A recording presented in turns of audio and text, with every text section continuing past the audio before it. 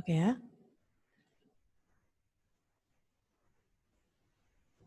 Selamat pagi semuanya. Miss absen dulu.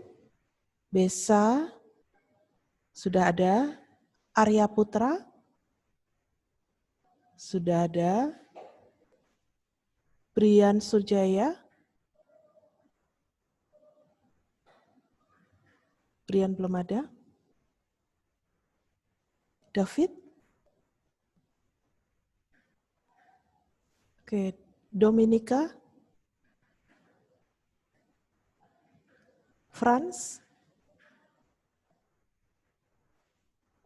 Alea.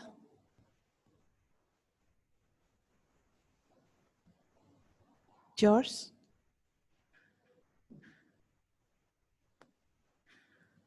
Gusti Ayu.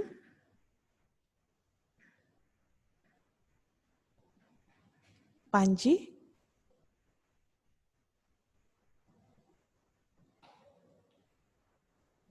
Arya Kurniawan.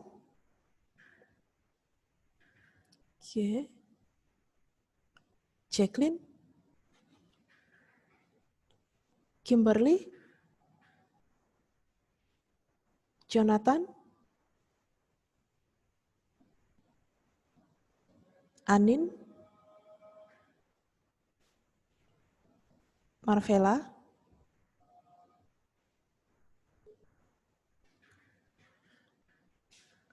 Quincy.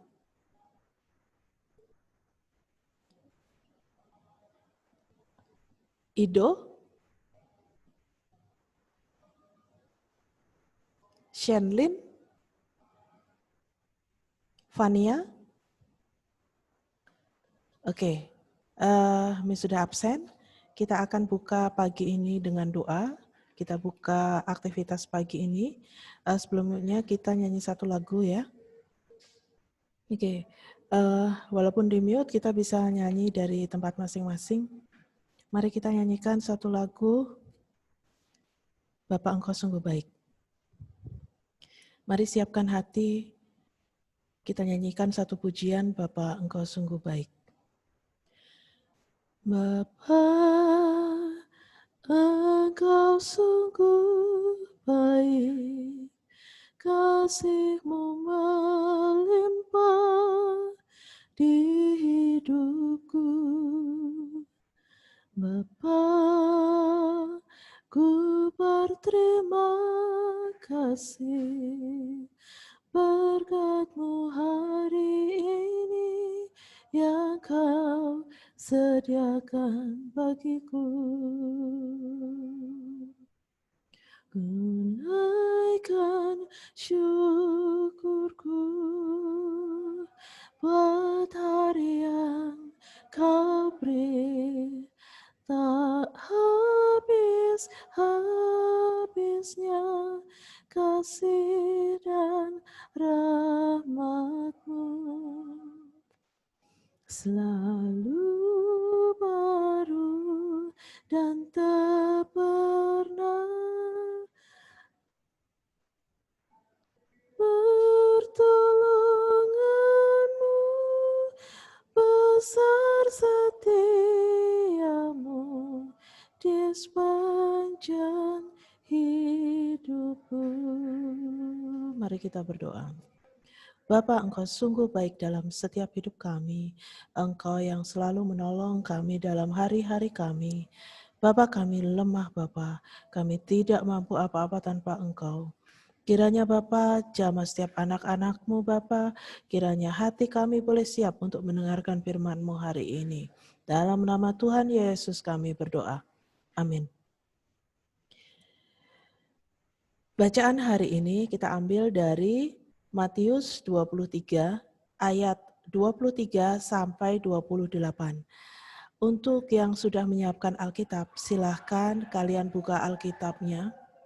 Matius 23 ayat 23 sampai dengan 28. Miss akan bacakan. Celakalah kamu, hai ahli-ahli Taurat dan orang-orang Farisi, hai kamu orang-orang munafik, sebab persepuluhan dari selasih, adas manis dan jintan kamu bayar, tetapi yang terpenting dalam hukum Taurat kamu abaikan, yaitu keadilan dan belas kasihan dan kesetiaan. Yang satu harus dilakukan dan yang lain jangan diabaikan. Hai kamu pemimpin-pemimpin buta, nyamuk kamu tapiskan dari dalam minumanmu, tetapi unta yang di dalamnya kamu telan. Celakalah kamu, hai ahli-ahli Taurat dan orang-orang Farisi, hai kamu orang-orang munafik, sebab cawan dan pinggan kamu bersihkan sebelah luarnya, tetapi sebelah dalamnya penuh rampasan dan kerakusan. Hai orang Farisi yang buta, bersihkanlah dahulu sebelah dalam cawan itu, maka sebelah luarnya juga akan bersih. Celakalah kamu, hai ahli-ahli Taurat dan orang-orang Farisi, hai kamu orang-orang munafik, sebab kamu sama seperti kuburan yang dilabur putih, yang sebelah luarnya memang bersih tampaknya, tetapi sebelah dalamnya penuh tulang belulang dan pelbagai jenis kotoran. Demikian jugalah kamu di sebelah luar kamu tampaknya benar di mata orang, tetapi di sebelah dalam kamu penuh dengan kemunafikan dan kedurjanaan. Hari ini kita mau belajar tentang persembahan terbaik. Persembahan kepada Tuhan adalah semata-mata karena syukur kita atas keselamatan, pemeliharaan hidup, dan segala berkat yang dikaruniakannya. Bukan untuk menyucikan harta yang dimiliki, apalagi sebagai bentuk kebanggaan dan kesombongan. Dalam Injil Matius, mencatat sebuah kritikan Tuhan Yesus yang amat keras terhadap para ahli Taurat dan orang-orang Farisi oleh karena kemunafikan yang mereka tampilkan. Mereka menuntut orang lain untuk membayar persepuluhan, bahkan menikmatinya. Sementara pada saat yang sama mereka bertindak tidak benar, tidak adil, dan penuh dengan kemunafikan. Tuhan Yesus mengibaratkannya seperti cawan dan pinggan yang bersih di sisi luar, tetapi kotor di dalam.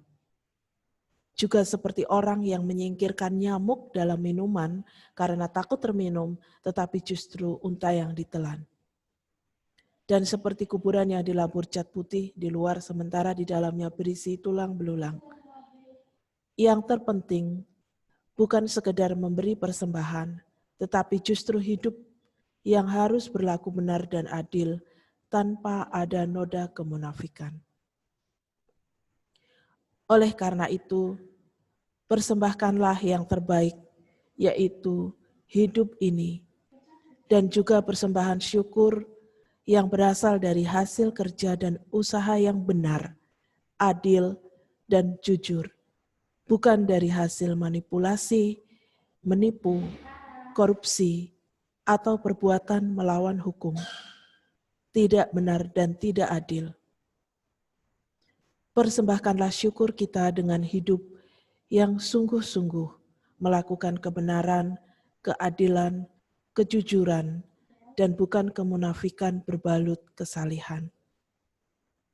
Hari ini kita belajar tentang persembahan yang terbaik untuk Tuhan, yaitu hidup kita sendiri, hidup yang kudus, melakukan segala sesuatu dari hati, untuk melakukan yang terbaik bagi kemuliaan Tuhan.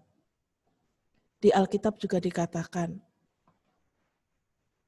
bahwa perbuatlah segala sesuatu yang kamu lakukan, perbuatlah itu seperti untuk Tuhan. Artinya ketika kita melakukan segala sesuatu, benar-benar kita mau mempersembahkan itu untuk Tuhan. Jadi kita akan selalu melakukan yang terbaik. Mungkin kalau kita di sini masih menjadi murid, Miss pun walaupun sebagai guru, Miss juga masih banyak belajar. Firman ini juga teguran buat kita semua, buat Miss juga. Kita sama-sama belajar untuk mempersembahkan yang terbaik. Mungkin dalam hidup kita Ada banyak tugas-tugas yang harus kita kerjakan. Mulai hari ini kita mau belajar bahwa apapun yang kita kerjakan, kita menyelesaikan tugas-tugas kita dengan penuh tanggung jawab. Kita melakukan yang terbaik. Bukan sekedar untuk mendapatkan nilai yang bagus, tetapi benar-benar kita mau mempersembahkan yang terbaik untuk Tuhan. Tuhan melihat hati kita. Tuhan melihat usaha kita.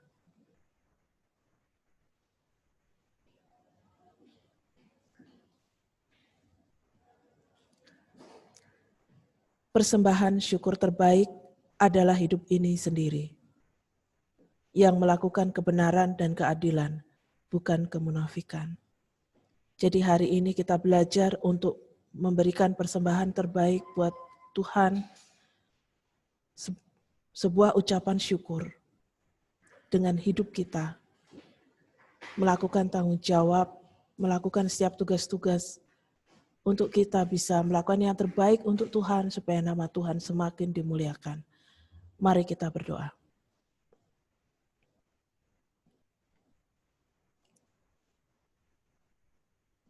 Bapa yang baik, terima kasih untuk firman hari ini.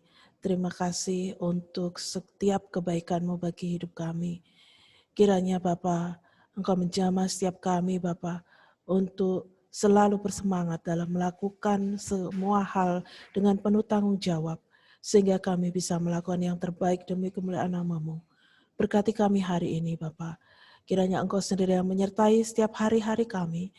Engkau menyertai setiap langkah-langkah kami. Rencana-rencana kami ke depan. Kami serahkan semuanya dalam tangan kasih-Mu, dalam nama Tuhan kami Yesus Kristus, kami berdoa dan mengucap syukur. Amin. Oke, selamat pagi anak-anak. Untuk doa pagi, ya, Miss lihat sudah ada beberapa teman kalian yang sudah masuk, ya, sudah semuanya masuk di Zoom room kita hari ini. Masih sedikit waktu kita persiapan untuk pembelajaran di jam pertama. Silahkan kalian yang mau ke toilet, silahkan bisa ke toilet ya. Siapkan peralatannya, kemudian minumnya kalian bisa siapkan supaya tidak bolak-balik. Oke, kita tunggu untuk di jam pertama. Silahkan bisa kalian persiapkan segala sesuatunya. Terima kasih.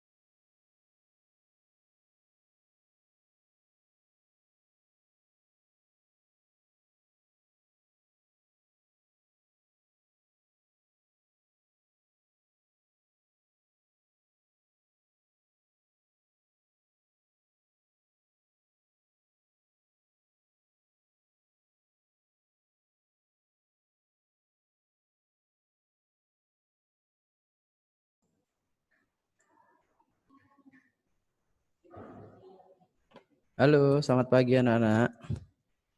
Oke, mungkin semuanya bisa dibuka dulu videonya. Mr. Andi ingin lihat kondisi kalian, aktivitas kalian di rumah sebentar. Silahkan dibuka. Thank you Besa, Panji, Kim, Vela, Arya, Sharon.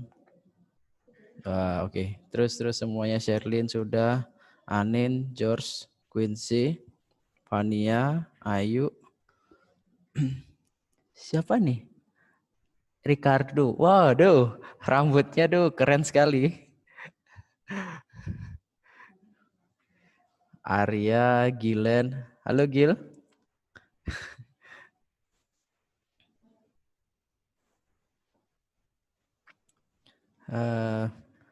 Ada lagi nggak ya? Ntar. Jumlah kalian di kelas 9B ini harusnya ada 22 siswa. Halo Brian. Sekarang posisinya ada 21 yang join partisipan. Terus Miss Endah ada juga masuk, berarti masih ada satu lagi siswa yang belum join harusnya. Ya, mungkin Oracle. Oke. Halo Arya. Itu doginya jenis apa itu Arya? Oke, selamat pagi semua anak-anak. Puji Tuhan ya, kalian dalam kondisi sehat. Sekalipun kita beraktivitas jarak jauh, Mr. Andi berharap aktivitas kegiatan di sekolah bisa tetap dilaksanakan di rumah kita masing-masing. Baik, sambil Mr. Andi absen, karena Mr. Andi harus tayangkan minta video kalian ditayangkan dulu supaya saya bisa tahu kondisi dan keberadaan kalian memang ada di aktivitas pembelajaran ini. Nanti saat Mr. Andi menyampaikan materi, kalian bisa off-kan videonya, bisa mendengarkan apa yang Mr. Andi sampaikan. Nanti kalau kalian ada pertanyaan, ada komen-komen, bisa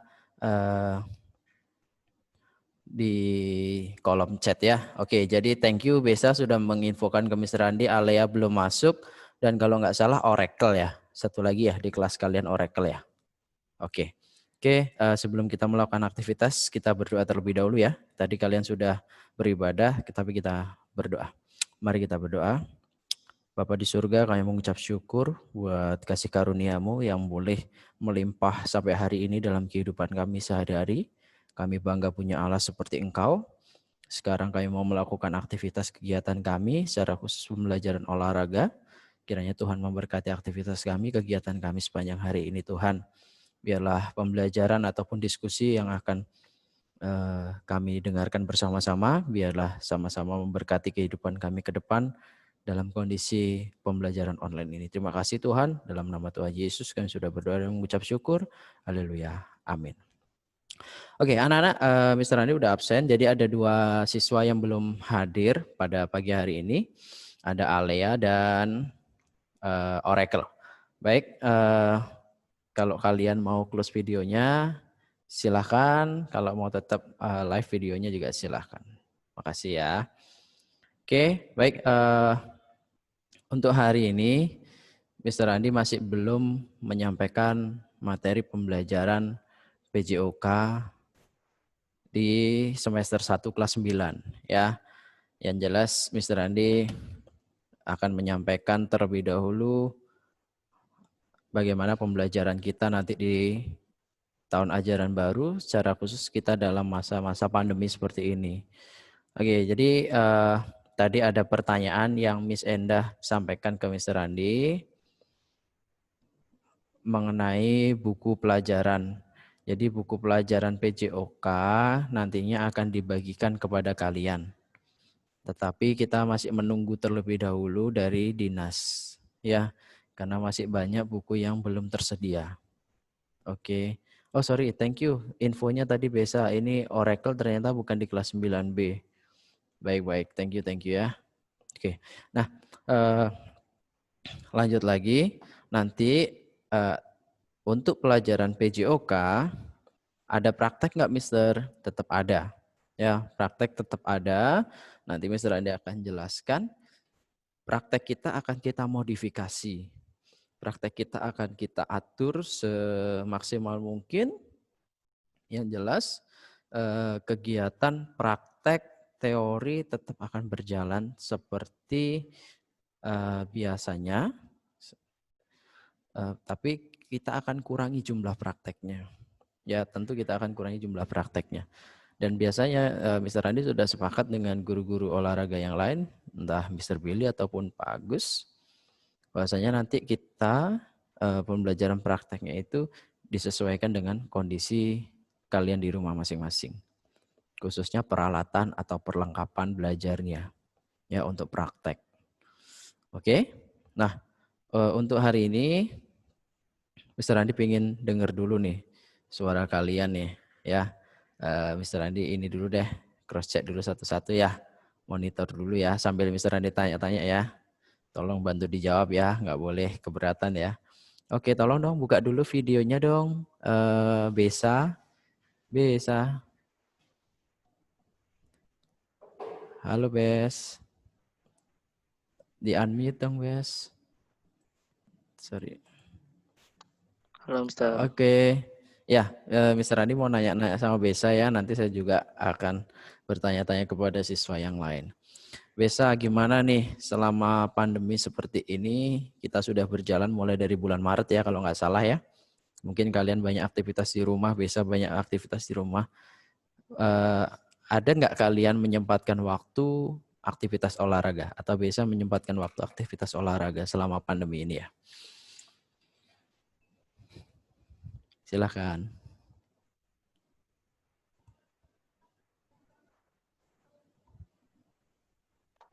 Ada sih, Mister, kadang-kadang.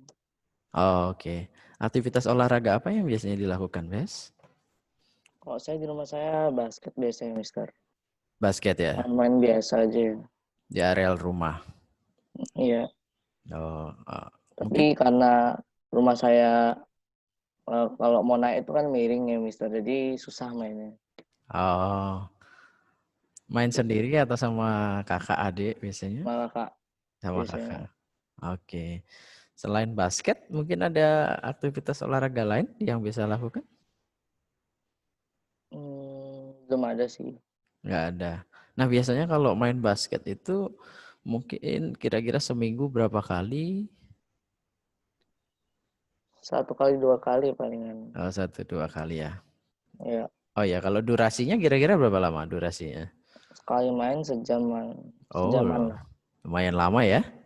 Ya. Ya, biasanya kalau durasi segitu udah cukup lah untuk keluar keringat ya. Aktivitas yang lain. Oke, thank you, Bes.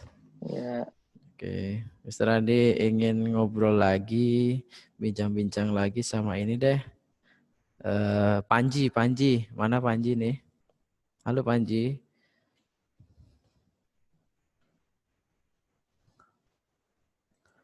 Halo Panji. Di unmute dong. Tunggu. Ya, sudah. Oke, halo Panji. Halo Mister. Apa kabar? Baik Mister. Oke, Panji, mau nanya nih, sama sih pertanyaannya sama kayak Besa.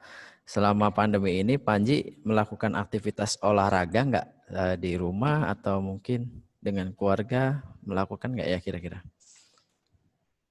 Sama adik biasanya main bulu tangkis. Oh, bulu tangkis di Iya. di areal rumah. Iya Mister. Oh, adiknya umur berapa atau kelas berapa? Kelas 6 sekarang yang kedua. Oh, kelas 6. Oh iyalah, udah enak ya diajak main. Udah bisa. Selain bulu tangkis ada ini olahraga lain mungkin? Sepedaan sama bapak. Oh, sepedaan. Wih, sampai mana Iya. kalau naik sepeda biasanya? Paling jauh. Paling jauh. Deket-deket sih Mister. Deket-deket ya. Iya. Tapi durasinya lama. Lama. 2 jam. 2 jam lumayan. Ya, lumayan lah. Apalagi kalau treknya agak naik gitu kan. Pegel juga kaki. Iya. Oke, biasanya kalau olahraga Panji 1 minggu sampai berapa kali aktivitas olahraganya? Kalau sepedaan seminggu 3 kali biasanya. 3 kali ya, 3 Iya, kali. Oke. Kalau main bulu tangkis sering atau enggak? seminggu sekali biasanya hari Oh, Minggu gitu. oke. Oke, thank you ya Panji ya. Ya, Mister. Oke, Mr. Randi pengen ini dong ngobrol sama siapa lagi ya? Bentar ya. Kimberly, mana Kimberly? Halo Kimberly. Hai Kim. Di unmute dong. Halo Kim. Apa kabar? Halo, Mister. Oke. Nah, Kim, gimana? Sehat kan? Sehat. Ya, puji Tuhan ya. Oke, Kim, Mr. Andi mau nanya sih. Sama sih pertanyaannya ya. Gimana? Kimberly ada aktivitas kegiatan olahraga nggak atau aktivitas fisik yang mungkin sampai mengeluarkan keringat selama pandemi ini? Biasanya sama papa sih sepedaan. Oh, sepedaan. Paling jauh kemana nih sepedanya? Kalau sama papa nggak dibolehin jauh-jauh. Kalau misalnya sama saya, jadinya paling jauh ke Sanur. Kalau enggak, ya Oh. di sana. Emang rumahnya di mana? Rumah saya di Gatsu. Oh, di Gatsu ke Sanur kan lumayan. Kalau bolak-balik kan butuh waktu sampai 2 jam lebih ya. Oke, oke, oke, oke. Nah, kira-kira sering nggak Kim sepedaan sama orang tua? Biasanya kalau misalnya sepedaan hari Senin sampai Jumat di sekitar komplek doang. Tapi kalau Sabtu Minggu ya ke Sanur gitu. Oh, berarti rutin ya? Termasuk rutin ya? Kalau tiap hari ya, sore berarti biasanya. Sore atau pagi? Paling Pagi. sering. Oh, pagi paling sering.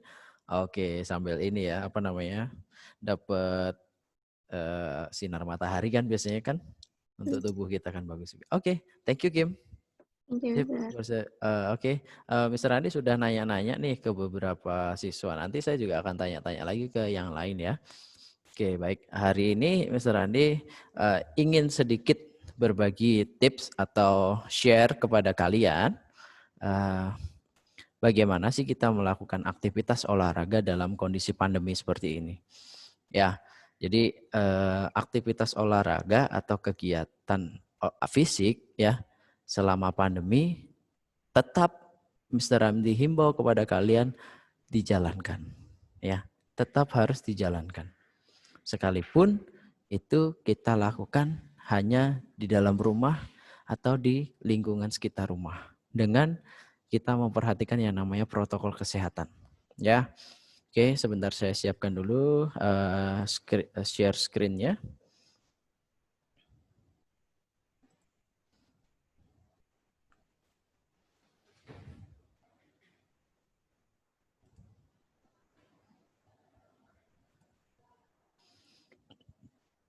Oke, ya nanti kalian bisa simak sama-sama ya. Nah, minggu depan baru kita akan mulai pembelajaran.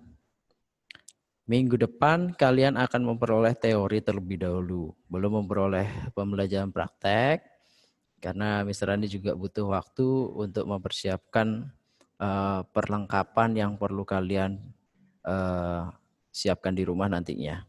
Ya, nah Mr. Andi sampaikan minggu depan kalian masih mengikuti teori terlebih dahulu. Ya, teori untuk materi PJOK. Jadi kalian kalau teori boleh menggunakan seragam sekolah. Ya, kalau pas praktek hari itu kalian boleh menggunakan seragam olahraganya. Jadi kalau teori silahkan menggunakan seragam sekolah aja pada hari ini. Ya, silahkan nanti disesuaikan. Oke, langsung saja saya akan membahas tentang materi hari ini. Ya.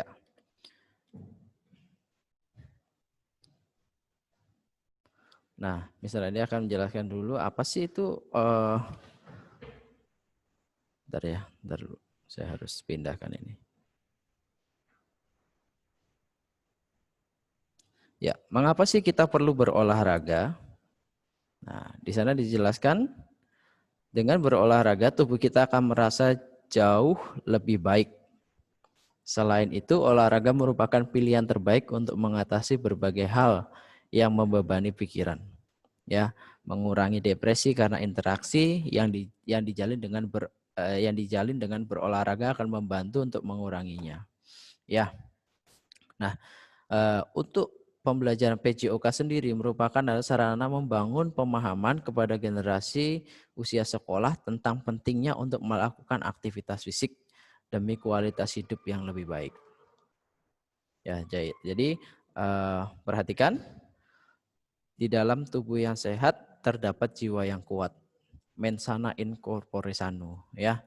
Kalian sekarang bisa merasakan, ada nih kemarin siswa kelas 7 ditanya, pelajaran apa sih atau aktivitas apa sih yang tidak paling kalian sukai? Ya. Ada yang mengatakan, saya tidak suka olahraga, Miss. Coba dong munculkan videonya gitu.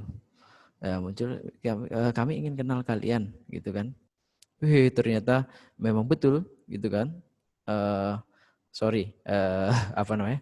Badannya overweight gitu ya. Karena jarang atau kurangnya aktivitas olahraga, malas dia. Terus aktivitas apa yang kalian sukai? Main game. Ya. Nah, itu dah aktivitas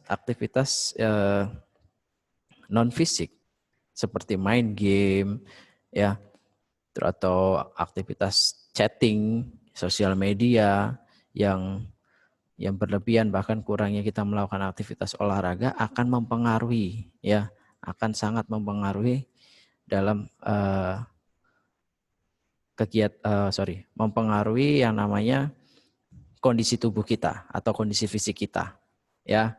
Dari itu di lingkungan sekolah materi atau pembelajaran olahraga ini durasi waktunya diberikan waktu 3 jam. Ya, 3 jam. 3 jam di sana mencakup 2 jam untuk praktek atau 2 kali 40 menit untuk praktek, 1 kali 40 menit digunakan untuk teori. Kenapa kok ada teori, Mister? Karena teori bertujuan untuk supaya siswa bisa menangkap materi yang disampaikan di kegiatan praktek itu sendiri. Kebanyakan siswa ya di lingkungan sekolah kalau sudah teori males, tapi kalau praktek semangat. Ya kan? Tapi perlu dipahami bahwasanya aktivitas olahraga itu bukan hanya praktek saja. Teori untuk mempelajari apa biasanya? Teknik-teknik ya. Teknik aktivitas di setiap aktivitas olahraga yang kita lakukan. Ya. Nah, oke, Mr. Randi lanjut. Kalau dalam aktivitas olahraga di SMP, kalian kelas 7, kelas 8 belajar sama Mr. Billy ya. Belajar sama Mr. Billy sudah diajarkan mulai dari permainan olahraga bola besar, bola kecil, atletik, terus kalau udah senam irama, senam apa lagi? Senam lantai ya. Nah, di sana apa namanya? Itu sudah sesuai dengan KD yang seharusnya diajarkan. Tapi di sekolah kita memang tidak diajarkan yang namanya bela diri. Kenapa? Karena memang itu ketentuan dari yayasan sekolah kita. Ditakutkan nantinya akan disalahgunakan. Ya, tetapi seharusnya sih bela diri tetap diajarkan walaupun hanya dari segi teorinya saja. Nah, ini ada pertanyaan dari Arya. Mister, boleh saya tidak ikut praktek? Nggak boleh Arya, harus ikut dong. Kenapa? Kok nggak ikut praktek? Ya, nah kita lanjut lagi di bagian yang kedua. Bentar ya.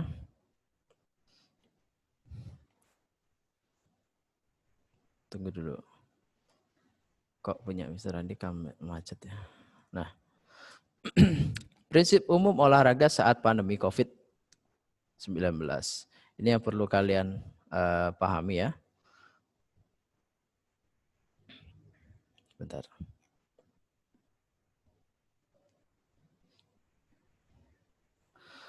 Ya, yang pertama yang perlu kalian pahami prinsip umum olahraga saat pandemi ini adalah frekuensi.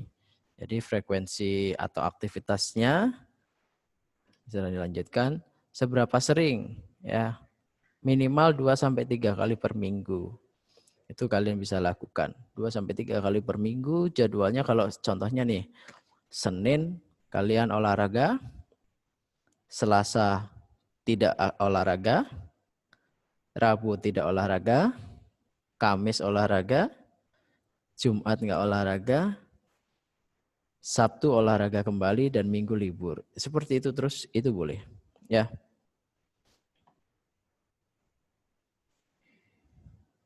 Ya, itu contoh schedule-nya. Contoh schedule-nya. Nah, durasinya nanti Mr. Andi bahas ya. Nah, kalau bisa kalian atur sedemikian rupa. Dalam 1 minggu itu ada aktivitas olahraga. Tadi yang disampaikan oleh teman-teman kalian seperti Besa, dia main basket, dan juga Kim bersepeda, Panji bersepeda, itu aktivitas yang dilakukan sudah benar ya. Tetapi kayak yang bersepeda itu mohon diperhatikan. Ya, kalau kalian bersepeda diperhatikannya apa? Kalau bisa bersepeda jangan terlalu berdekatan dengan orang lain. Biasanya kan orang bermain sepeda itu olahraga sepeda itu kan berkelompok. Karena kalau kita bersepeda hanya satu orang itu kan sendirian gitu, itu nggak enak banget. Ya, cepet capek biasanya. Nah, biasanya kalau anak-anak muda itu kebetulan Mr. Andi tinggal di daerah Renon, di Renon tuh banyak tuh anak-anak itu berkelompok sampai 5, 6, bahkan sampai lebih. Dan itu tetap menjaga yang namanya protokol kesehatan.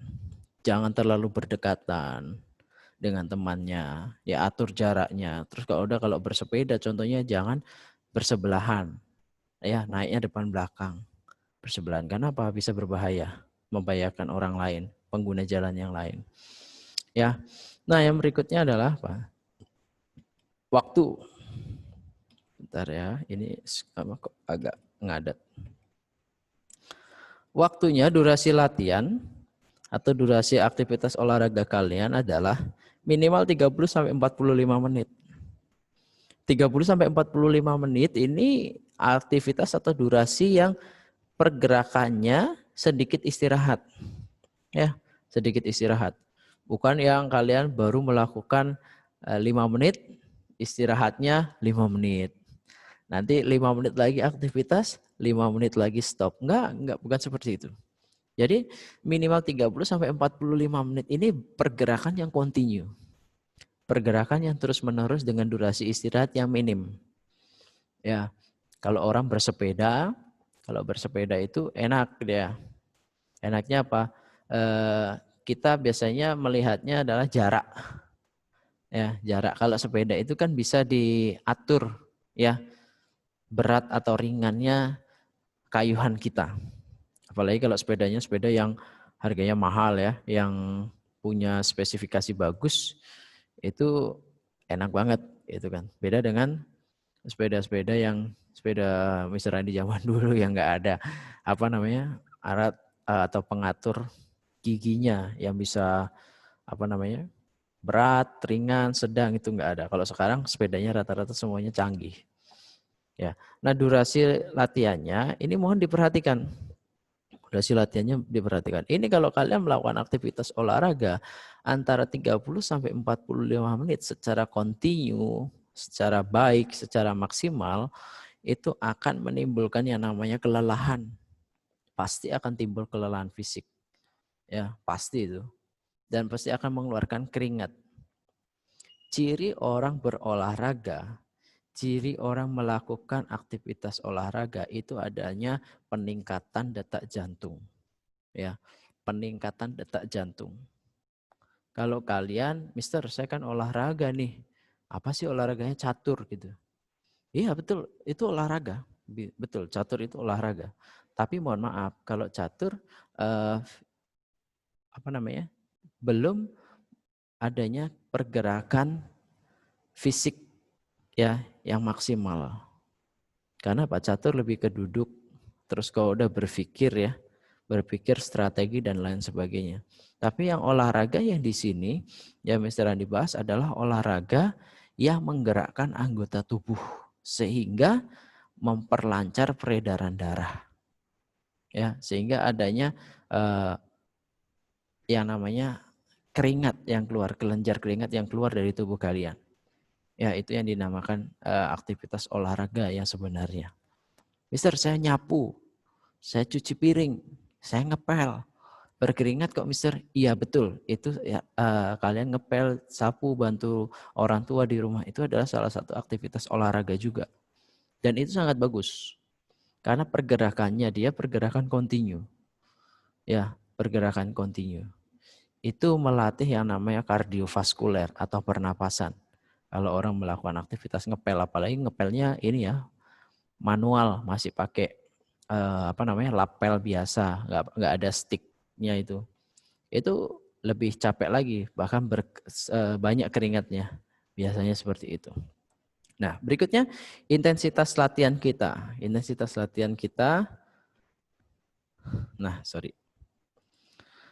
seberapa berat latihan terbagi menjadi intensitas tinggi dan intensitas sedang. Apa sih Mr. Andi intensitas tinggi dan intensitas sedang? Mungkin ada yang tahu intensitas tinggi, intensitas sedang? Bisa bantu saya? Saya mau ini dulu deh, monitor dulu ke siapa ya? Ngobrol dulu deh ke David Gilen. Mana Gilen? Halo Gil. Gilen mana Gilen? Halo Gil, videonya dong Gil. Ngobrol-ngobrol dikit Gil.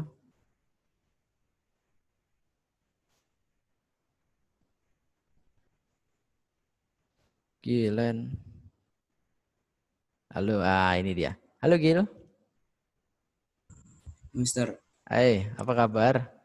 Baik, Mister. Oh, baik, oke, puji Tuhan. Nah, Gil, tadi kan Mr. Andi udah menjelaskan nih tentang prinsip umum olahraga saat pandemi. Gilen olahraga nggak di rumah? Olahraga, Mister. Olahraga apa biasanya? Goes, Mister. Goes. Oh, gue juga. Sama teman-teman komunitas, teman-teman di dekat rumah atau teman-teman dari sekolah juga? Teman-teman dekat rumah, Mister. Oh, teman-teman di sekolah nggak ada yang ini, yang nggak ada yang ngajain goes atau join goes sama Gilen? Ada, Mister, sekali aja. Oh, oke. Kemana biasanya arahnya goes nih? GWK, Mister. Wih, jauh kali. Udah berapa kali ke GWK? Lumayan loh itu. Naiknya itu kan capek banget. 2 kali, Mister. 2 kali sampai di ininya, di pintu gerbang itu atau kan belum boleh masuk ya ke GWK-nya ya? Sampai di pintu gerbangnya aja. Pintu gerbang lah ya. Pulangnya sih agak enak ya. Menurun gitu jalannya ya. Oke, Gil. Nah, Mister Andi mau nanya nih, Gil. Tadi kan saya jelaskan tentang seberapa berat latihan terbagi menjadi intensitas tinggi dan intensitas sedang. Gilen kira-kira tahu nggak sih apa sih itu intensitas tinggi dan intensitas sedang, Gil? Dalam aktivitas olahraga, Gil? Apa ya? Apa kira-kira, Gil? Apa itu intensitas tinggi, Gil? Kalau yang intensitas tinggi itu apa ya? Apa yuk?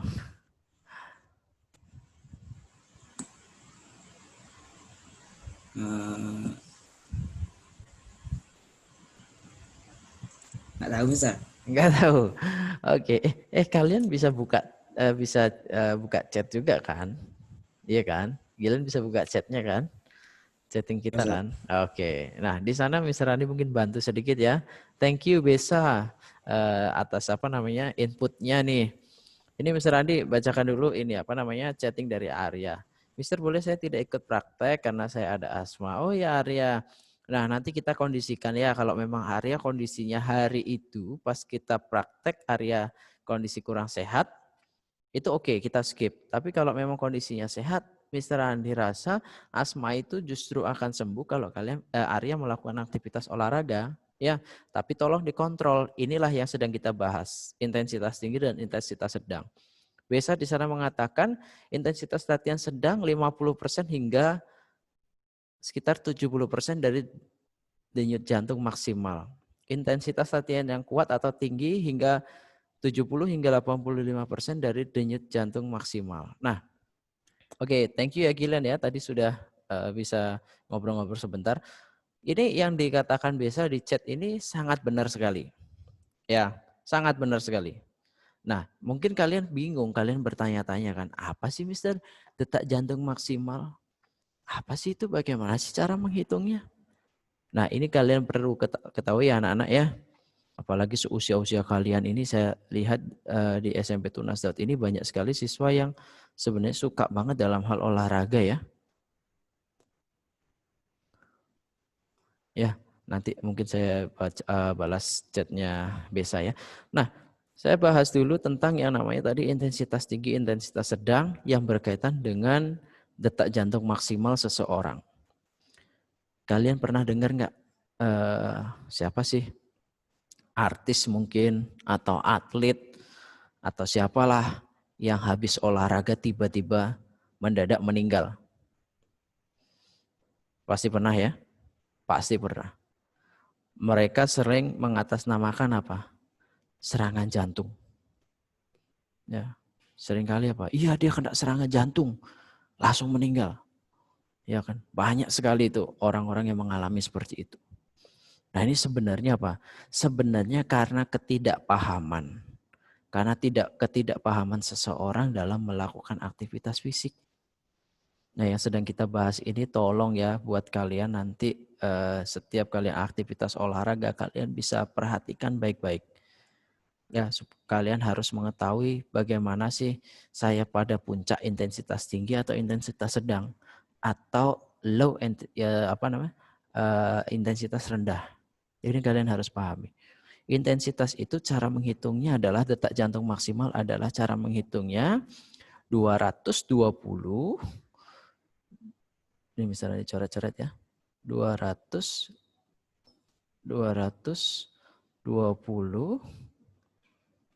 kurangi usia. Ya. Sorry. 220 dikurangi usia. Ya. Contohnya berapa? Usia kalian berapa? Saat ini usianya berapa? Coba dong, bantu dong di chat. Jawab dong. Besa mungkin usianya berapa? Oh, 14 sampai 15. Oke, kita pakai yang usia 15 tahun ya. Kita pakai yang usia 15 tahun. Nah, cara menghitungnya seperti ini. 220 dikurangi usia, berarti kalau 15 tahun kalian akan bertemu pada titik atau angka 205. 205. Aduh, Mr. Andi agak kesulitan ini pakai apa namanya? Screen-nya ini ya. Enggak apa-apa. 205. Nah, 205 ini adalah detak jantung maksimal buat kalian yang usianya 15 tahun. Buat kalian yang usianya 14 tahun berarti detak jantung maksimal kalian adalah 206. Ya, 206. Nah, seseorang melakukan intensitas tinggi, ya, intensitas tinggi, ciri-cirinya ini yang perlu diketahui.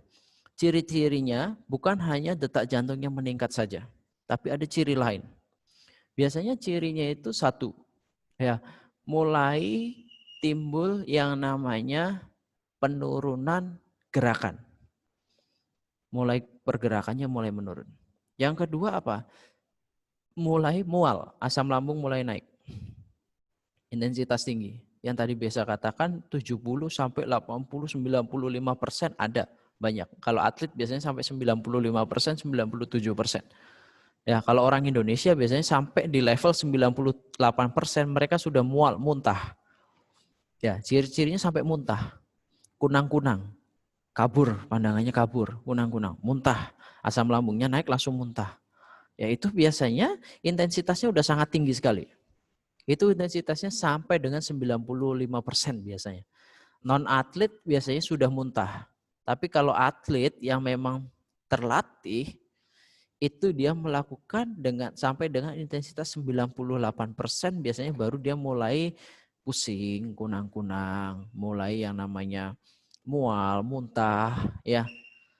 Dan itu kalau sudah mencapai puncak itu, tolong stop olahraganya. Tolong stop dulu olahraganya. Lakukanlah yang namanya recovery atau cooling down. Ya, easy dulu. Santai dulu. Kalau kalian bersepeda nih, bersepeda, kayak Gilen cerita bersepeda ke GWK. Kimberly bersepeda ke Sanur. Kalian bersepeda kan pasti tetap menggunakan yang namanya masker. Ya, menggunakan yang namanya pelindung diri. Masker lah minimal, ya. Atau face shield, itu beda, tergantung orangnya. Tapi Mr. Andi kalau boleh katakan, kalian tetap harus menggunakan itu. Tapi pilihlah masker yang lapis 2 saja. Jangan menggunakan yang lapis 3. Ya, kalau kalian bersepeda pakai masker yang lapis 2. Yang to play. Ya, kenapa? Supaya tetap kalian bisa mendapatkan oksigen selama kalian melakukan aktivitas olahraga atau exercise atau yang lainnya. Kenapa? Semakin kalian menggunakan masker yang tebal dan menutupi jalurnya pernapasan kalian, detak jantung kalian semakin cepat meningkat. Apalagi bersepeda.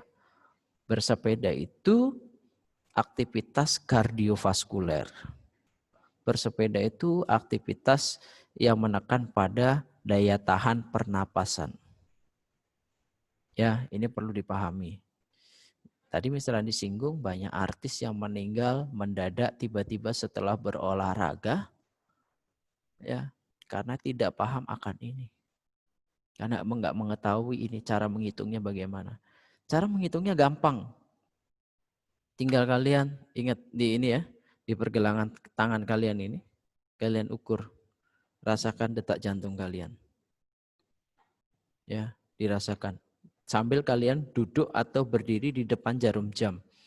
Selama 1 menit cara menghitungnya. Atau kalian kalau terlalu lama, kalau 1 menit. Oke, kalian buat 15 detik. Nanti kalian kalikan 4. Nanti akan kalian ketemukan berapa jumlah detak jantung pada saat itu. Ya, nanti kalian coba sendiri. Nah, kalian perlu waspada, kalian perlu garis bawahi kalau seumpama kalian melakukan aktivitas olahraga ya di dalam atau di luar ruangan yang namanya intensitas ini kalian harus disesuaikan dengan target kalian. Maaf ya kalau kalian sedang diet, kalian sedang menurunkan berat badan kalian, latihan intensitas tinggi ini yang dibutuhkan. Ya, latihan intensitas tinggi ini yang dibutuhkan. Kalau kalian sedang maintenance untuk tubuh kalian tetap sehat, bugar, latihan intensitas sedang ini sudah cukup. Latihan intensitas sedang ini biasanya apa? Seperti apa? Ya, mungkin kalian bersepeda, lari, berenang, terus kalau udah aktivitas workout di rumah, itu oke, udah cukup. Itu tergolong intensitas sedang. Mister, workout kan bisa juga sampai kelelahan. Iya, workout kelelahan kalau durasinya kita terlalu lama. Contohnya kalian push up 30 kali kali 4. Istirahatnya sedikit sekali. Itu langsung dilanjutkan dengan jumping jack, lanjutkan dengan apa gitu. Itu masuk pada intensitas tinggi. Ya, kalau intensitas sedang biasanya push up contohnya sampai 15 kali ya. Push up 15 kali, habis itu istirahat, enggak push up lagi, istirahat dulu sampai 2 menit, habis itu lanjut diulangi lagi, itu tergolong intensitas sedang. Ya. Ini tolong dipahami. Semakin tua usia seseorang, ya, detak jantung maksimalnya semakin berkurang. Ingat ini diperhatikan. Kalian sekarang usia 15 tahun, detak jantung kalian masih di 205. Tapi nanti kalian pada usia kalian 20 tahun, detak jantung maksimal kalian sudah di 200. Maka dari itu kita melakukan aktivitas harus disesuaikan. Ada kalian yang punya smartwatch mungkin? Mr. Andi monitor. Siapa yang punya smartwatch? Tolong dong ini kasih lambai tangan dong. Ada yang punya smartwatch nggak di rumah? Yang pakai smartwatch? Ya, tolong dibantu. Lambaikan tangan. Oh, Putu Ayu ada smartwatch. Ada lagi nggak siapa yang punya? Arya Putra punya juga. Ada lagi yang punya smartwatch? Ada? Ya, oh bisa ada. Oke, sip. Thank you. Ya, jadi kalau di peralatan berolahraga salah satunya smartwatch sekarang sudah sangat canggih ya, sangat canggih sekali. Banyak sekali produk. Mr. Andi nggak mau menyebutkan apa namanya atau produk apa nggak perlu ya. Jadi berbagai macam produk itu ada smartwatch. Nah kalau smartwatch itu bisa membantu kita, menolong kita, ya menolong kita. Kalau kita sedang melakukan aktivitas intensitas tinggi ataupun sedang, itu langsung akan muncul pada smartwatch kita, terekam. Karena memang dengan catatan kalian setting terlebih dahulu. Waktu kalian beli, waktu kalian mau pergunakan, tolong disetting terlebih dahulu. Di sana dimasukkan bahkan nama seseorang, nama yang penggunanya, usia, terus kalau udah apalagi tinggi badan, berat badan saat ini, itu harus diupdate terus. Kalau enggak kalian update, kalian sudah 1 tahun enggak update dan kalian sudah usianya bertambah ya beda. Ya, jadi smartwatch itu harus diupdate terus setiap tahunnya. Ya, kalau kalian sedang diet, sedang menurunkan berat badan, ada pengurangan berat badan tiap bulan contohnya atau tiap 2 bulan sekali, itu juga harus diupdate supaya membantu mengetahui ya. Nah di smartwatch kita, ini Mr. Andi pakai jamnya Mr. Andi, di smartwatch itu di bagian belakang ini ya ada sensornya di sini. Ya ada sensornya di sini. Ini biasanya muncul lampu dia biasanya, ya indikator lampunya di sana nyala di smartwatch kita. Nah inilah dia yang akan merekam detak jantung kita selama kita melakukan aktivitas olahraga. Kalau saya biasanya berlari, saya suka running juga. Kalau saya sedang lari, saya lari di 3 km dengan intensitas tinggi, saya sedang menaikkan heart rate saya, intensitas tinggi saya. Biasanya kalau sudah sampai di angka 90%, atau kalau saya di 90%-nya di antara 185 ya, biasanya ya, di 185 itu, ini langsung bergetar. Smartwatch ini memberikan tanda atau kode. Oh, kamu sudah lari sampai di intensitas tinggi. Nah, saya kalau udah sampai di lari intensitas tinggi, saya langsung jalan. Saya langsung kurangi, saya turunkan intensitas itu. Saya turunkan, saya jalan kaki dulu, atau saya lari dengan tempo yang lebih pelan. Supaya apa? Supaya detak jantung saya menurun juga. Kalau enggak sangat berbahaya sekali. Kalau enggak sangat berbahaya sekali. Ya kalau saya teruskan, apalagi kalau anak-anak muda kan biasanya kan, main futsal itu kan berat sebenarnya kalau kalian lari terus. Itu kalau anak-anak muda itu sering lupa. Udah pada titik intensitas tinggi, tiba-tiba kelelahan, pusing, muntah. Nah seringkali orang lewat sampai meninggal itu yaitu. Udah saking tingginya dia nggak turunkan dan membahayakan diri sendiri. Ya. Oke, saya dari tadi masih membahas intensitas tinggi. Sekarang saya membahas yang namanya tipe atau jenis latihan fisik yang terdiri dari tiap individu. Nah, di sana dalam aktivitas fisik itu kalian harus meliputi mencakup latihan aerobik, latihan penguatan dan fleksibilitas. Apa sih aerobik? Ada yang tahu aerobik? Saya monitor dulu deh. Sama siapa ya? Aerobik sama George. George, hai George. Di mana George? Halo George. Ini Mister. Mana videonya? Udah Mister. Oke. George, gimana nih di rumah, sehat kan? Sehat Mister. Oh puji Tuhan. Gimana George, ada olahraga kah di rumah? Ada. Apa biasanya? Basket aja, Mister. Basket, sesuai hobinya. Ya, tapi kita sementara ini semester 2 nggak ada ekskul basket nih. Ekskulnya nanti hanya ada 2 ekskul. Tapi kalian wajib ikutin nanti ya ekskulnya. Nanti Mr. Andi bocorin deh di akhir-akhir. Ya, George, Mr. Andi mau nanya nih. Tahu nggak sih George, apa sih itu latihan aerobik? Tahu nggak George, apa itu latihan aerobik George? Nggak tahu, Mister.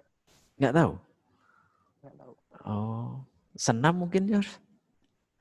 Senam aerobik. Mr. Billy kan paling jago itu senam. Senam. Oke, nah George mungkin tahu nggak latihan apa namanya penguatan? Kira-kira apa latihan penguatan? Mungkin latihan penguatan otot gitu. Iya, contohnya apa? Push up, sit up, back up.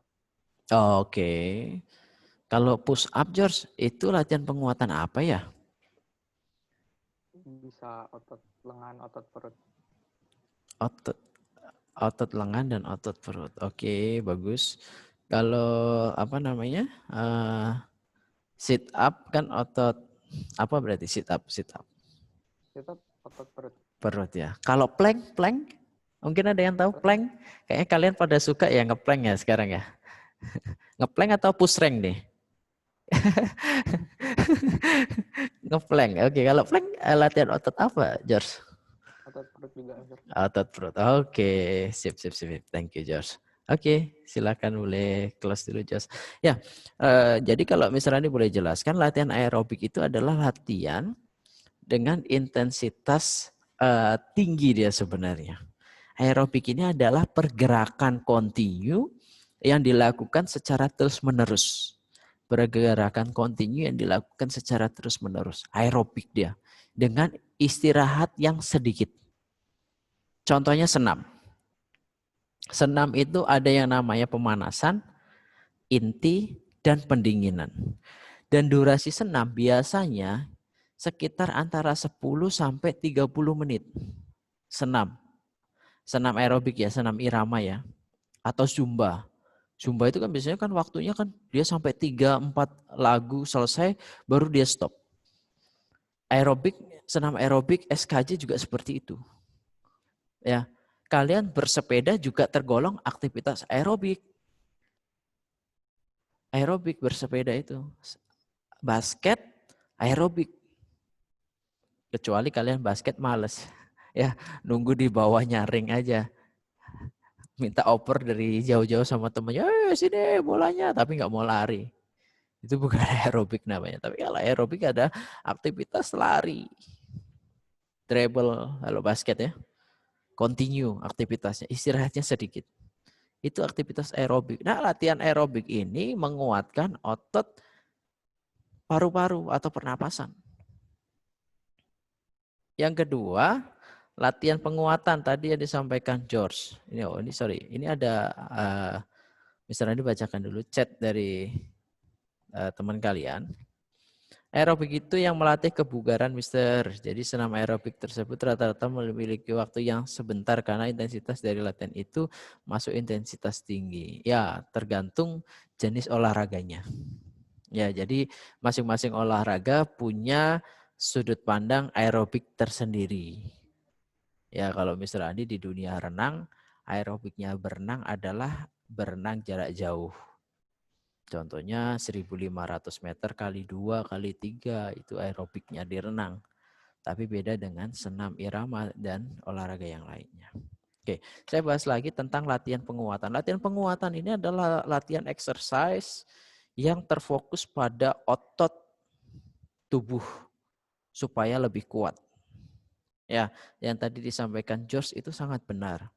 Ada push up, ada sit up, ya, ada plank, ada gerakan-gerakan yang lainnya juga.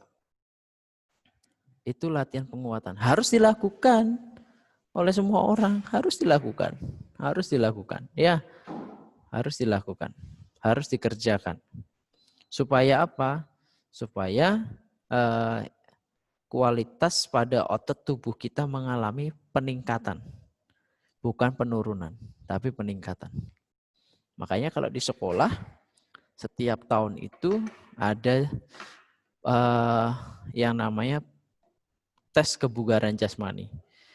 Tes kebugaran jasmani. Biasanya di sana disuruh sama Mr. Billy apa? Push up kan? Sit up. Push up, sit up. Seperti itu. Waktunya ada 30 detik. Ada 1 menit. Bahkan disuruh lari. Lari berapa kilometer biasanya. Nah itu salah satu latihannya. Yang terakhir adalah fleksibilitas. Nah fleksibilitas ini latihan kelenturan. Fleksibilitas ini kalau kita dalam aktivitas olahraga kita sehari-hari di sekolah, fleksibilitas ini berada di bagian depan yang namanya pemanasan, stretching.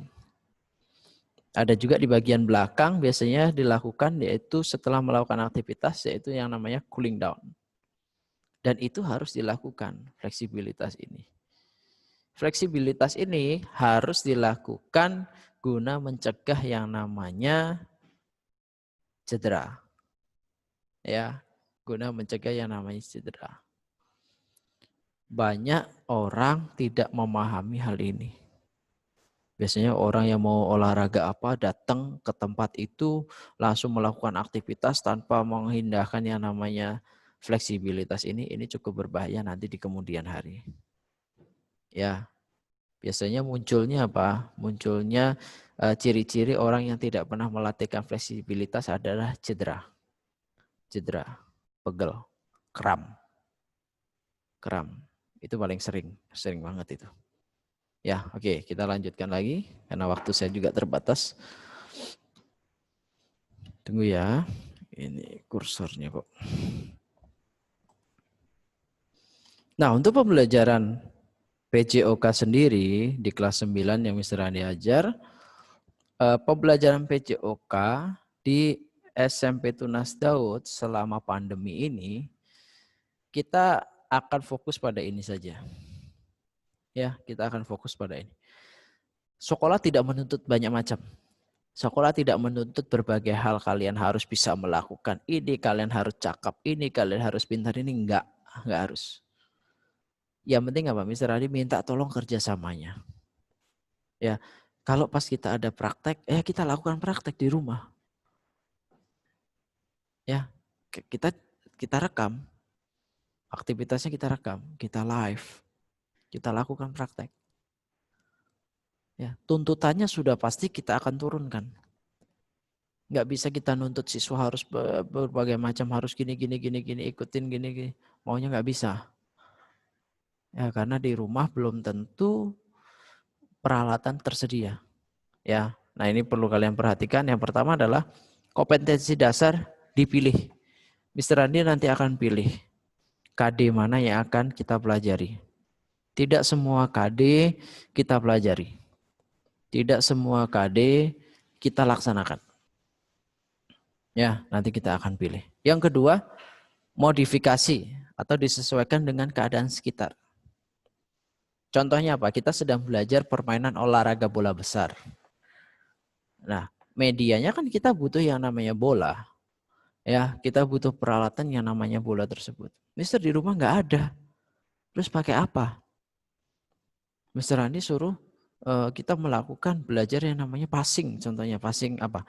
Passing bola voli. Saya nggak ada bola voli, Mister. Gimana caranya? Atau saya minta untuk belajar yang namanya menendang menggunakan kaki bagian dalam. Contohnya seperti itu. Nggak ada bolanya, mau pakai apa? Kalian nanti bisa modifikasi. Kita buat dulu medianya. Kita buat dulu peralatannya.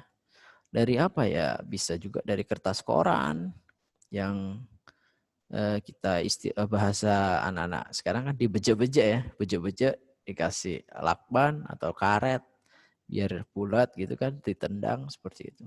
Itu bisa. Kita sesuaikan dengan keadaan sekitar. Yang ketiga adalah targetnya kecakapan hidup. Targetnya pembelajaran di kondisi pandemi seperti ini, Sekolah Tunas Daud mencanangkan yaitu adalah targetnya tentang kecakapan hidup. Kecakapan hidup contohnya apa? Sekarang kan kalian rasakan nggak?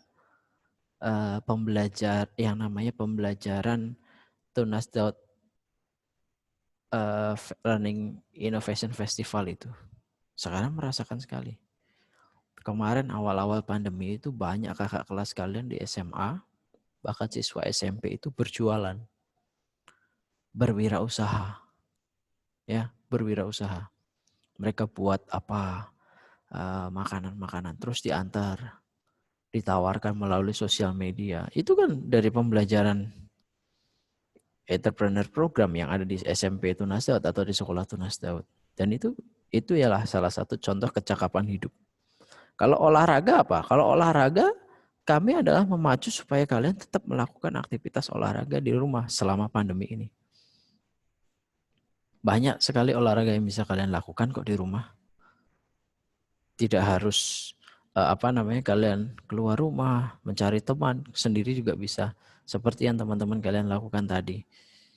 Ya, nah berikutnya.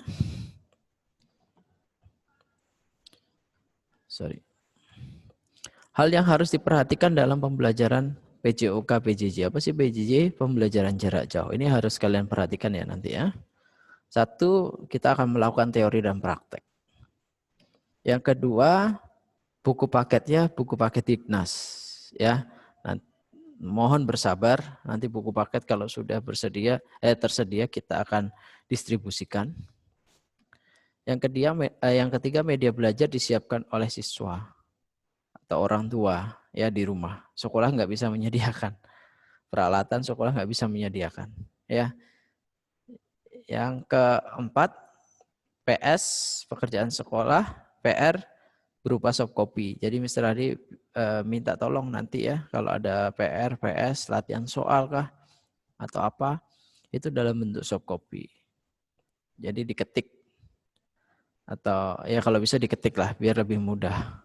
Ya nanti Mr. Adi kalau memberikan soal-soal pun berupaya semuanya ada di ini ya di TD Smart semuanya. Jadi kalian tinggal unduh, tinggal kerjakan dan lain sebagainya. Soft copy semuanya. Karena kalau hard copy kita kesulitan. Tahun lalu ada hard copy, ada yang harus ditulis tangan terus kalau udah difoto dikirimkan. Nah waktu difoto dikirimkan ternyata gambarnya tidak sesuai. Dan itu sangat sulit sekali dalam pemeriksaannya. Yang berikutnya adalah pertanyaan yang berkaitan dengan mapel PJOK bisa melalui WhatsApp ke Mr. Andi sebagai guru olahraga di kelas 9. Ya. Berkaitan dengan olahraga apapun silahkan boleh ditanyakan. Ya, selanjutnya ini kita akan belajar ini terlebih dahulu di semester 1. Di pertemuan-pertemuan awal. KD-nya adalah memahami variasi dan kombinasi gerak spesifik dalam berbagai permainan bola besar sederhana dan tradisional yang dimodifikasi. Permainan bola besar, ya. Di sana ada sepak bola, ada bola basket dan bola voli. Ya.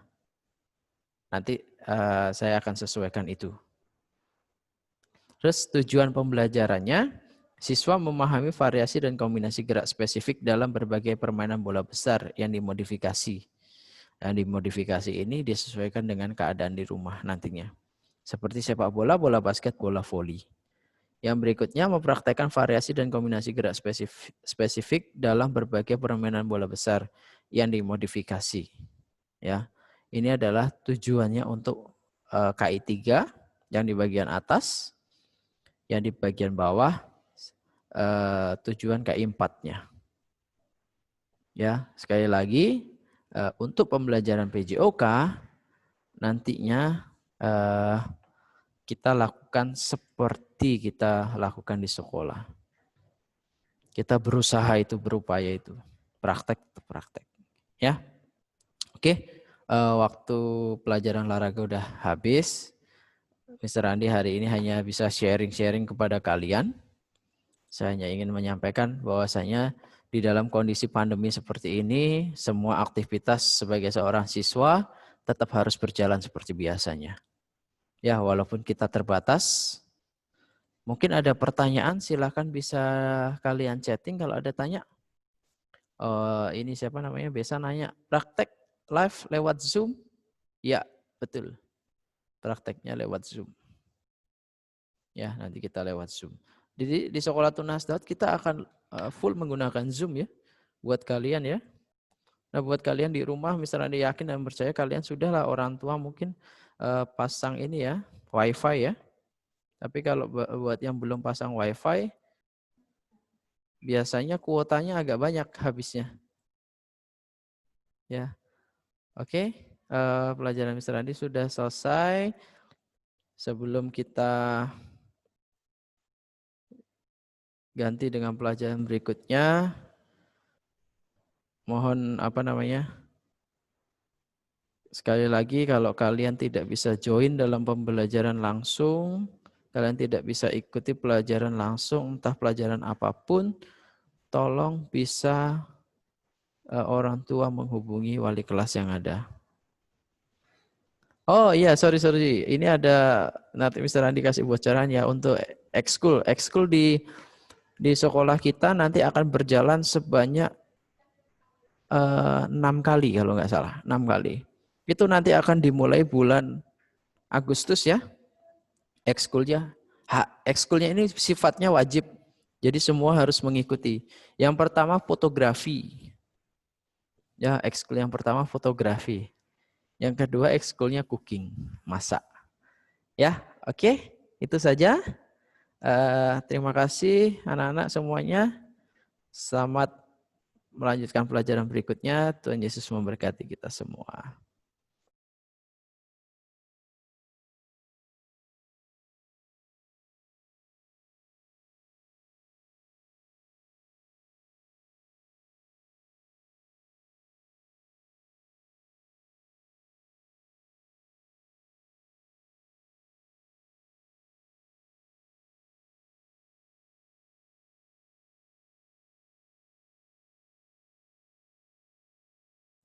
Oke. Halo, selamat pagi. Halo, selamat pagi.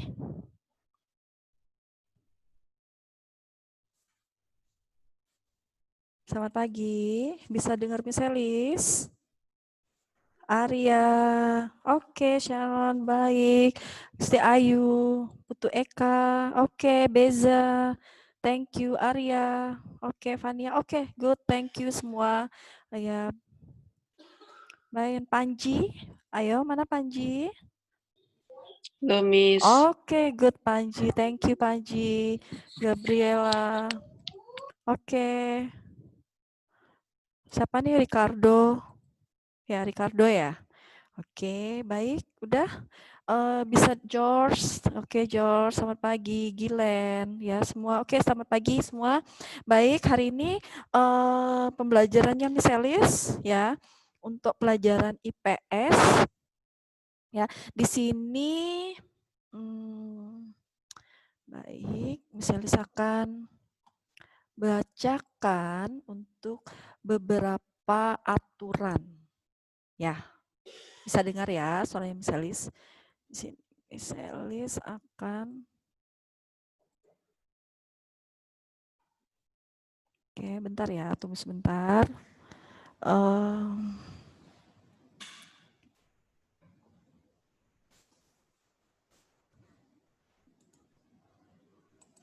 PowerPoint-nya Miss Elis sudah kelihatan bukan ya?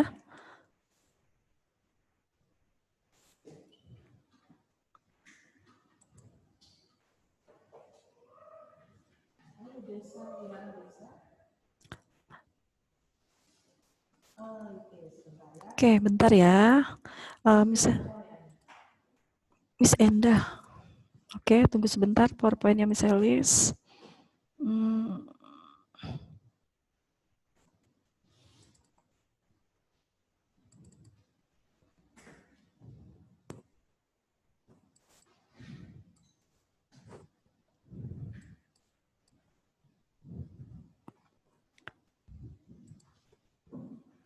Bisa lihat PowerPoint-nya Miss Elis? Sudah bisa belum ya? Oke, sudah. Thank you, Sharon. Baik, sudah bisa ya untuk ininya Miss Elis, PowerPoint-nya Miss Elis. Screenshot. Oke.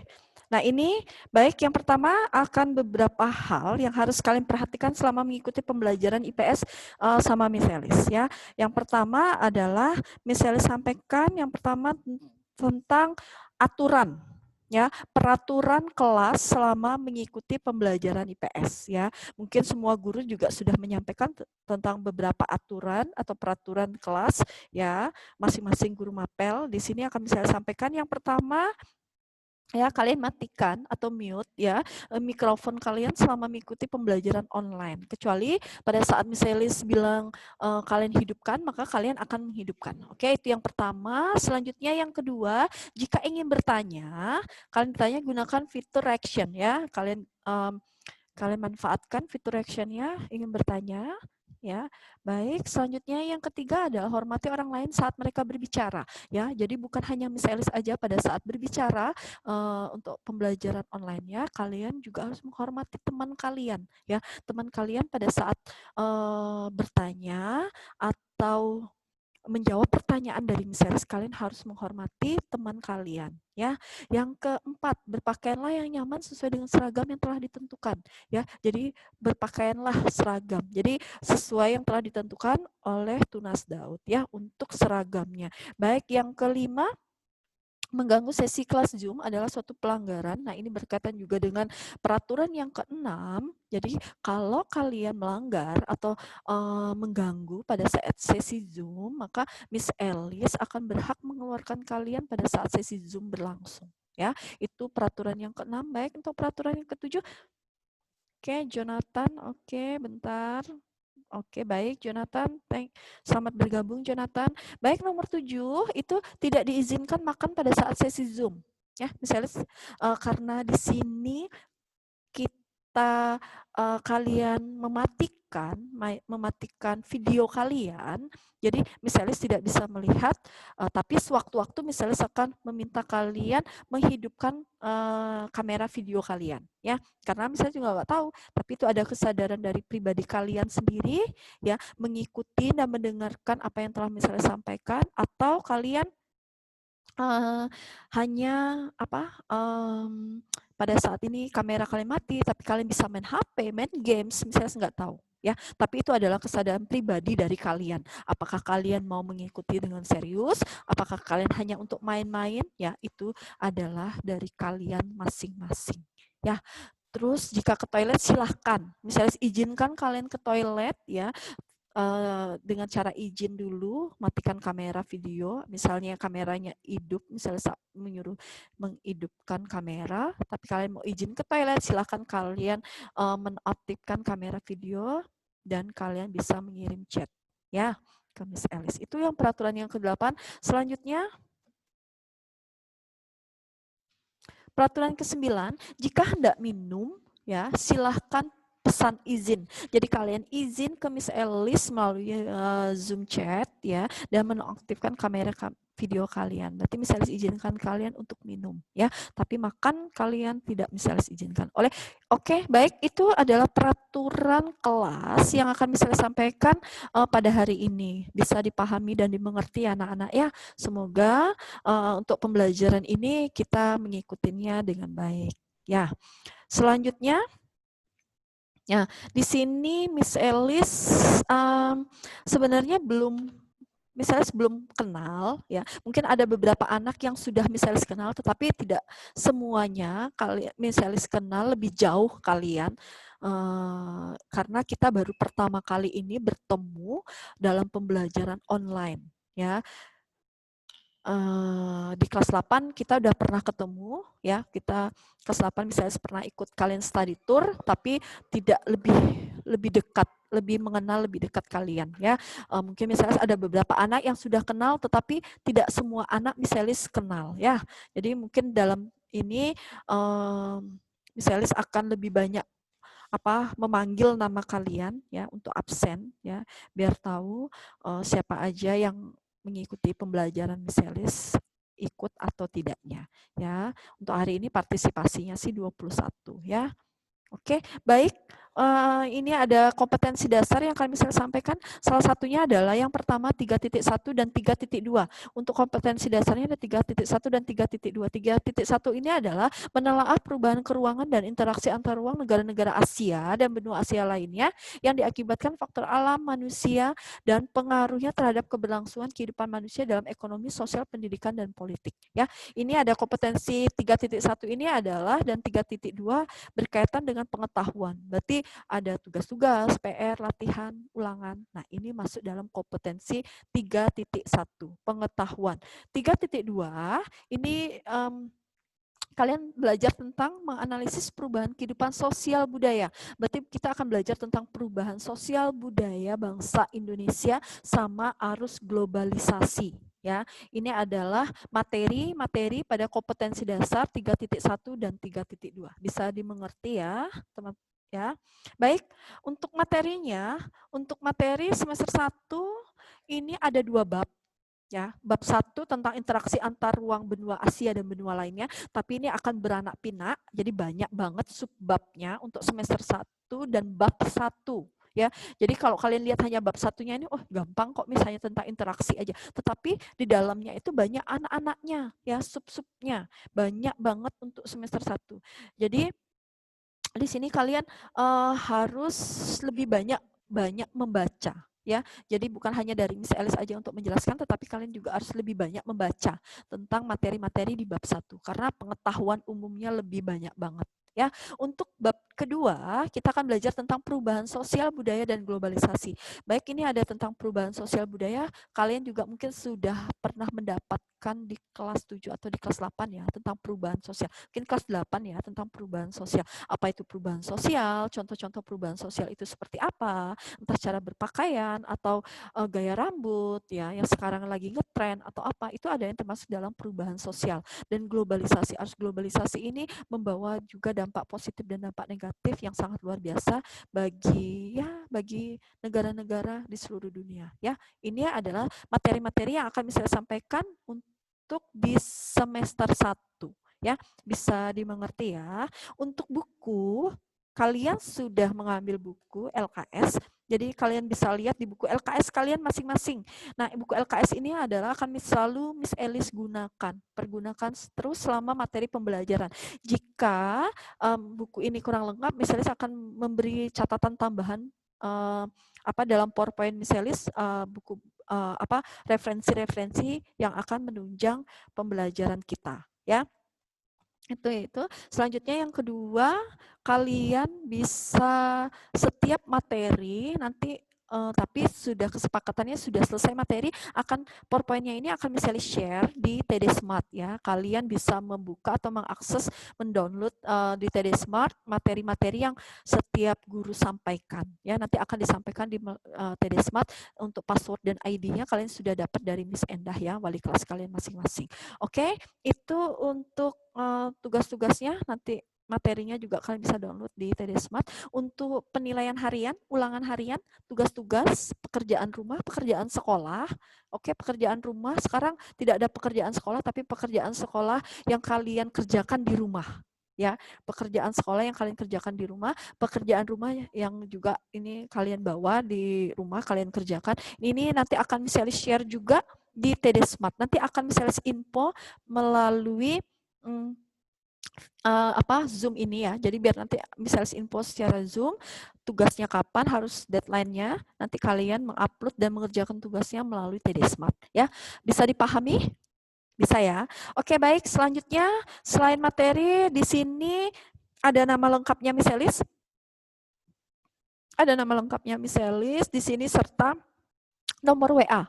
Kalian bisa catat nomor WA Miss Alice jika ada pertanyaan atau mengalami kesulitan mengenai materi atau tugas-tugas yang akan Miss Alice sampaikan selama pembelajaran IPS ya. Silahkan dicatat, disimpan. Jadi kalau mau bertanya silahkan, atau materi yang kurang jelas silahkan.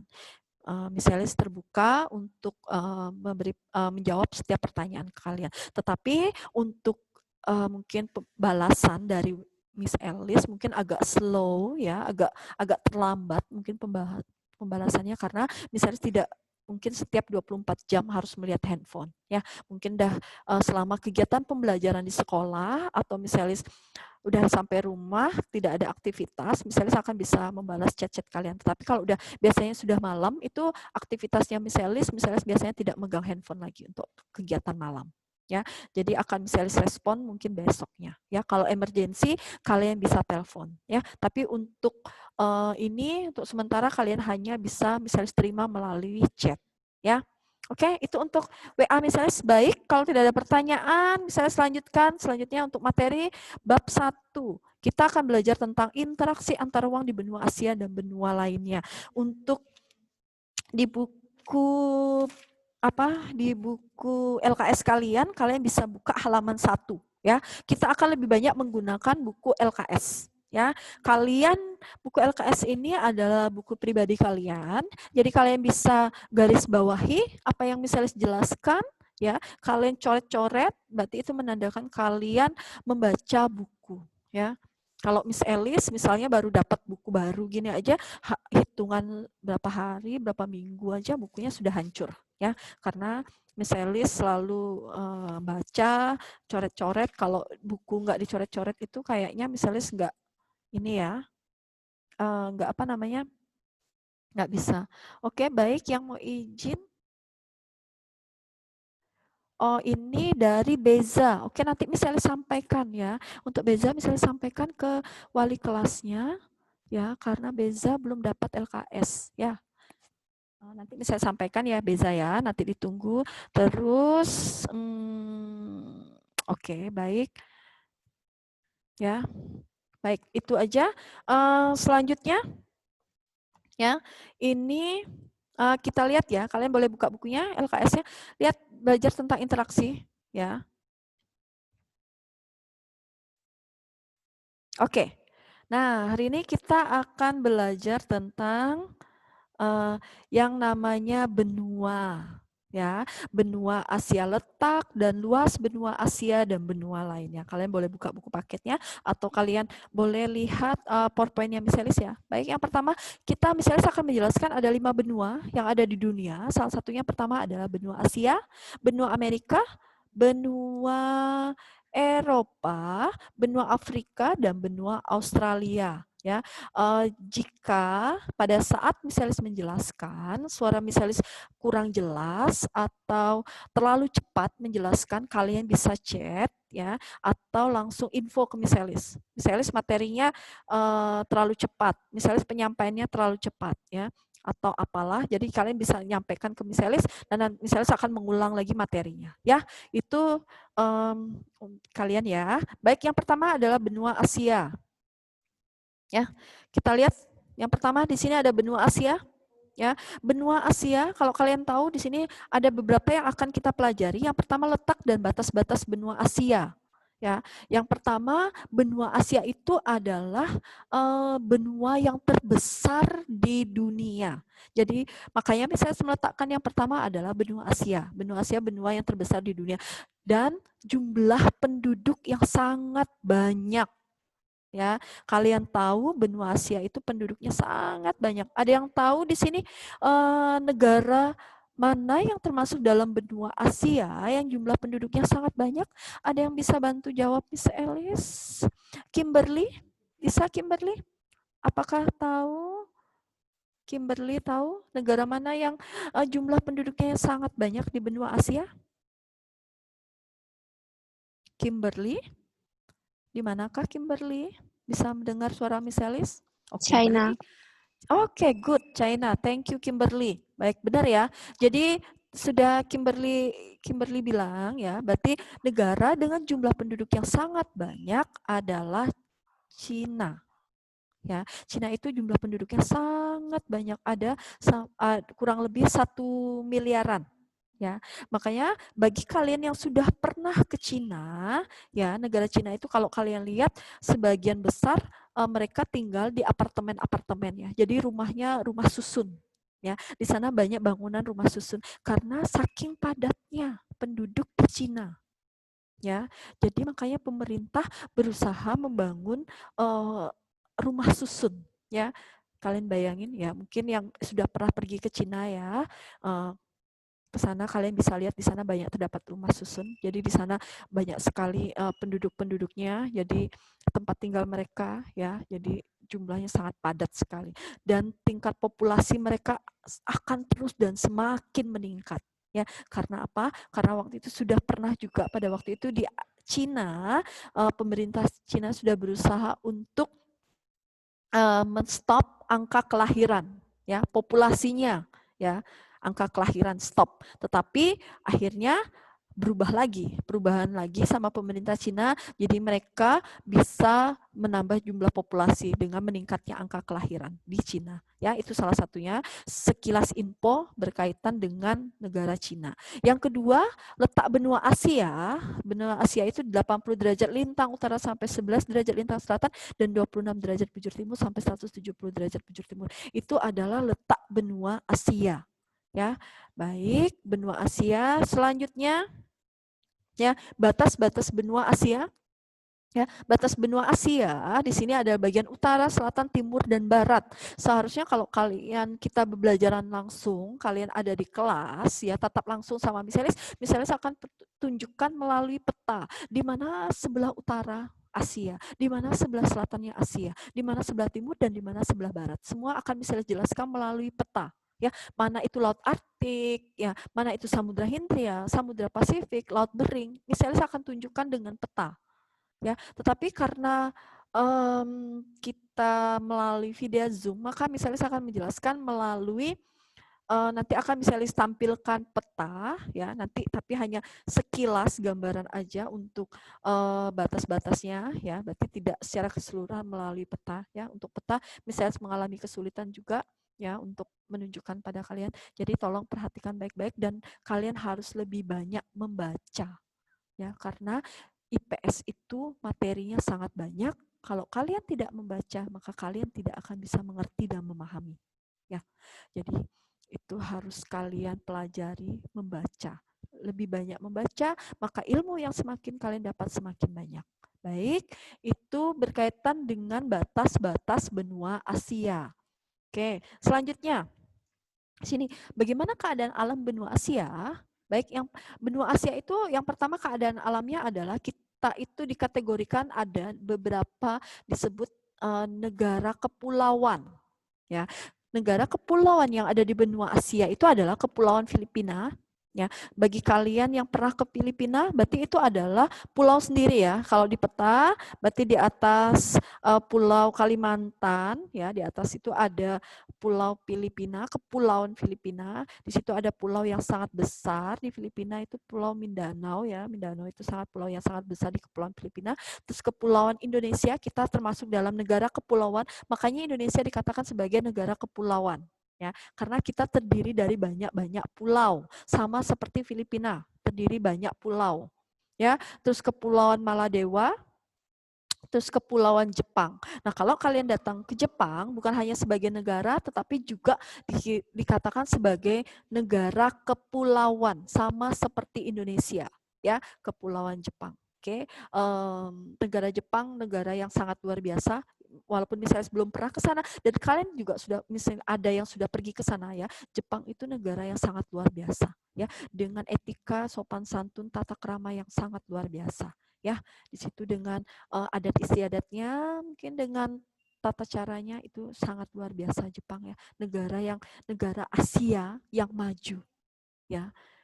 Kalau kalian sudah datang ke sana mungkin negaranya sangat bersih, ya. Di sana juga tradisi-tradisi Jepangnya yang luar biasa, ya. Oke, baik. Itu kepulauan, ya, di benua Asia. Yang kedua, termasuk keadaan alamnya adalah pegunungan. Nah, kita di benua Asia, ya, kita terdapat pegunungan. Pegunungannya itu sangat banyak, ya. Salah satunya ada pegunungan Hindukush, ya, Tian Shan, Karakoram, sama pegunungan Himalaya. Nah, pegunungan Himalaya ini adalah pegunungan yang sangat tertinggi, ya, merupakan pegunungan tertinggi di dunia. Bayangin, luar biasa, ya, benua Asia. Kita disebut sebagai kepulauan, negara kepulauan, dan kita juga banyak terdapat pegunungan. Sampai pegunungan tertinggi pun ada di benua Asia. Ya, luar biasa dibandingkan benua-benua lainnya. ya. Nah, Himalaya dengan puncak tertingginya adalah Mount Everest. Oke, selanjutnya bisa dimengerti ya. Kalau misalnya ada yang kurang jelas atau suara Miss Elis dalam penjelasan terlalu cepat, ya, nanti kalian bisa info melalui Miss Elis, ya. Oke, ya, ya. Tadi di sini juga ada India, ya. Kalau kalian tahu, misalnya jelaskan juga sekilas tentang negara India. India itu adalah negara dengan jumlah penduduk terbesar nomor 2 setelah Cina. Ya, India itu penduduknya banyak juga, padat, sama, tapi dia nomor kedua setelah Cina. Ya, setelah itu baru Indonesia. Indonesia itu dengan jumlah penduduknya yang sangat banyak juga. Kita termasuk jumlah penduduk. Jadi jumlah penduduk yang terbanyak di benua Asia, kita sebut negara kepulauan, kita memiliki pegunungan yang tertinggi, ya, luar biasa ya benua Asia. Ya, ini baik kalau itu selanjutnya misalkan sudah ya. Misalnya saya akan jelaskan selanjutnya dataran tinggi yang bagian C. Nah, kita juga memiliki dataran tinggi yang sangat tinggi juga ada. Ya, kita ada yang tinggi, berarti dataran tinggi Iran, dataran tinggi Tibet, dan dataran tinggi Kashmir. Ya, dataran tinggi Kashmir ini juga sama, merupakan dataran tinggi tertinggi di dunia. Ya, jadi dengan julukan atap dunia. Ya, kalau kalian harus bisa membedakan mana dataran tinggi, mana pegunungan. Ya, contohnya di Indonesia, di Bali, enggak usah jauh-jauh ya, di Bali namanya dataran tinggi itu Bedugul ya. Bedugul itu bukan pegunungan, tetapi Bedugul itu adalah termasuk dalam kategori dataran tinggi. Ya. Jadi kalian harus bisa membedakan. Terus dataran tinggi Dieng. Dieng itu ada di Wonosobo, Jawa Tengah. Nah, itu juga termasuk dataran tinggi ya. Kalau kalian lihat dataran tinggi Dieng ya, biasanya itu pernah suhu udaranya sampai di bawah 0 ya, sampai minus ya, minus derajat, sampai pernah di sana juga terdapat salju ya, turun salju juga di dataran tinggi Dieng ya. Nah, itu sekilas pengetahuan yang ada di Indonesia. Nah, tapi kalau untuk dataran tinggi di benua Asia, kita terdapat dataran tinggi Kashmir ya. Kashmir ini merupakan biasa terkenal dengan atap dunia ya. Itu tentang dataran tinggi. Baik, yang gurun, misalnya di sini ada jelaskan juga gurun. Gurun kita juga ada 3, berarti ada gurun Arabia di Asia Barat, gurun Gobi di Asia Barat juga, sama gurun Thar di Asia Tengah ya. Nah, di sini kalau kalian lihat ya, gurun juga sama. Kita juga termasuk negara benua Asia yang luar biasa ya. Kita memiliki gurun, kita memiliki dataran tinggi yang tinggi, dataran tinggi yang terkenal dengan atap dunia, pegunungan yang sangat tinggi ya. Ini salah satu anugerah luar biasa ya. Sama memiliki jumlah populasi yang sangat tinggi dan sangat banyak ya. Baik, itu selanjutnya misalnya jelaskan sungai. Kita juga terdapat sungai besar di benua Asia, antara lain Sungai Indus. Nah, Sungai Indus ini terdapat di India. Ya, Sungai Indus ada di India, Sungai Gangga juga dapat di India. Ya, Sungai Gangga ini dianggap suci oleh penduduk India ya, beragama Hindu ya. Biasanya juga masyarakat Bali yang mereka masyarakat Bali atau masyarakat yang penganut agama Hindu, mereka akan pergi ke India, mereka akan mampir ke Sungai Gangga ya, karena Sungai Gangga adalah sungai yang dianggap suci oleh masyarakat India di sana. Oke, selanjutnya Sungai Brahmaputra juga di India, terus Yangtze yaitu terdapat di Cina ya. Ini adalah sungai-sungai terbesar ya yang ada di benua Asia. Sama kita di di Indonesia juga banyak terdapat sungai-sungai ya, sungai terpanjang, terbesar. Saya lupa sungai terpanjang di Indonesia itu sungai ini ya, sungai di Kalimantan ya, sungai apa namanya? Ya, di situ kita juga banyak sungai, salah satunya di Pulau Sumatera, India, ya, itu banyak terdapat aliran-aliran sungai ya. Salah satunya sungai terbesar di Indonesia adalah sungai terpanjang itu Sungai Kapuas ya, terdapat di Kalimantan Barat Ya, nah itu sungai. Selanjutnya benua Asia. Nah, ini yang harus kalian pahami dan kalian mengerti. Benua Asia itu terbagi menjadi 5 kawasan. Ya, tolong kalian benar-benar memahami apa yang misalnya sampaikan dan kalian juga harus banyak membaca. Ya, ada 5 benua, yaitu benua Asia Barat, Asia Tengah, Asia Tenggara, Asia Timur, dan Asia Selatan.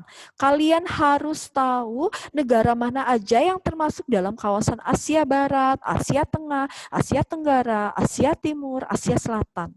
Ya, semuanya harus tahu. Minimal kalian bisa menjawab 2 sampai 3 negara-negara yang termasuk dalam kawasan Asia Barat, Tengah, Tenggara, Timur, Selatan.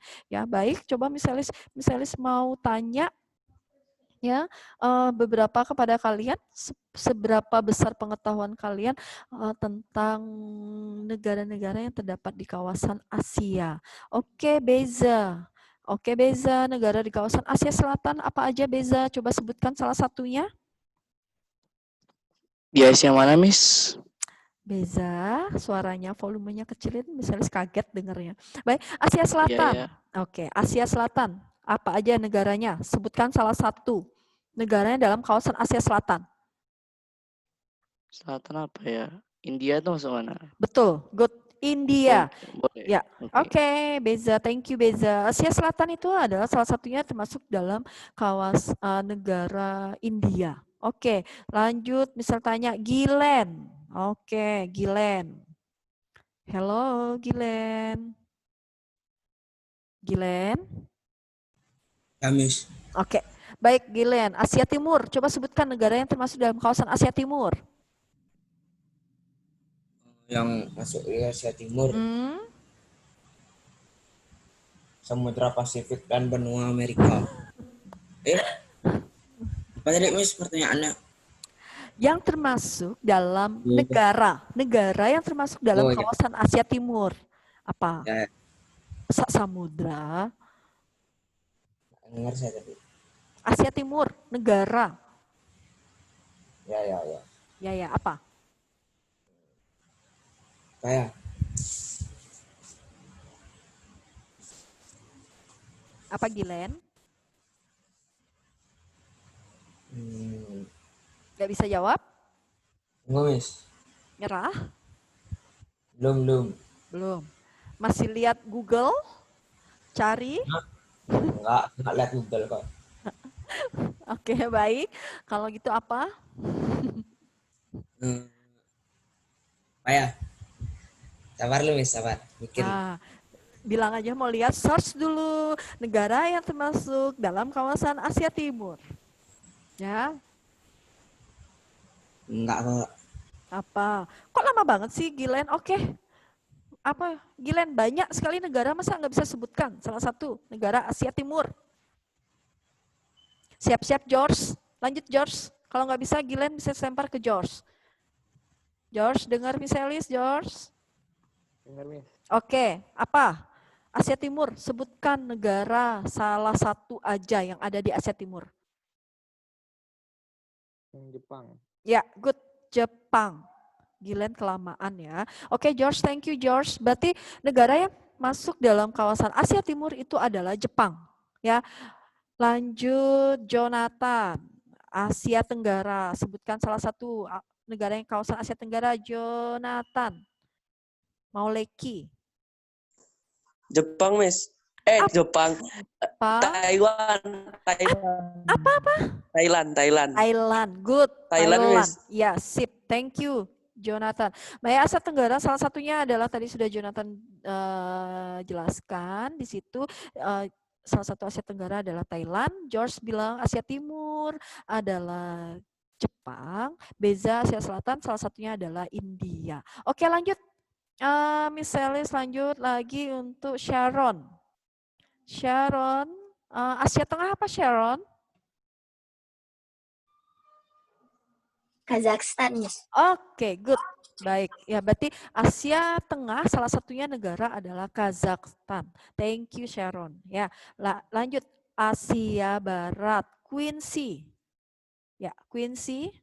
Hello Quincy. Irak. Asia Barat, tahu? Irak. Asia Barat, Quincy, bisa? Apa? Negara yang termasuk dalam kawasan Asia Barat? Salah satu. Oke, good. Irak, thank you, Quincy. Baik, berarti kalian sudah bisa menjawab ya. Itu adalah salah satu negara yang tadi teman-teman kalian sebutkan. Jadi minimal kalian sudah harus tahu negara-negara mana aja yang termasuk dalam kawasan Asia Barat, Tengah, Tenggara, Timur, dan Selatan. Kalian bisa cek, jadi kalian bisa lihat di buku ini kalian ya, buku LKS kalian, di situ kalian bisa menyebutkan minimal 3 negara yang terdapat dalam kawasan Asia Barat, Tengah, Tenggara, Timur, dan Selatan. Baik, selanjutnya misalnya selanjutkan materi selanjutnya ya. Baik, ini nah kalian bisa lihat di PowerPoint-nya Miselis di sini akan ada jelaskan tentang sekilas benua ya, peta benua Asia.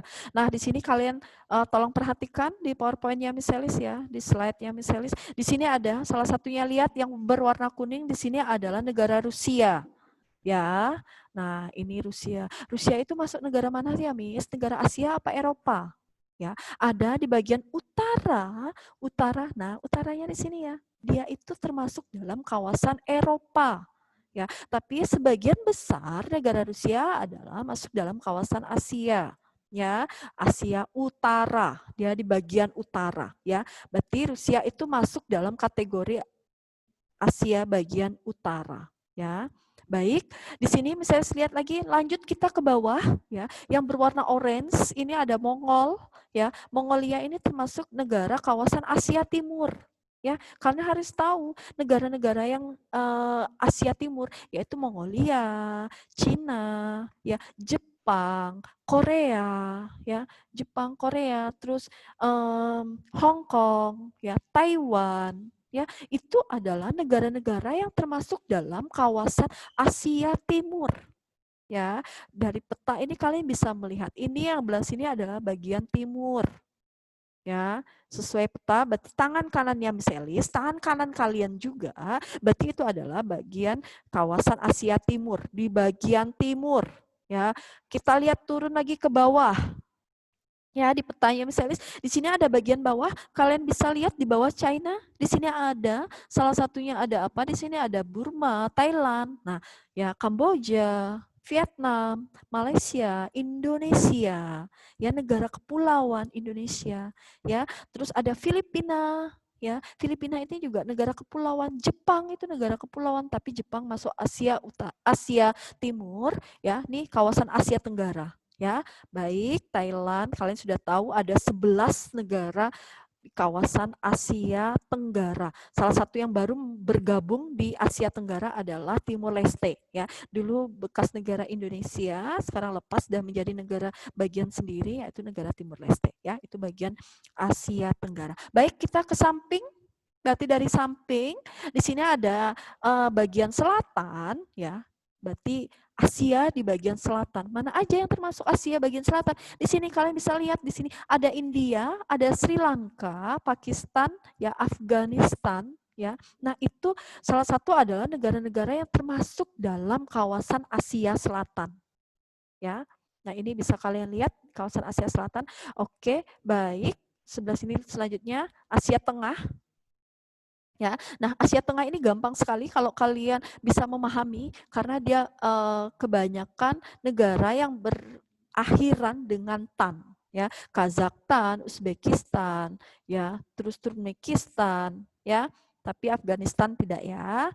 Nah itu Afghanistan masih masuk dalam kawasan Asia Selatan, ya, itu Tajikistan yang namanya sulit, negara-negara yang namanya sulit itu termasuk dalam kawasan Asia Tengah, ya. Kalau Miselis mengingatnya seperti itu Miselis untuk memahami negara-negara yang termasuk dalam kawasan Asia Tengah, ya. Asia Barat, kalian bisa lihat di sini Asia Barat, kawasan Asia Barat ada Irak, Iran, ya.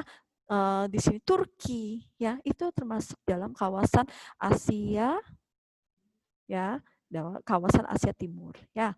Barat, tengah, selatan, misalnya sudah jelaskan semua. Kalian bisa amati peta kalian di buku LKS juga kalian bisa amati. Nanti di PowerPoint-nya misalnya juga kalian bisa lihat di situ negara-negara yang termasuk pembagian wilayah atau kawasan di benua Asia. Baik, sekarang misalnya lihat di bagian utara, ya, di bagian utara itu bagian atas di sini. Ya, atas ini adalah tadi berbatasan. Ini kalian bisa lihat ya, Laut Arktik. Ya, di sini bagian utara, di sini bagian selatan, ya, di sini kalian bisa lihat selatan, ya, di sini bagian ya barat sama timur, ya. Oke, ini tentang peta benua Asia. Misalnya saya ada yang ingin bertanya dulu sebelum saya selanjut ke benua selanjutnya. Ada yang pertanyaan tentang benua Asia? Oke, misalnya lihat chatnya dulu. Miss Asia Utara kan tidak ada, Taiwan belum masuk ujian UN. UN apa maksudnya ya? Benar, memang tidak ada. Ya, tetapi dalam kategori Rusia itu masuk ke dalam bagian Asia di bagian utara. Ya, dia termasuk dalam utara, ya. Dan memang tidak ada, tetapi ada buku sumber-sumber yang lainnya juga mengatakan bahwa Rusia itu di bagian utara di benua Asia. Ya, lebih gampangnya kita mengingatnya, ya. Baik itu area, ya. Oke. Ya. Taiwan belum masuk UN itu apa ya? Ya, tapi Taiwan itu adalah masuk dalam kawasan benua Asia di bagian utara.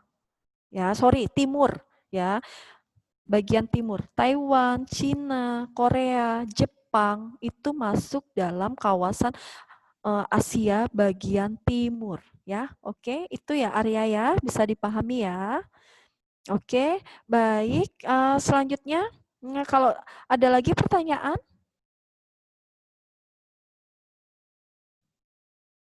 Oke, kenapa tidak ada kawasan Asia bagian utara? Ya, karena memang jelas, karena Asia itu hanya dibagi menjadi 5, ya. Tadi sudah saya jelaskan, tidak ada bagian utara, tetapi sebagian besar Rusia itu, mereka negara-negara Rusia memang dia tidak, sebenarnya sebagian besar orang Rusia itu tidak mau ya dimasukkan, dikategorikan ke dalam negara benua Asia. Mereka lebih dominan ke benua Eropa. Ya, Asia itu lebih kedominan ke benua Eropa. Jadi makanya ada memang sebagian negara di Rusia yang mengatakan aku bukan benua Asia, ya, aku benua Eropa, ya, masuk benua Eropa. Tetapi biasanya di dalam sejarah, dalam geografi atau pembelajaran IPS, kita mengenal Rusia itu masuk dalam benua Asia di bagian utara karena dia sudah jauh ya. Jadi tidak masuk lagi di bagian di bagian timur, tetapi dia sudah termasuk di bagian utara karena jauh, antara Cina dan Rusia itu jauh ya. Jadi dia sudah dikategorikan sebagai bagian utara. Ya, baik itu Putu Ayundi, ya Putu Anin ya nih, Ayunindia ya. Ya, jelas ya. Berarti memang biasanya orang Rusia tidak pernah mau dikategorikan sebagai benua, termasuk dalam benua Asia, tetapi mereka lebih kedominan ke benua Eropa. Tetapi dalam sejarah, dalam kategorinya benua Asia itu, Rusia itu termasuk dalam benua Asia bagian utara. Oke, jelas ya. Tetapi hanya satu aja, hanya Rusia aja ini bagian utara. Tetapi kita lebih mengenal banyak lima, berarti utara, barat, timur, selatan, tenggara. Ya, untuk benua Asia. Baik, terima kasih Anin sama Arya, bisa dimengerti ya penjelasannya Miss Elis. Ada pertanyaan lagi untuk benua Asia? Kalau misalnya menjelasnya terlalu cepat, info ke Miss Elis ya. Baik, kalau tidak ada penjelasan tentang benua Asia, misalnya anggap selesai dan misalnya anggap kalian bisa memahami tentang benua Asia. Ya, selanjutnya kita akan kembali. Miss Elis akan menjelaskan sejarah benua Amerika. Ya, baik. Nih, sekarang kita lihat. Nah, benua Amerika ini adalah benua dengan jumlah benua yang terbesar kedua setelah benua Asia. Ya, Amerika adalah benua terbesar kedua setelah benua Asia. Baik, di sini akan Miss Elis jelaskan Oke, baik. Tunggu misalnya lihat chatnya dulu di sini. Oke. New Zealand. New Zealand itu masuk mana? Ya, New Zealand nanti bisa jelaskan dia termasuk dalam Oceania. Ya, New Zealand masuk dalam kawasan Oceania. Ya, Oceania. Ya, sudah jelas ya. Ini dari Arya. Oke, Arya. Thank you Arya. New Zealand termasuk dalam Oceania. Ya. Baik, misalnya selanjutkan, bisa ya Arya ya, sudah dimengerti ya. Baik, untuk benua Amerika, misalnya selanjutkan untuk benua Amerika, di sini ada, kita lihat letak dan batas benua Amerika. Nah, secara astronomis, berarti benua Amerika itu sudah terletak antara 170 derajat bujur barat sampai 35 derajat bujur barat. Terus, sampai, sorry ya, ternyata waktunya sampai 10:10 ya, berarti masih ada waktu kurang lebih 10 menit. Baik, 35 derajat bujur barat sampai dan 83 derajat lintang utara sampai 55 derajat lintang selatan. Nah, itu secara astronomis letak dari benua Amerika. Ya, untuk yang kedua benua Amerika sudah bisa saya jelaskan tadi di awal, benua Amerika itu adalah benua terbesar kedua setelah benua Asia. Ya, makanya di skema misalis itu berurutan ya. Dari yang terbesar sampai yang terkecil, dari yang padat jumlah penduduknya sampai yang sangat sedikit jumlah penduduknya. Ya, luas benua Amerika kurang lebih 42.057.100 km persegi. Ya, ini benua Amerika ini tempat tinggalnya Mr. Jimmy. Ya, nanti kalian juga akan belajar bersama Mr. Jimmy. Ya, di sini besok hari Rabu, kalau kita lihat perbedaan waktunya, berarti kalau misalnya sekarang ini kurang lebih di sana malam hari. Jadi Mr. Jimmy besok akan mengajar kalian adalah di sana malam hari. Ya, kalian bisa bertanya tentang ya untuk materi dari Mr. Jimmy. Baik, untuk benua Amerika di sini sudah untuk batas dan letak dan batasnya. Sekarang batas benua Amerika. Baik, sebelah utara sama ada Laut Arktik dan ke Pulau Greenland. Ya, terus sebelah timur Samudra Atlantik, selatan Samudra Pasifik di bagian selatan, sama sebelah barat bagian Pasifik dan Selat Bering. Nah, ini adalah batas-batas dari benua Amerika. Ya, bisa dipahami ya. Oke, baik. Kalau tidak ada pertanyaan, akan Miss Ellie selanjutkan kembali. Ya, baik.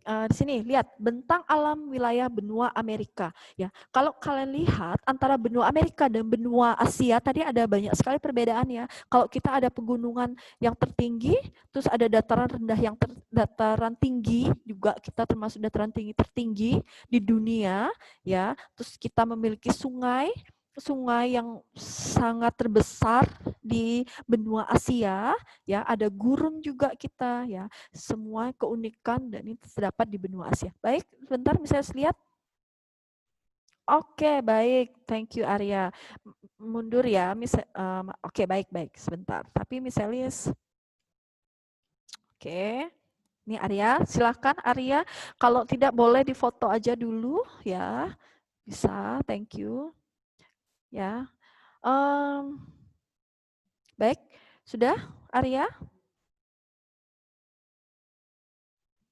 Ya, karena waktu kita hanya 1 jam ya untuk mendapat materi. Biasanya harusnya kita tatap muka selama 2 jam. Ya, kurang lebih 2 kali 40 menit. Tapi untuk sekarang kita 1 kali 30 menit. 1 kali 60 menit. Sorry. Ya, sudah?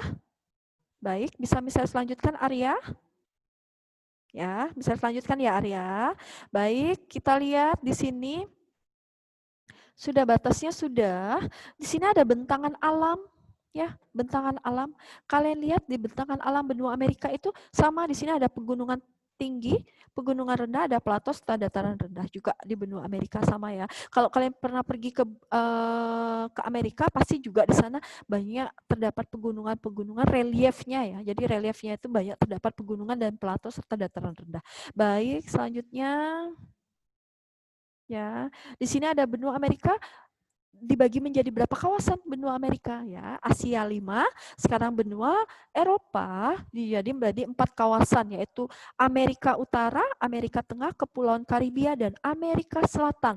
Nah, biasanya juga ada yang menyebut 3. Kalau 3 tidak masalah, betul ya. Ada yang menyebut 4 dan ada yang menyebut 3. Kalau menyebut 3 itu berarti Amerika Utara, Amerika Tengah dan Kepulauan Karibia itu menjadi satu ya. Karena Kepulauan Karibia itu termasuk dalam kawasan Amerika Tengah. Ya, dan selanjutnya yang keempat adalah Amerika Selatan. Jadi dia terdiri menjadi 4. Kalau kalian menyebut 3, bisa Amerika Utara, Amerika Tengah, dan Kepulauan Karibia, serta Amerika Selatan. Miss, ada yang pernah nyebut Amerika Latin, itu apa ya, Miss? Ada yang tahu Amerika Latin? Nah, untuk Amerika Latin, itu adalah sebutan dari Amerika Tengah dan Amerika Selatan. Nah, biasanya orang-orang Amerika Latin, biasa kalian pernah dengar ya, Amerika Latin itu misalnya identik dengan, misalnya cewek-ceweknya cantik, ya, dia dari orang Amerika Latin. Nah, Amerika Latin itu sebutan untuk Amerika Tengah dan Amerika bagian selatan. Ya, kalau Mr. Jimmy itu termasuk dalam kawasan Amerika Utara. Ya, dia masuk dalam Amerika Serikat dan Kanada. Ya, Amerika Utara itu hanya ada 2 negara, yaitu Amerika Serikat dan Kanada. Selanjutnya Amerika Tengah itu ada Meksiko, Panama, Kolombia, El Salvador, dan lain-lainnya. Nanti bisa lihat di peta yang akan misalnya tampilkan di akhir ya. Juga kalian bisa search di Google ya. Nanti juga kalian cari negara mana aja yang termasuk dalam Amerika Tengah. Minimal kalian bisa menyebutkan 2 atau 2-3 negara yang berada di kawasan masing-masing kawasan benua Asia. Benua Asia, benua Amerika, ya, atau benua Eropa dan benua selanjutnya yang akan bisa dijelaskan selanjutnya. Oke, jelas ya. Untuk yang ketiga adalah Kepulauan Karibia. Nah, Kepulauan Karibia itu adalah kepulauan yang masuk dalam kawasan Amerika Tengah. Jadi dia sejajar ya. Jadi Kepulauan Karibia yang masuk dalam Amerika Tengah. Ya, tetapi Kepulauan Karibia ini adalah kepulauan kecil-kecil, banyak pulau-pulau kecil ya. Kayaknya misalnya ingat Kepulauan Karibia ini adalah pulau yang film yang pernah diangkat ya. Jadi pulau yang pernah diangkat dalam film ya, Pulau Karibia ya. Oke, baik. Amerika Selatan, di sini ada Brazil, Argentina, dan Ekuador.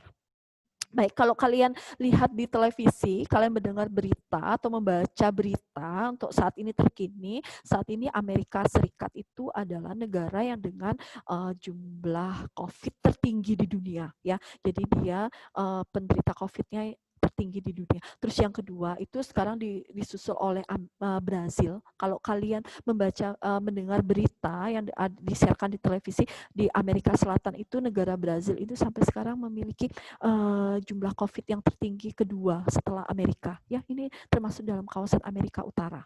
Ya, Amerika Utara dan Amerika Selatan. Ya, Brazil, kalau kalian lihat di sini tingkat kematian di Brazil itu sangat memprihatinkan. Dia juga tinggi, sama seperti di Amerika Serikat. Ya, COVID-nya tertinggi juga, tingkat kematiannya juga sangat tinggi. Ya, karena sampai saat ini masyarakatnya juga sama, tidak memperhatikan keselamatan, misalnya misalnya bercuci tangan, memakai masker ya. Itu banyak warga Amerika Serikat yang tidak banyak percaya tentang COVID ya. Terus sama di Brazil, kalau kalian lihat di Brazil itu sampai saat ini jumlah COVID yang meninggal banyak banget ya di Brazil ya. Untuk itu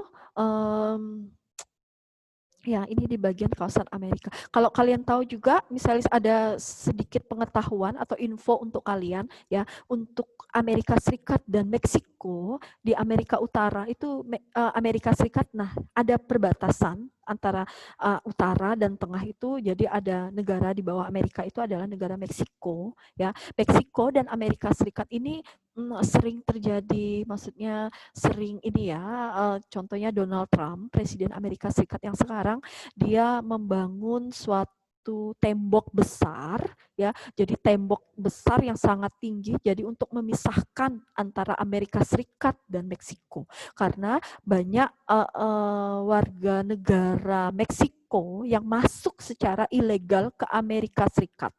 Ya, nah itu dianggap bagi Donald Trump itu adalah suatu yang membuat banyak tindak kriminal. Ya, mereka beranggapan bahwa masyarakat Meksiko itu tingkat kriminalnya sangat tinggi, jadi mereka ingin masuk ke negara Amerika Serikat tanpa surat-surat yang jelas, berarti ibaratnya ilegal, ya, masuk secara ilegal. Makanya kalau kalian lihat sampai sekarang Donald Trump misalnya nggak tahu, belum sampai mendengar lagi selanjutnya sampai saat ini apakah Donald Trump masih membangun tembok yang sangat tinggi untuk memisah antara Amerika Serikat dan Meksiko, ya, karena itu perbatasan negaranya, ya. Baik, itu pengetahuan aja untuk benua Amerika. Tadi sudah misalnya jelaskan yang termasuk yang disebut juga Amerika Latin. Kalau kalian pernah mendengar, oh itu negara Amerika Latin. Nah, Amerika Latin itu adalah Amerika Tengah dan Amerika Selatan, ya.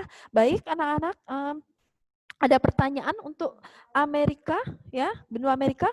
Kalau nggak ada pertanyaan, coba sebentar, masih sedikit, misalnya minta waktu sedikit untuk peta benua Amerika, ya. Di sini ada peta benua Amerika. Kalian lihat di sini sudah jelas. Di sini sudah ada. Berarti ada Amerika bagian utara. Di sini ada Kanada yang di sini kalian bisa lihat. Di sini ada warna hijau, ya. Sama di bawahnya adalah Amerika Serikat.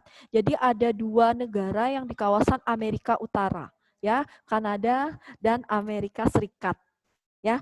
Nah, untuk batas wilayah benua Amerika di bagian utara, ini lihat Samudra Arktik, ya, ocean, ya, Arctic Ocean. Ini Samudra Arktik, ini Laut Arktik ini juga di bagian utara. Kalian bisa lihat di peta ini misalnya juga yang berwarna kuning, di sini ada Greenland. Nah, kalau kalian lihat peta, jadi kalian gampang mana sih bagian utaranya, ya, Laut Arktik sama Greenland, ya. Negara bagian utara Kanada dan Amerika. Nah, yang kuning di bawah Amerika ini adalah negara Meksiko, ya, Amerika Tengah. Guatemala, Costa Rica, Panama, ya, Paraguay, Honduras, ya, itu adalah negara-negara yang termasuk dalam kawasan Amerika Tengah. Kuba, ya, banyak, ya. Terus di sampingnya ini adalah kepulauan kecil, ya, kepulauan kecil itu termasuk dalam Kepulauan Karibia. Ya, berarti satu deret, ya, antara Amerika Tengah dan Kepulauan Karibia. Baik, di bawahnya lagi misalnya selanjutkan, di sini adalah Amerika bagian selatan. Ya, Amerika bagian selatan itu apa aja, Miss? Nih sudah ada contohnya. Di sini kalian peta, paling gampang menghafal termasuk negara-negara yang dalam kawasan benua Amerika. Ya, ada Brazil, ya, berarti di sini sudah jelas Kolombia, Venezuela, Peru, Bolivia, Argentina, Chile, ya. Nah, ini adalah termasuk dalam kawasan Asia Selatan. Ya, bisa dimengerti, ya, anak-anak, ya. Ini sebelah barat, sebelah timur, selatan, ini sudah ada juga batasnya, ya. Bagian selatan juga Samudra Pasifik, ya, Samudra Pasifik bagian selatan, ya. Di sini juga ada, kalian bisa lihat peta benua Amerika. Ya, baik, sampai di sini ada pertanyaan untuk benua Asia dan benua Amerika. Kalau ada pertanyaan, karena waktu kita sudah habis, ini sudah lewat sedikit, kalian ada waktu break nanti. Ya, misalnya ada pertanyaan. Ini selanjutnya untuk benua Eropa kita lanjutkan nanti, ya. Untuk sekarang karena waktunya sudah habis, berarti misalnya hanya ambil 2 saja.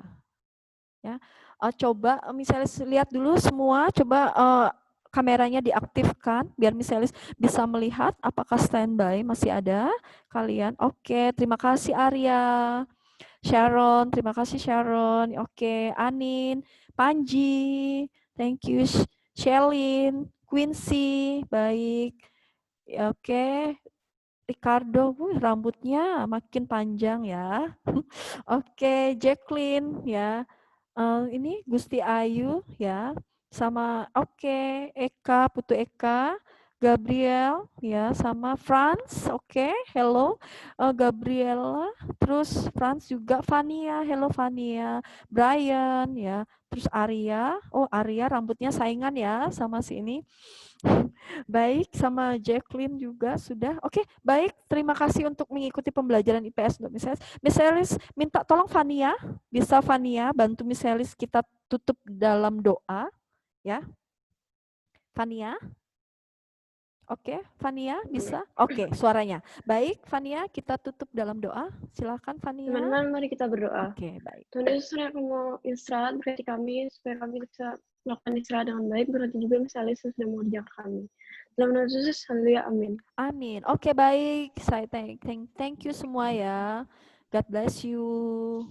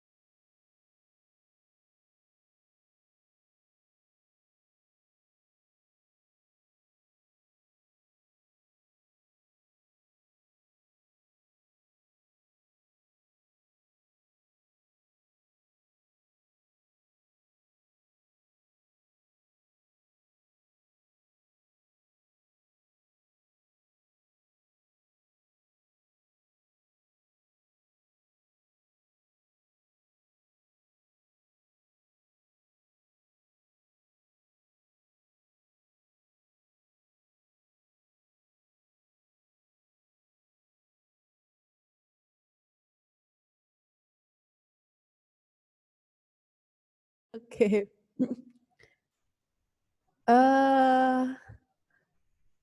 Belajar ya hari ini? Enggak. Sama, Miss juga enggak. Selamat berjumpa kembali. Semoga tidak bosan ketemu sama Miss.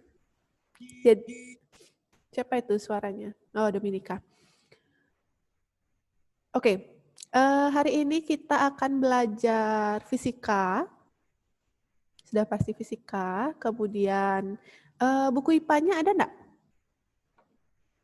Oke, di buku IPA-nya itu dia di halaman rasanya, kalau tidak salah di halaman 81 tentang listrik dinamis. Listrik statis.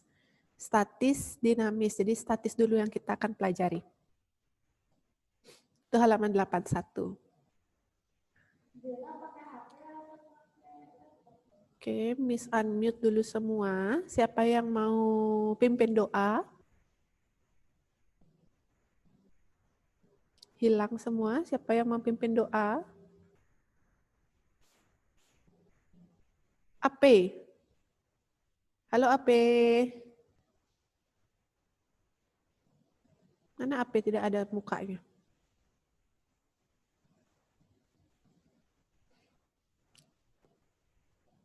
Oke. Hilang lagi dia.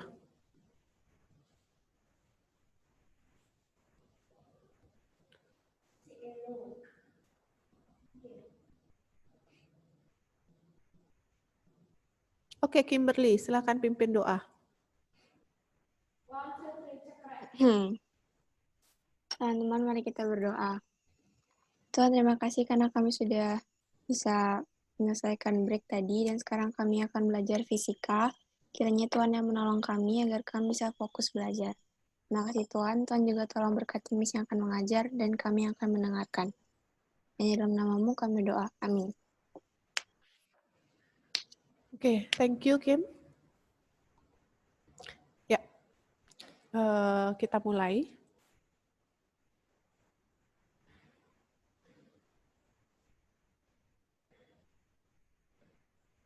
So we discuss about static electricity, listrik statis. Kedengaran jelas ya suaranya Miss ya? Listrik statis.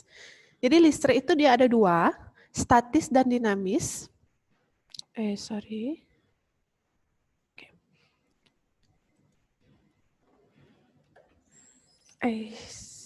Oke. Perkenalkan, namanya Miss Nita Kurnia, jadi Miss ngajar fisika kelas 8 dan kelas 9. Semoga tidak bosan ketemu sama Miss. So, ini listrik statis. Jadi statis itu artinya diam, kalau dia dinamis itu berarti bergerak. Ya. Sudah hadirkah semua di grup ini? Semoga sudah ya. Biar Miss tidak sendiri ngomongnya. Nah, jadi tolong diperhatikan setiap apa yang Miss sampaikan, karena nanti di akhir akan ada beberapa pertanyaan, mungkin 5 pertanyaan yang harus dijawab, belum masuk ke rumusnya. Di materi yang akan Miss jelaskan ada rumusnya, cuman nanti di pertanyaannya cuman ada beberapa teori aja yang harus kalian jawab. Nah, oke. Jadi itu listrik statis, statis itu diam, dinamis itu bergerak. Diam itu berarti dia tidak ada aliran listrik. Jadi contohnya adalah ada petir, ada kilat. Suara petir. Kilat itu sama seperti listrik alam. Nah, kemudian pernah nggak kalian lihat mesin fotokopi? Kalau di mesin fotokopi itu tintanya bukan tinta cair, yang dipakai adalah tinta serbuk. Tinta serbuk itu bisa dia menempel di kertas, itu karena adanya tarik-menarik antara muatan yang ada di tinta dan di kertas. Tuh ya. Oke. Sorry agak keras suaranya. Miss belum ngecek ternyata. Nah, jadi contoh yang kedua, ketika misalkan kalian menggosok-gosokkan penggaris itu ke rambut yang kering, kemudian didekatkan, penggaris yang sudah digosok itu didekatkan ke potongan kertas, hasilnya adalah kertas itu akan menempel pada penggaris. Mengapa hal itu bisa terjadi? Jadi itu yang akan kita bahas pada listrik statis. Nah, itu ada sobekan kertas dan penggaris. Penggarisnya penggaris plastik ya, sehingga dia akan bisa menempel. Nah, mengapa itu bisa terjadi? Oke. Nah, jadi di dalam suatu benda itu, jadi kita pembelajarannya listrik statis, pembahasan pertama adalah tentang atom. Di suatu benda, di setiap benda atau nama lainnya adalah zat, bisa zat padat, zat cair, dan zat gas, pasti dia punya molekul-molekul kecil. Nah, setiap molekul kecil itu disebut dengan atom. Ini bisa kalian lihat di screen-nya. Ada atom. Diambil sejumpit saja, itu ada atom di dalamnya, sehingga di dalam atom itu juga dia ada muatan. Muatan yang bergerak, nah sama seperti telur, ada yang namanya kulit telur dan ada kuning telurnya. Di dalam kulit telur itu, di luar kulit telur itu ada sesuatu yang mudah bergerak. Kemudian di dalam kuningnya itu nanti ada 2 buah muatan, ada proton dan ada neutron. Itu. Jadi yang bergerak bebas itu adalah elektron namanya. Ini Miss kurang N-nya. Elektro di sini Miss tulis. Jadi namanya elektron. Sudah? Nah, kalian sudah belajar tentang sel. Sel itu bagian terkecil dari makhluk hidup. Untuk makhluk hidup. Sedangkan untuk benda mati namanya atom. Jadi atom itu adalah bagian terkecil penyusun suatu benda. Di dalam atom ada 3 muatan, proton dan neutron jadi satu ada di inti, elektron bergerak mengelilingi inti. Tuh ya. Jadi kalian bisa catat atau kalian bisa lingkari yang ada di LKS-nya kalian.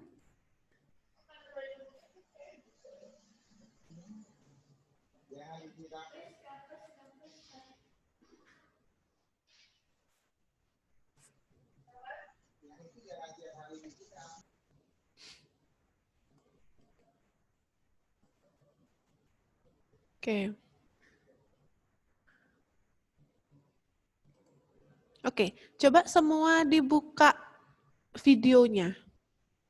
Biar Miss lihat kalian sedang apa. Tidak ada yang tidak membuka videonya. Oke, kalau kalian mencatat biar bisa lihat, biar Miss bisa berikan waktu. Gilen enggak ada ya? Oke, George, Jonathan, ya, AP, Shelin, Quincy, Hanin, Jacqueline, Panji, Ido, Brian, ya, Alea, Dominika, Sylvia, Aka, Franz. Oke. Kalau yang mau mencatat silakan mencatat. Biar Miss lihat kaliannya mencatat atau kalian mendengarkan atau kalian men-screen. Kalau di screen juga boleh. Kalau diingat di otak juga boleh. Paling nanti 5 menit sudah hilang. Nggak nyampe 5 menit, 1 menit aja udah hilang. Oke. Semua libur-libur kayak penyanyi BTS mukanya ya. Panjang-panjang sekali rambutnya, yang cowok-cowok.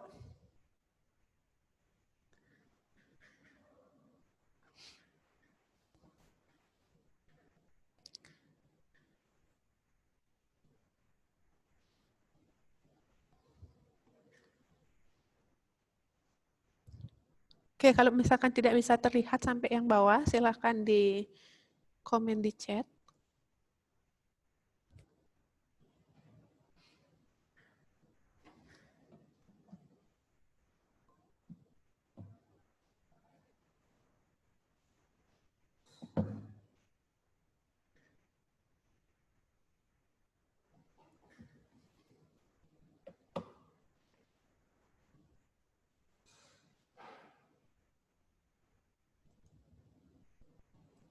Chatnya nggak mau kebuka, tunggu sebentar ya.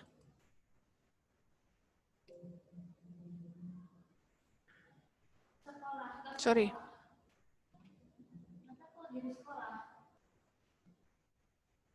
Tunggu sebentar aja. Miss, ini judul materinya apa? Listrik statis, Yanlin. Tunggu sebentar, Miss edit lagi sedikit karena yang di bawah tidak kelihatan.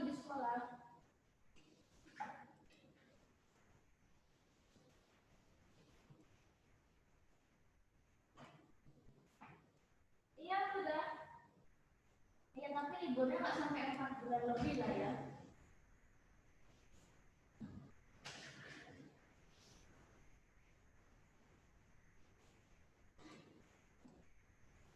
Ini materinya tentang atom. Oke.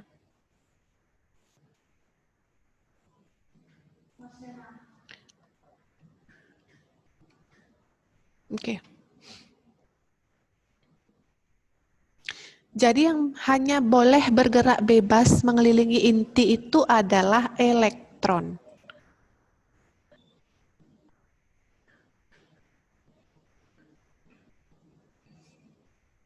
Nah, ini elektron kurang N-nya.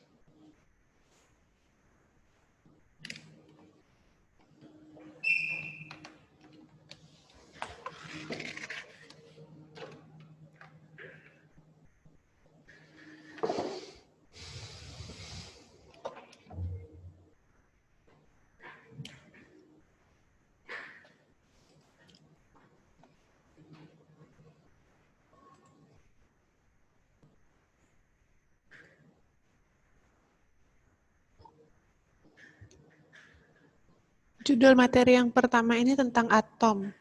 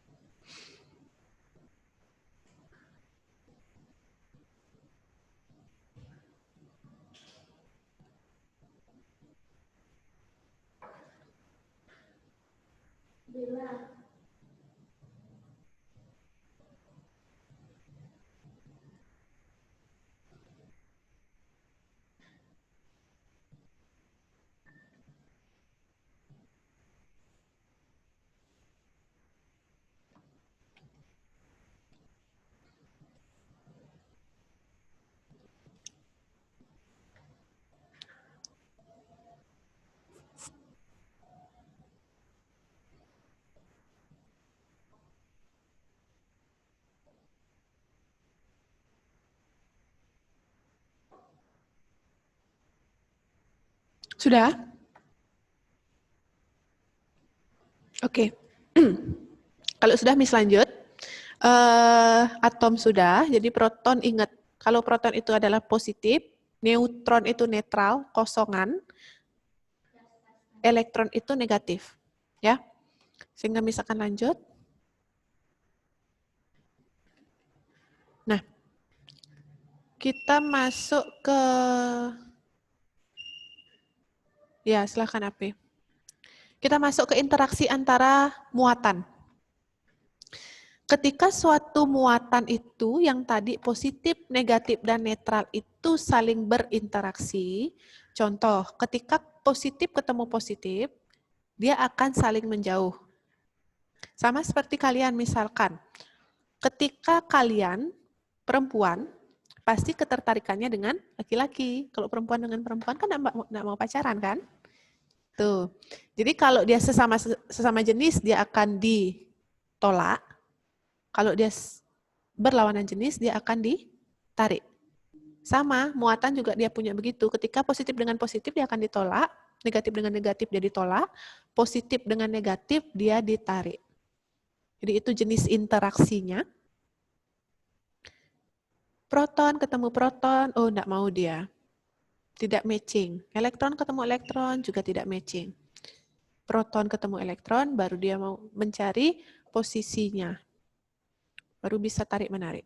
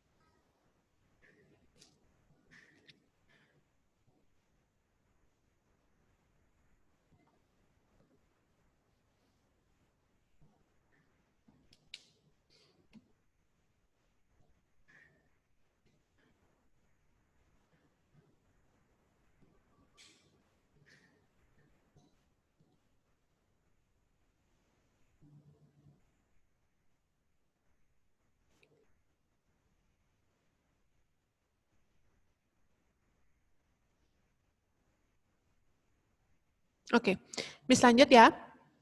Setelah ini, ketika suatu muatan itu melakukan interaksi, baik dia ditolak ataupun dia ditarik, dia disebut dengan memiliki gaya Coulomb. Masuk lagi, welcome back to the equation, welcome back to the rumus. Nah, jadi gaya Coulomb itu adalah gaya tarik atau gaya tolak antar dua atau lebih muatan. Kalau satu aja nggak bisa dia. Satu sama dengan jomblo. Tidak ada yang menarik, tidak ada yang menolak, single. Tuh, kalau dia akan ada tarikan atau tolakan harus dua muatan atau lebih. Jadi rumusnya ini. FC, Coulomb force. sama dengan K Q1 Q2 per R kuadrat. Dengan keterangannya, itu kakiku robek-robek. Jadi itu rumusnya. K Q1 Q2, jadi Q itu muatan.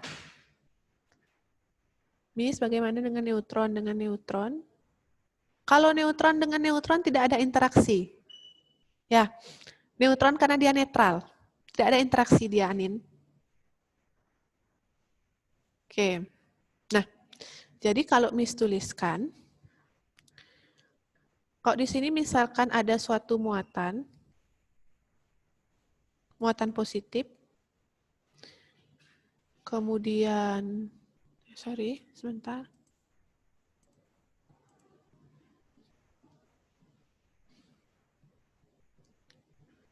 Ini muatan positif, kemudian yang ini ada muatan negatif, dia dipisahkan oleh jarak. Ini jaraknya R, LDR ceritanya, long distance. Kemudian ini adalah muatan pertama, muatan kedua. Jadi Q-nya bisa QA, QB, atau Q1, Q2. Nah, ketika plus sama min ini diusahakan untuk mendekat, sehingga mereka akan terjadi interaksi saling tarik-menarik. Interaksi inilah yang disebut dengan gaya Coulomb. Sehingga ini rumusnya K Q1 dikali Q2 per R kuadrat.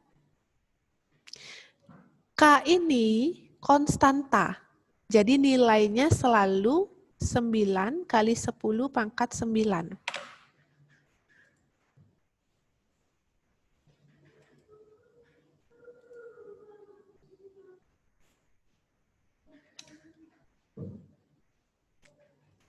Jadi nilainya selalu 9 kali 10 pangkat 9. Ini satuannya ya. 9 kali 10 pangkat 9. Q1, Q2 itu adalah muatan. Q itu muatan, satuannya Coulomb. Nah, kemudian R itu jari-jari, satuannya meter. FC itu gaya Coulomb. Asal dia sudah gaya, force satuannya selalu Newton. Mau gaya gesek, gaya Coulomb, gaya magnet, gaya listrik, gaya gravitasi, satuannya selalu Newton.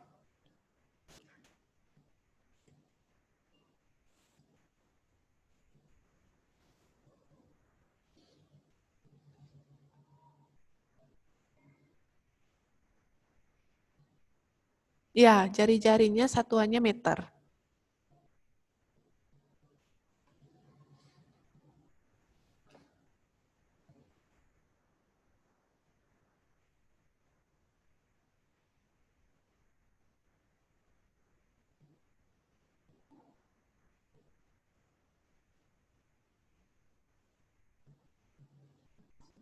Sudah.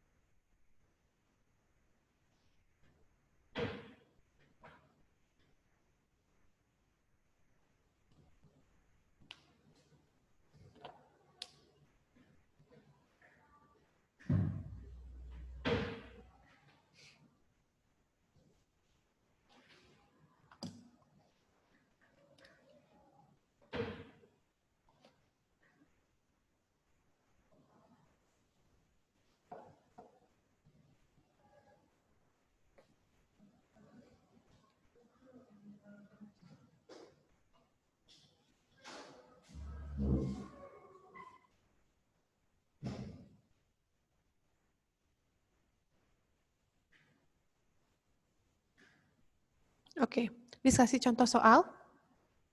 misalkan Miss punya Q1 adalah proton. Kemudian Q2-nya adalah elektron. Jaraknya 3 meter. Coba dicari gaya Coulombnya. K-nya tetap nanti kalian pakai 9 kali 10 pangkat 9. Itu nilai K-nya, konstanta dia. Dilihat dulu, kalau masih ada pertanyaan tinggal tulis di chat.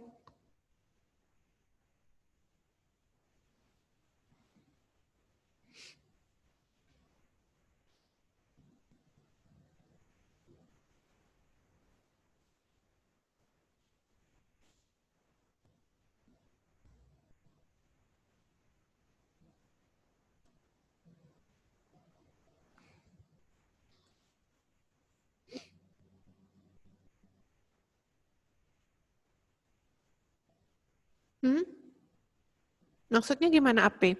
Itu Q-nya dikali, itu K-nya dikali Q1 dikali Q2 dibagi jari-jarinya. Bukan dibagi K kali semua. K-nya di atas tempatnya. K-nya dikali dengan Q-nya, baru dibagi dengan R-nya. Bukan, Miss. Yang mana maksudnya? Itu maksudnya, ini kan tulisnya K, Q1 kali Q2 per R kuadrat. Yang ini? Kan di rumusnya, itu K kali Q1 Q2 per R2 atau K kali Q1 sama Q2 dibagi R2. Ini dia. R-nya tidak perlu dikali dengan K, jadi K itu di atas tempatnya. Yang ini, ya. Oke, Miss. Oke.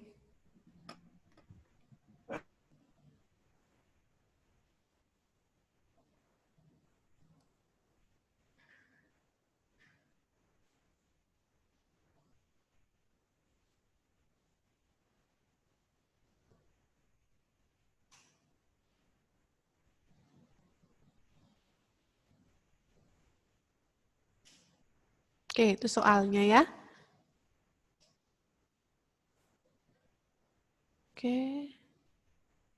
Q1-nya. Miss, itu K-nya dipangkatkan dulu atau itu dikali Q dulu, Panji. Plus 3 min 2. Oke. Miss, rubah tempatnya di sini ya.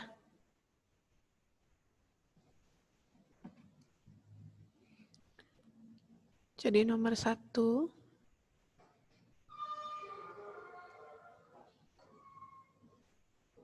Q1-nya plus 3. Q2-nya min 2. R-nya 3 meter. FC-nya berapa? Oke. FC sama dengan K. Q1. Satuan K itu udah ada di keterangannya tadi. Satuannya nggak usah ditulis. Q2 per R kuadrat. Jadi ini sama dengan 9 kali 10 pangkat 9. 3 plus minus, kalau di Q itu enggak usah dimasukkan ke perkalian. Tanda plus dan min ini, kalau plus artinya proton, kalau min dia artinya elektron. Cuma menunjukkan jenis muatan saja. Oke, silakan diselesaikan.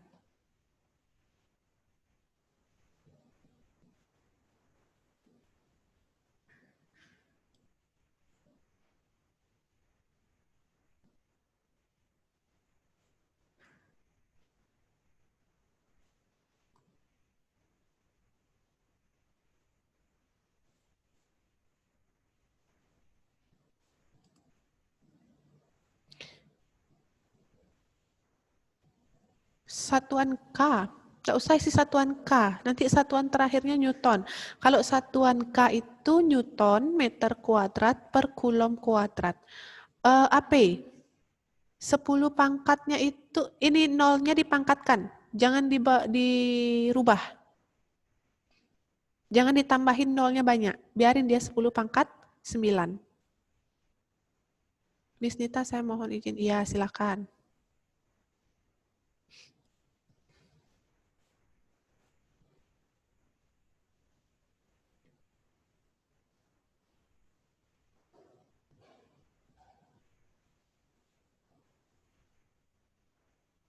Ini dia angkanya. Jadi kalian itu tinggal, oke, sebentar. Bukan 180, jadi 10, 18. Kok 18? 6 kali 10 pangkat 9. Oke, jadi yang diselesaikan pertama, coba dilihat Miss, ini 9-nya dikali 3, dikali 2. Ini dikali dulu, kali pangkat 9-nya taruh di belakang, 10 pangkat 9. Dibagi 3 kuadrat, sama dengan 9. Kemudian 9-nya boleh coret, atas sama bawah.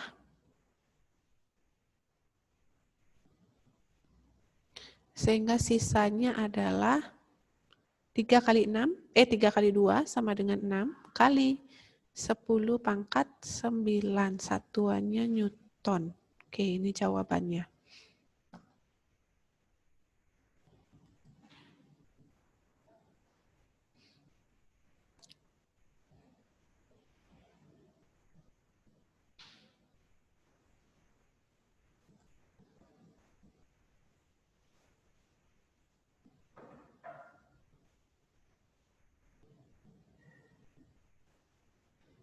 Itu udah jawaban final, Kim. 6 kali 10 pangkat 9. Pangkatnya ditetapkan begitu. Itu sudah jawaban finalnya, dalam pangkat. Oke.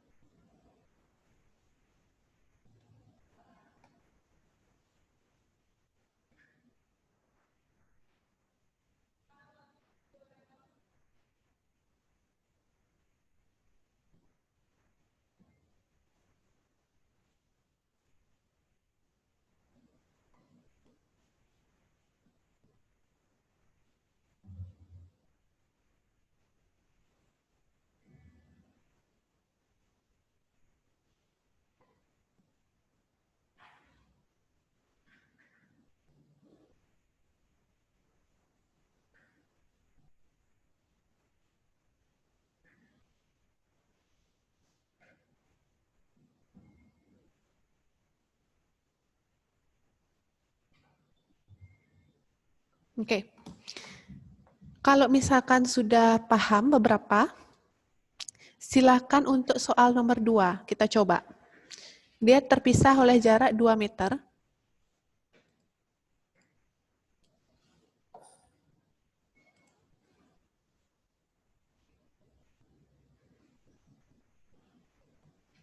Oke, itu 2 meter.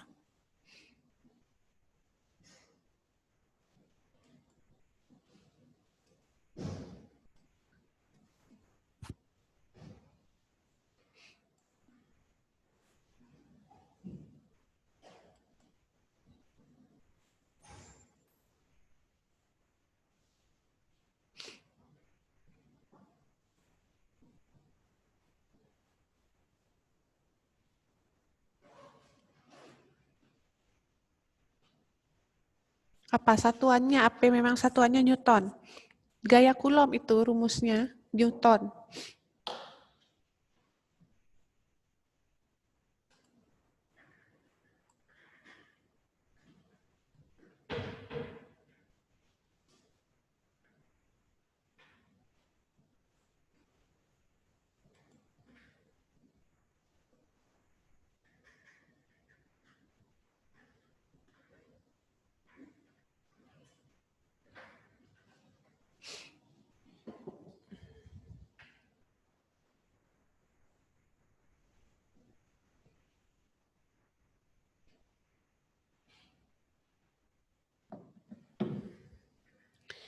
R-nya udah ada di sini, di gambarnya 2 meter.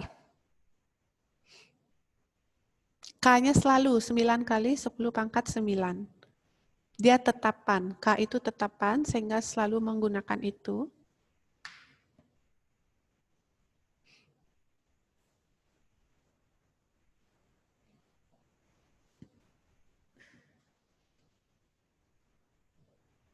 Empat lima, oke. Fania sudah jawab. Yang lain? Miss skip dulu jawabannya, nanti kita coba sama-sama. Ya, Van? Tunggu yang lain.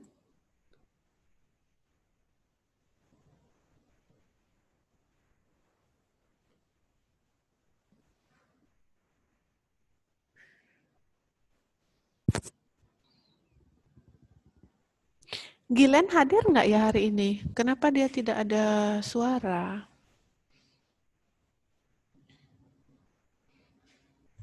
Hadir, Miss, hadir. Oh, hadir, ya. Baiklah, Gilen. Apa 1 kali 8? Apa maksudnya AP? 1,8, Miss? Jawabannya? Ya, kita keep 1,8 katanya AP. Panji 45, oke. Ayo, Miss tunggu.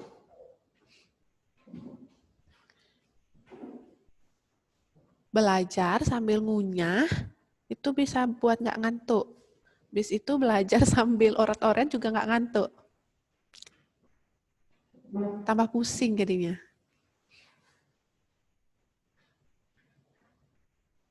Cuman nggak boleh, Miss. Gimana cara kerjainnya, Miss? Oke. Boleh, kan HP kan nggak kelihatan mukamu. Kalau nggak diliatin ya nggak kelihatan, P.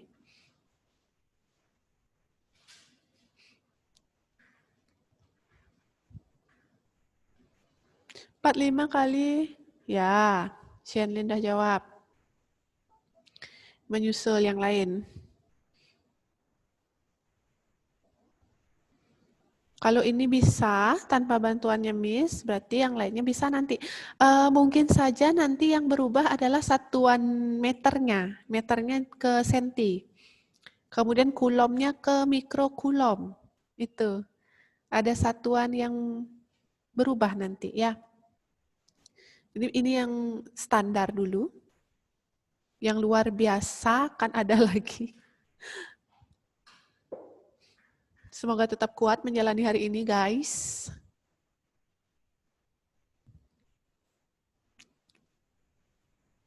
Berat, Miss.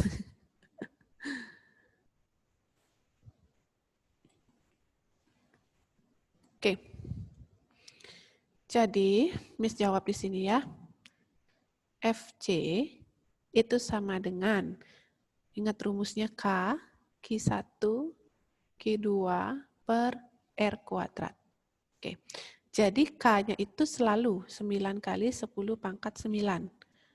Q1-nya min 4, tapi minnya tidak usah ditulis. Q2-nya adalah min 5, cukup ditulis 5 saja, dibagi 2 kuadrat.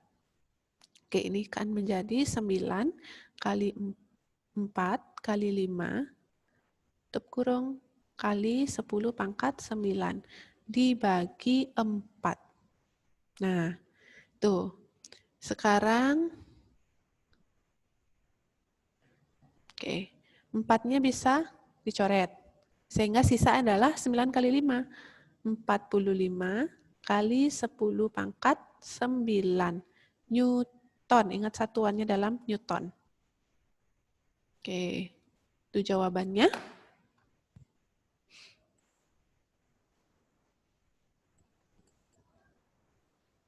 Ada tadi yang jawab 45 kali 10 pangkat 9. Benar, Shenlin betul. Kemudian Panji, kurang pangkatnya Ji. Lalu Fania, betul. Neutron, itu bukan neutron. Itu elektron sama elektron. Ya, jadi jenis interaksinya namanya tolak-menolak. Oke. Jadi kalau dia positif dengan positif,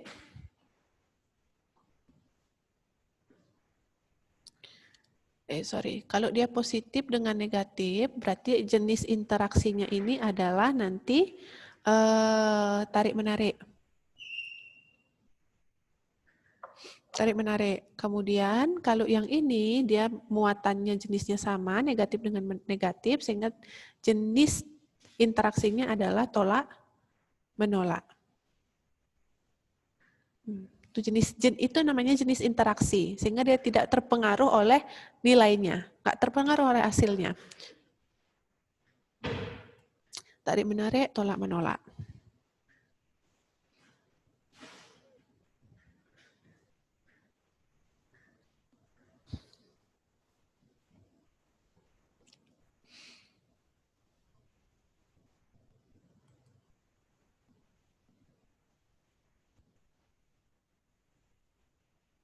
Kalau miss kecepatan, silakan kalian bisa foto whiteboard-nya, screen-nya. Untuk kalian catat, bisa. Apapun yang kalian tidak paham, silakan boleh ditanya.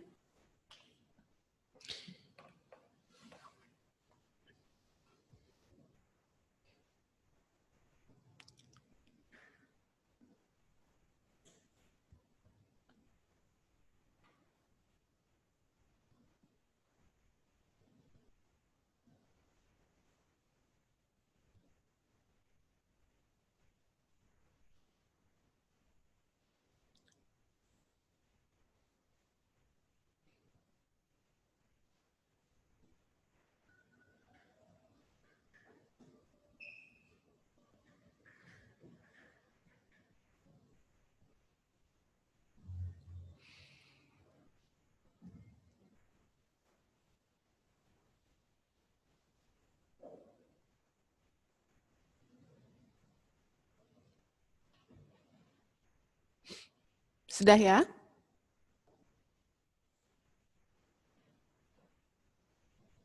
Miss lanjut ya. Yang lain gimana? Ada pertanyaan enggak?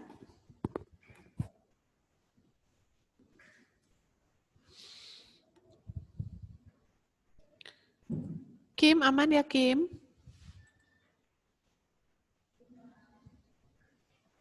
Oke. Quincy aman? Oke. Ya, kalau sudah, sekarang Miss lanjut. Contoh soal lagi 1.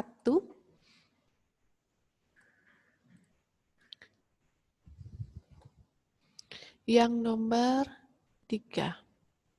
Oke.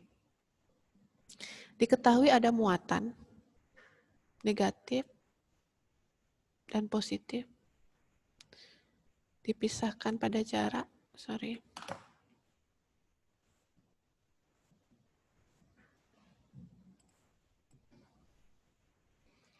pada jaraknya di 3 cm, itu sentimeter, Q1-nya negatif 6, Q2-nya positif 5, jaraknya 3 cm, kemudian K-nya tetap dipakai itu 9 kali 10 pangkat 9 Newton meter kuadrat per kulom kuadrat, ini cuma satuannya saja. Kemudian cari berapa besar gaya kulomnya. Tuh. Don't forget to change, konversikan dia 3 cm itu rubah ke meter. Oke. Miss bantu di sini, kalau dia 3 cm, dirubah ke meter kan naik 2 kali, sehingga dia menjadi 0,03 meter. Jangan dibuat 0,03. Kenapa? Karena nanti dia harus kuadrat, biar kalian tidak bingung, rubah menjadi 3 kali 10 pangkat minus 2 meter. Tuh. Sama halnya kalau misalkan ada 2 cm, ini rubah menjadi 2 kali 10 pangkat min 2 meter. Tuh. 1 cm. 1 dikali 10 pangkat min 2 meter. 5 cm. 5 dikali 10 pangkat min 2 meter. Itu. Ketika satuannya tidak meter, ini adalah dalam senti, sehingga dia harus dirubah ke meter.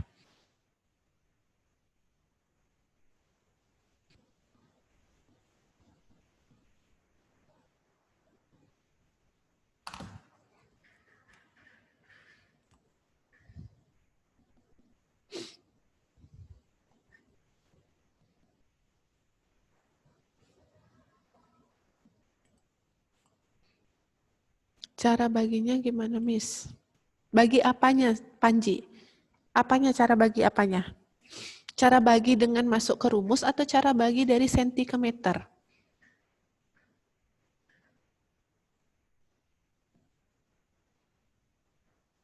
Oh, pas masuk ke rumus ya nanti. Tinggal dikuadratin dia dulu ya. Oke. Mukanya Jacqueline. Jacqueline, pusing? Enggak, oke. Syukur enggak pusing.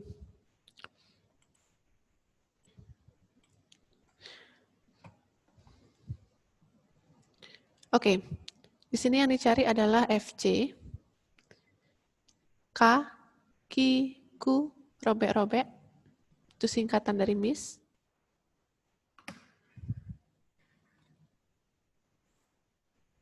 Nggak ngerti Miss? Ya, Jonathan, pelan-pelan kita belajar. Jadi ini sama dengan, K-nya tinggal masuk, nak. K-nya 9 kali 10 pangkat 9. Kan gitu? Q1-nya adalah 6. Q2-nya adalah 5. Ini divided by, R-nya adalah 3 cm. 3 cm yang sudah kita rubah tadi. Ini ke meter. 3 kali 10 pangkat min 2 pangkat 2 kuadrat. Sudah? Nah ini jadi 9 dikali 6 dulu, dikali 5. Pangkatnya taruh di belakang, pangkat 9. Dibagi 3 kuadrat itu kan 9, sorry. 9 dikali, ini ingat dikalikan, pangkat dengan pangkat. Sisanya adalah 10 pangkat minus 4. Oke, ini hasilnya. Nah, kemudian 9-nya bisa dicoret berdua. Sehingga hasilnya adalah 6 kali 5 sama dengan 30. Kali 10 pangkat 9 kali. Oke. Ini 10 pangkat minus 4. Bisa dibawa naik, dia menjadi 10 pangkat plus 4. Minusnya dibawa naik, dia jadi plus. Sehingga dia akan menghasilkan 30 kali 10 pangkat 9 ditambah 4. Atau 30 dikali 10 pangkat 13. Kalau Miss buat 3 boleh, ini jadi 10 pangkat 14 Newton. Ini hasilnya.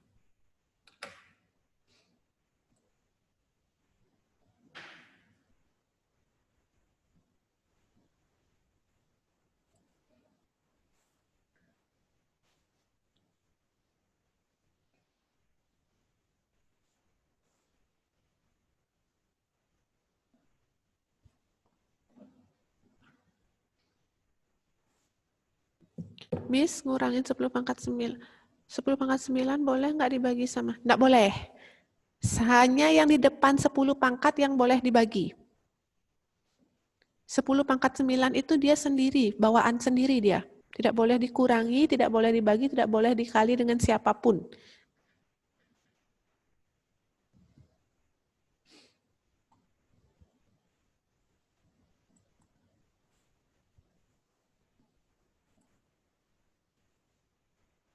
Miss, itu kenapa bisa 14 padahal 13? Oke. Ini angka nolnya Miss tambahkan ke 14. Sorry, angka nolnya kita bawa ke belakang, jadi 10 pangkat 13-nya berubah jadi 14.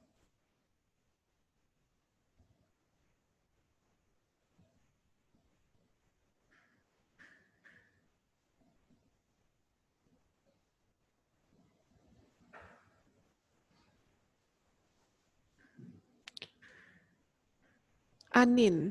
Oke. Jadi masih pada bingung yang ini. Ini kalau Miss buat 30 itu kan 3 kali 10 ya. Nah, 10 itu kan pangkat 1 ya. 3 kali 10 pangkat 1 kali 10 pangkat 13. Ini digabung berdua sehingga hasilnya adalah 3 kali 10 pangkat 14. Itu.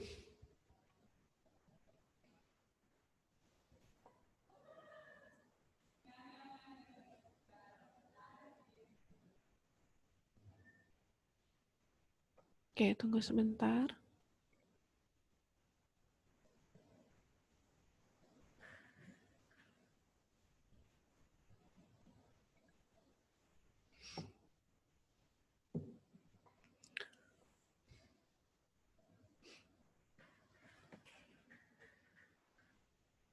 Sudah?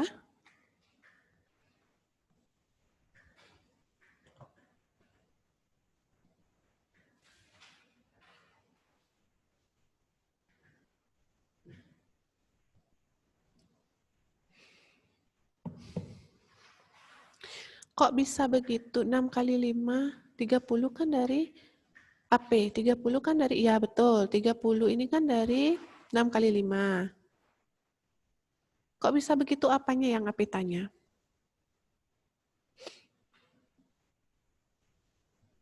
Miss kok jadi, oke. Semua bingung ya kok jadi pangkat 14. Jadi, biar enggak bingung. Miss hapus dulu ini.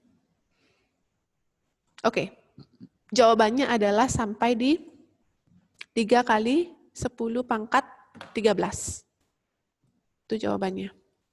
Sampai sini juga boleh.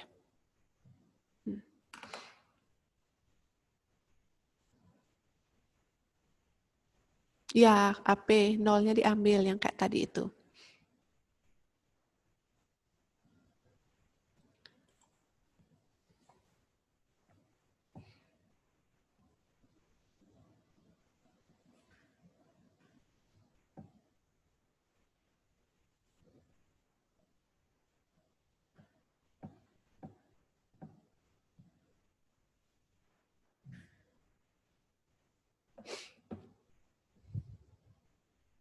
Any question again? Ada pertanyaan lagi?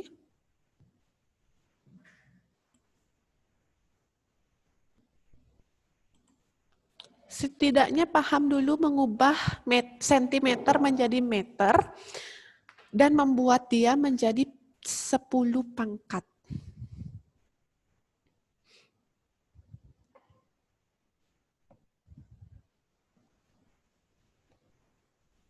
Paham ya?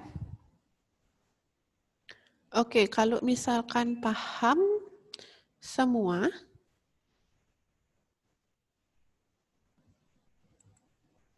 oke, AP paham. Ada yang ditanya enggak? Miss, pas ngubah CM jadi M tetap ada, tetap. Ngekor aja dia 10 pangkat min 2 itu asal sudah ketemu CM sama M, nambah aja terus dia 10 pangkat min 2. Paham ya? Oke. Miss kembali ya. Stop sharing ya. Sorry. Miss stop ya. Oke. Kalau yang belum sempat mencatat semuanya bisa difoto atau di screenshot.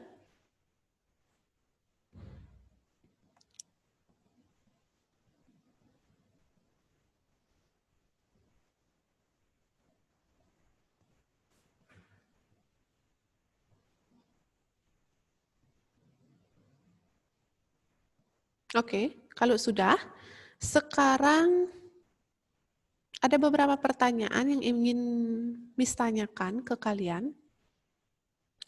9B, pertanyaannya simple. Jadi silakan dijawab. Silakan masuk ke link yang Miss kasih. Silakan masuk ke linknya. Sudah? Oke, 1 orang, 2 orang sudah masuk, 3 orang, 4 orang. Jadi di situ dijawab sesuai absennya kalian. Miss sudah kasih nomor urut di sana. Silakan dijawab berdasarkan namanya kalian. Gampang kan pertanyaannya, Miss? Belum masuk ke soal.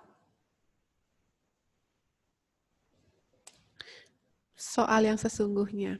Kalau misalkan tidak bisa diketik di sana, ada yang tidak bisa mengketik di sana, boleh dijawab di chat. Jadi waktunya tinggal lagi 4 menit. Dijawab dengan cepat. Ini enggak menguras otak jawabnya.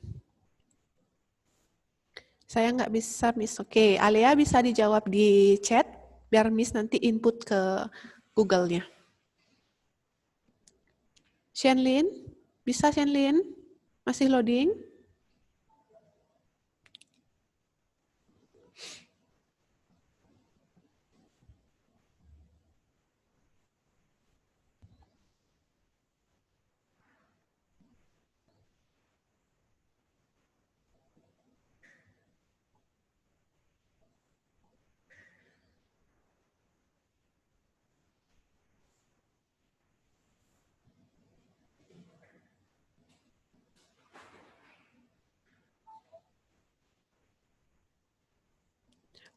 Shenlin, siapa yang tidak bisa chat? Alea, Alea kirimnya ke chat yang di Zoom.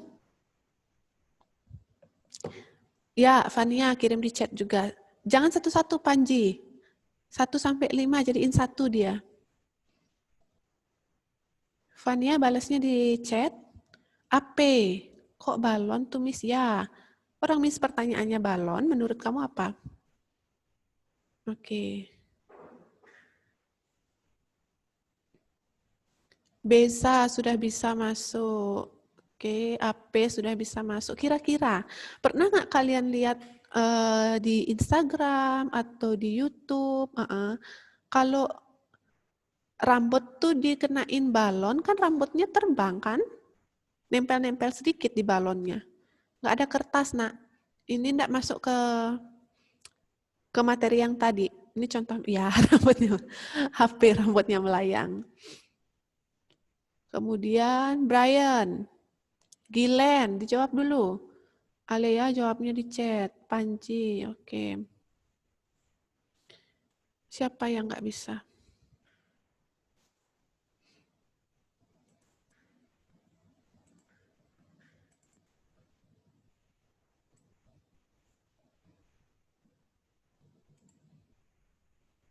Nempel-nempel, Aka. Rambut menempel pada balon, oke. Quincy lumayan bingung. Shenlin pusing. Shenlin bisa, Shenlin.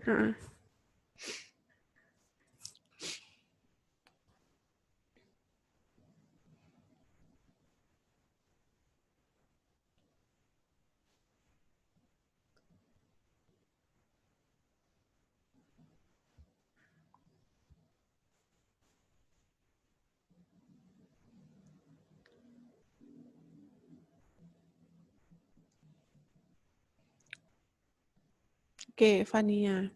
Sudah dijawab.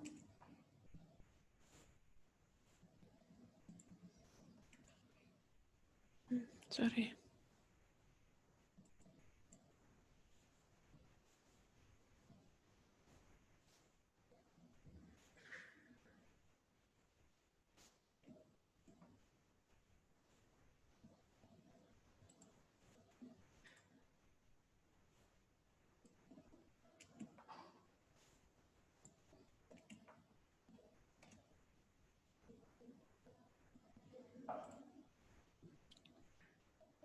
Oke.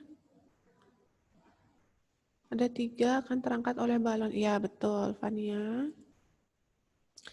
Kemudian Quincy. Jonathan, nggak bisa ya? Kim, sarapannya apel.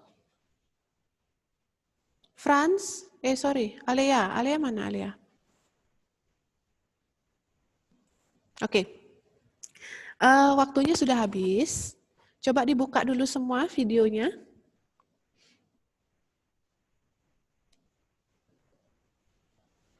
Ya, terima kasih hari ini sudah mengikuti pelajaran fisika. Meskipun memang agak susah mentransfer materinya karena rumusnya begitu, soal-soalnya juga itu. Ya, Miss tahu itu membuat Anda pusing, kalian pusing.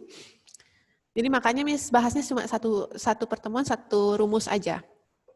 Ya. Terima kasih untuk hari ini. Semoga masih tetap semangat untuk pembelajaran selanjutnya. Miss akhiri, selamat siang.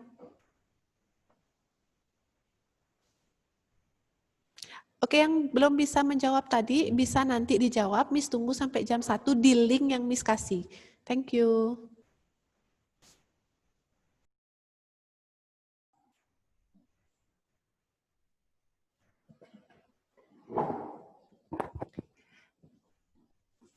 Halo, selamat siang anak-anak.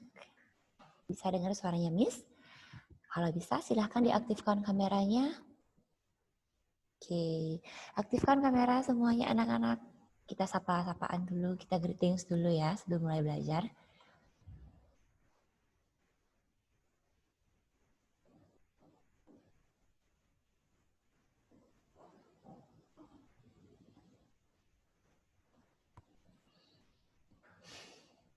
Oke. Yang belum diaktifkan kameranya, aktifkan dulu. Ya, biar bisa ketemu, jadi bisa lihat wajahnya langsung.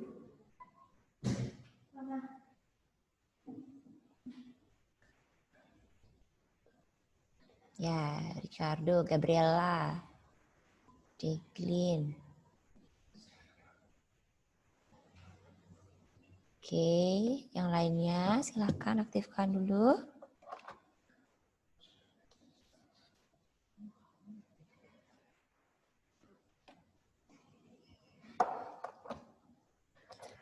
Sharon, Gabriela, Arya, Jonathan.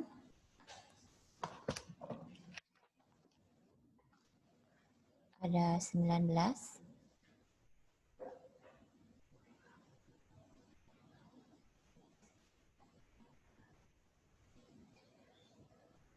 Ada 21. Miss absen dulu ya. 9B. 9B. Oke. Bezalil, gitu ya? Bener. Dipanggilnya apa sih? Bezalil gitu? Gimana Miss ngomongnya?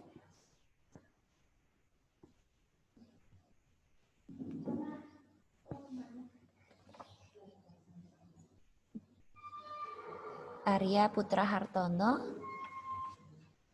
Ada Brian Surjaya. Ada David Gilen. David aktifin dulu dong kameranya David. Dominika. Mana Dominika?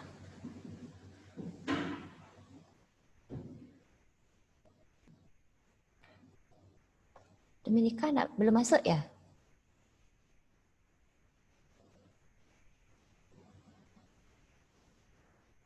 Oke, Dominika belum masuk ya. Franz Joseph.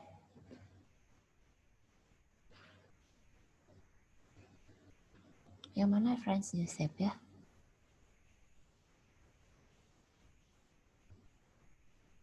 Oh ya, ada. Di sini rupanya. Gabriela ada. George Dena Prawira. Gusti Ayu Sylvia Cendrawati. Ya. Panji Angkasa. Arya Kurniawan. Ya, ada. Jacqueline. Bener Jacqueline? Iya. Kimberly. Ada. Michael. Mana dia Michael?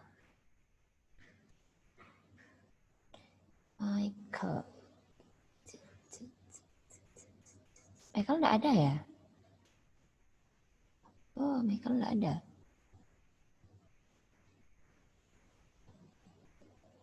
Ada, Miss. Mana coba angkat tangannya dong. Michael Jonathan. Jonathan. Oh itu, ya. Nggak diaktifin kameranya loh. Ada Jonathan. Anindya Maheswari. Ya. Eka Asih Marvella. Ada. Quincy Krisanta Sumargo. Ya. Ricardo Audrey. Ada Ryan Nathan Chandra.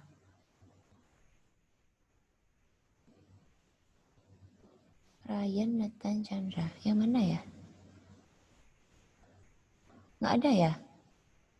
Ryan.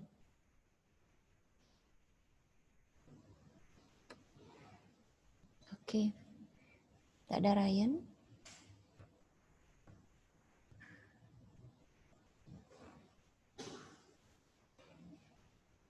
Shenlin. Ada. Vania Angelina. Vania Angelina.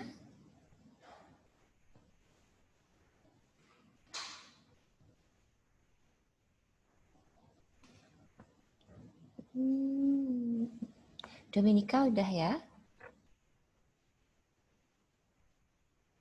Vania Angelina belum ada.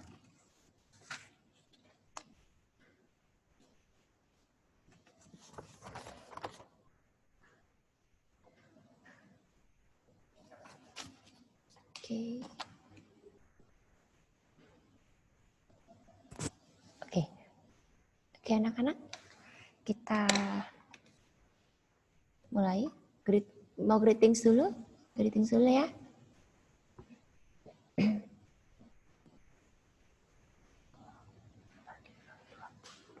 Oh ya, ada 2 temen yang enggak ada ya.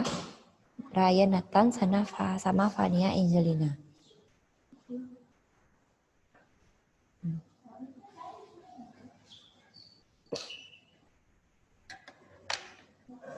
Oke.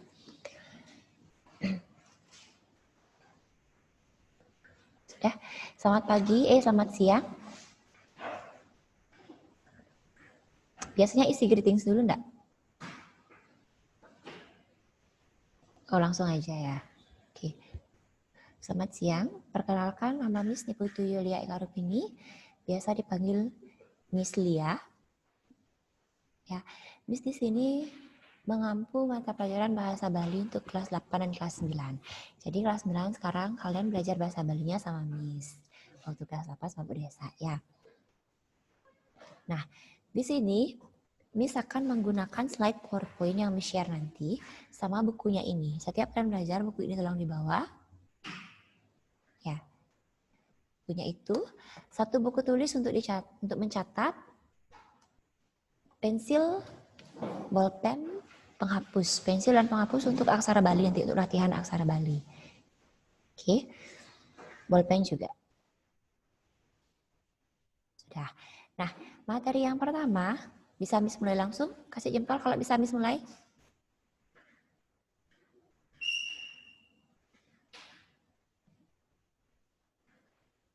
Oke. Miss akan share screen-nya sekarang. Mohon didengarkan penjelasannya Miss. Ya, sambil kalian mendengarkan penjelasannya Miss, sambil juga kalian mencatat. Nih. Miss setiap menjelaskan itu pasti menggunakan bahasa Indonesia, tapi nanti di penjelasannya itu bahasa Bali, di bawahnya ada tulisan Miss italikan atau Miss miringkan itu bahasa Indonesianya, agar kalian tidak bingung. Jadi silakan dicatat kedua-duanya, baik bahasa Indonesia maupun bahasa Balinya. Ya. Oke, kita mulai sekarang. Miss share screen.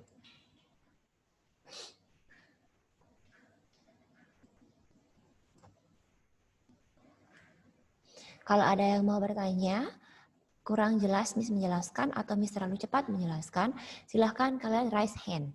Kalau tidak ada reactionnya raise hand, bisa pakai thumbs up.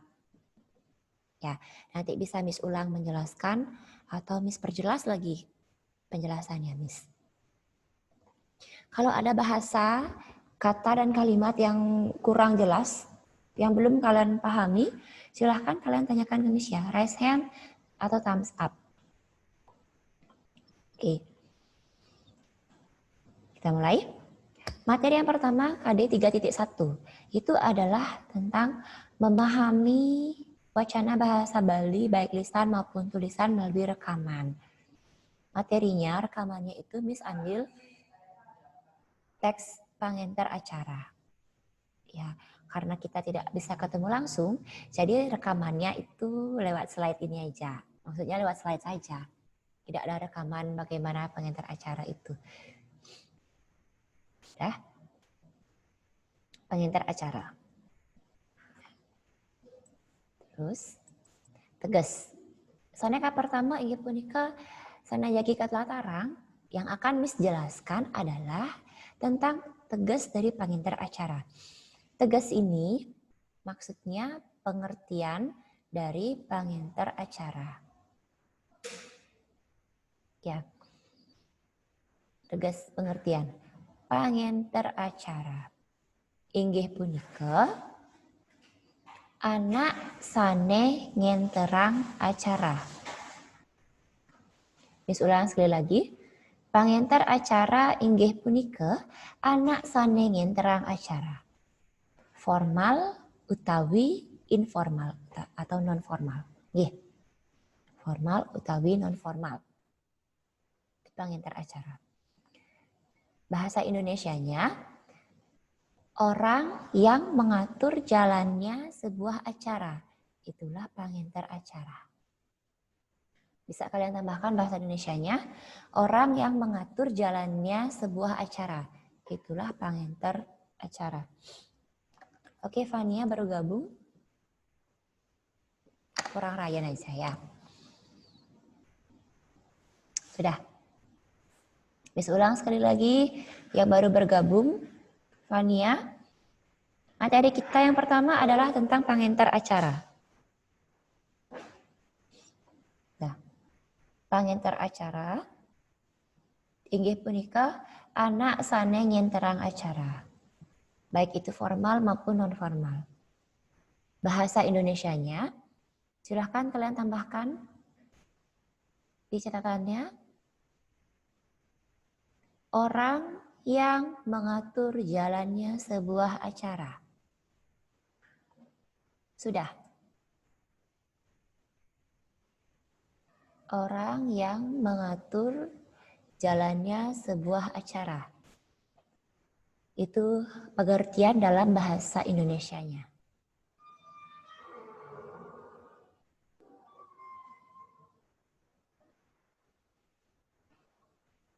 Oke, sudah ya. Dalam bahasa Bali ada dua istilah lain untuk menyebutkan pengantar acara. Yang pertama adalah pengantar baos. Sudah. Pengantar baos itu juga sama pengantar acara. Lalu yang kedua ini adalah ugro wakil. Ugro wakil ini juga pengantar acara. Kalau di bahasa Bali dia disebut pengantar acara. Tapi kalau di bahasa Indonesia, bisa kalian isi di sebelahnya, di sebelah pengantar acara. Di bahasa Indonesia, pengantar acara itu adalah MC, Master of Ceremony, pembawa acara, host. Nah, itu sama itu kalau di bahasa Indonesia, ya. Tapi kalau di bahasa Bali, ini disebut pengantar acara. Pengantar baos dan ugro wakil, itu dia. Sudah. Bisa dilanjutkan? Thumbs up-nya kalau boleh Miss lanjut.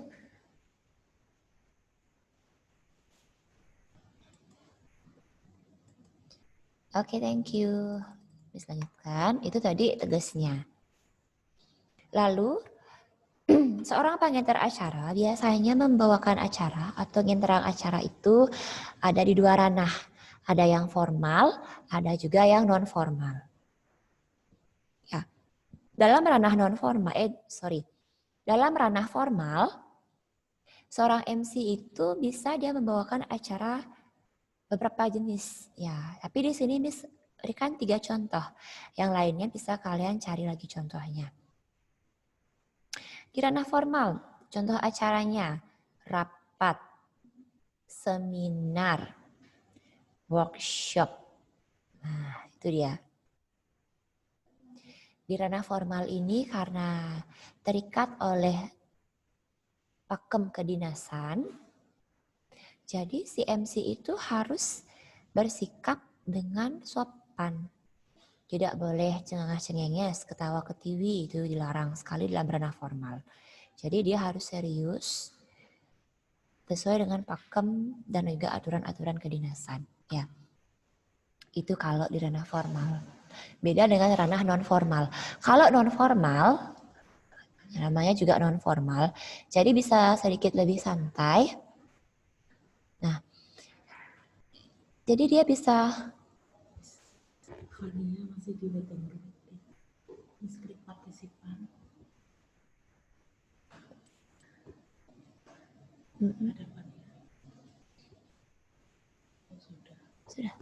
Sudah tak masukin.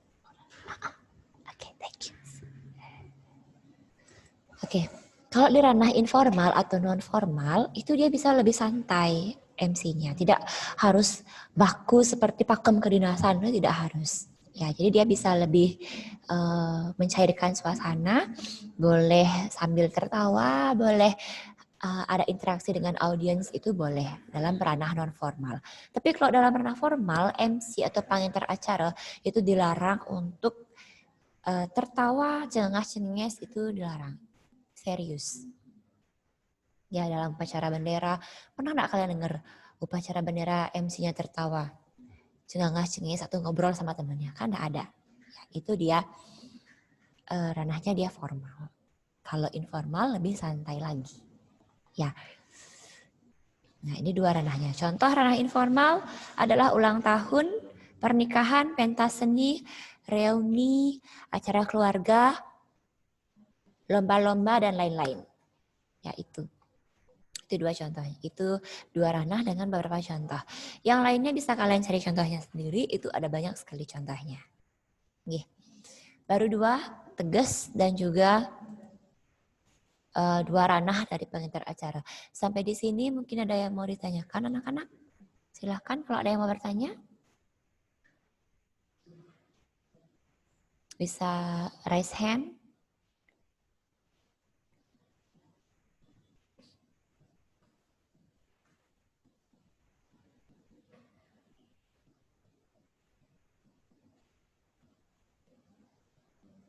Oke.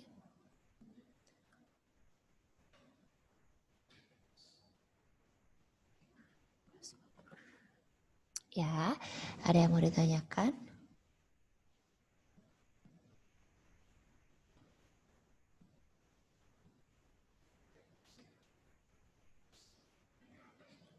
Oke, kalau tidak ada yang mau ditanyakan, sekarang Miss yang bertanya. Ya, yang namanya Miss sebutkan, tolong diaktifkan kameranya dan jawab pertanyaan dari Miss. Oke, David Gilen. David Gilen, silahkan diaktifkan kameranya dan tolong jawab pertanyaannya, Miss.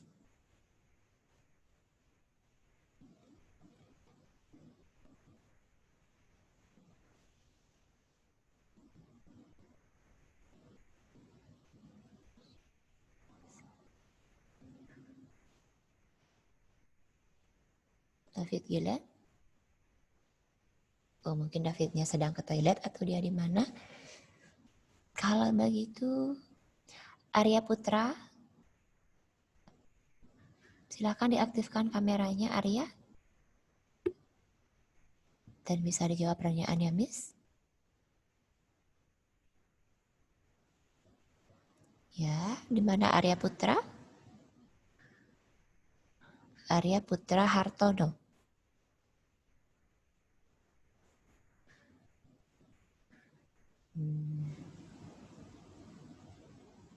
Di-unmute dulu.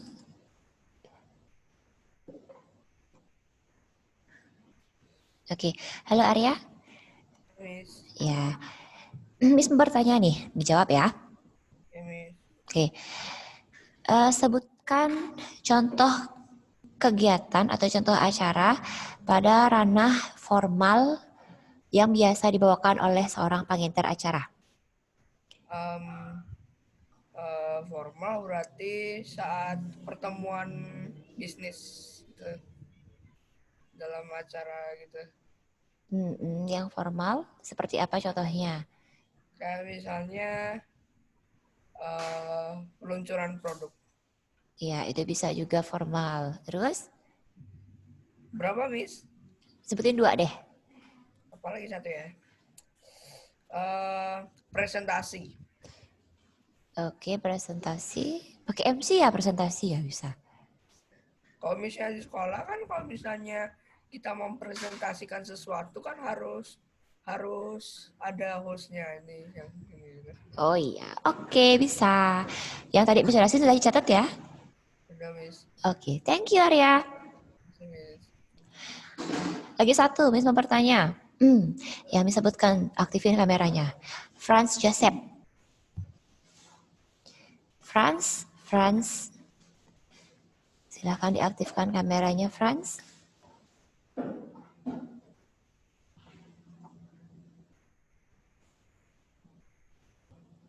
Oke, di-unmute dulu. Halo, Franz. Miss mau bertanya. Apa yang Franz ketahui tentang pengincar acara? Dalam bahasa Bali ya? Pakai bahasa Bali. Miss sudah jelasin tadi pakai bahasa Bali. Kalau nggak dicatat, ya ketinggalan. Pengincar acara. Iya, pengincar acara. Apa itu pengincar acara? Indonesianya dulu ya. Oke. Seseorang yang membawakan acara. Ya, seseorang yang membawakan acara. Kalau bahasa Balinya? Nggak tahu sih, Miss. Yang tadi Miss jelasin dicatat ya. Oke.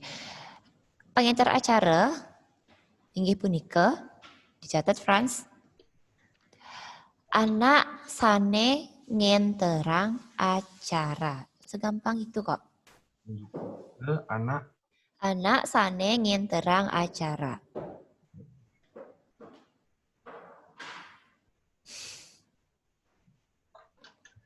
Sudah? Sudah, Franz. Oke, nanti jangan lain-lain lagi ya. Perhatikan. Oke, terima kasih, Franz. Nah, ya anak-anak, itu tadi tegas dan juga ranahnya. Sekarang, mohon diperhatikan. Ya, ini adalah agam-agaman seorang pengincar acara.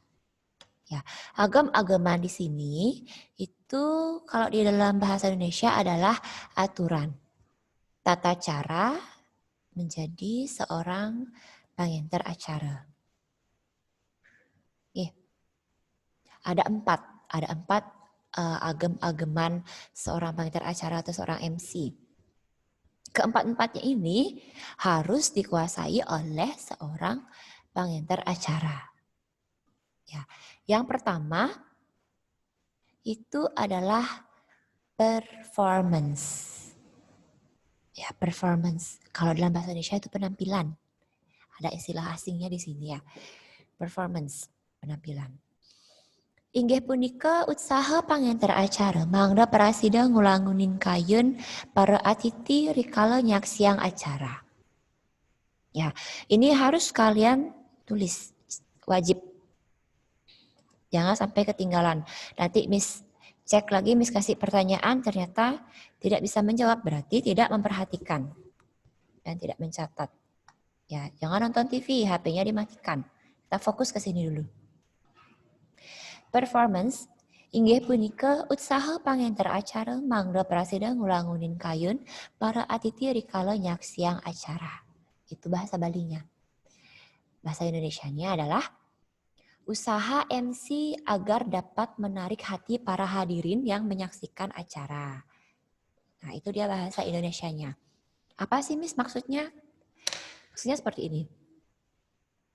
Dalam performance itu, Ya, seorang MC dia harus memperhatikan yang pertama adalah tampak luarnya dia dulu.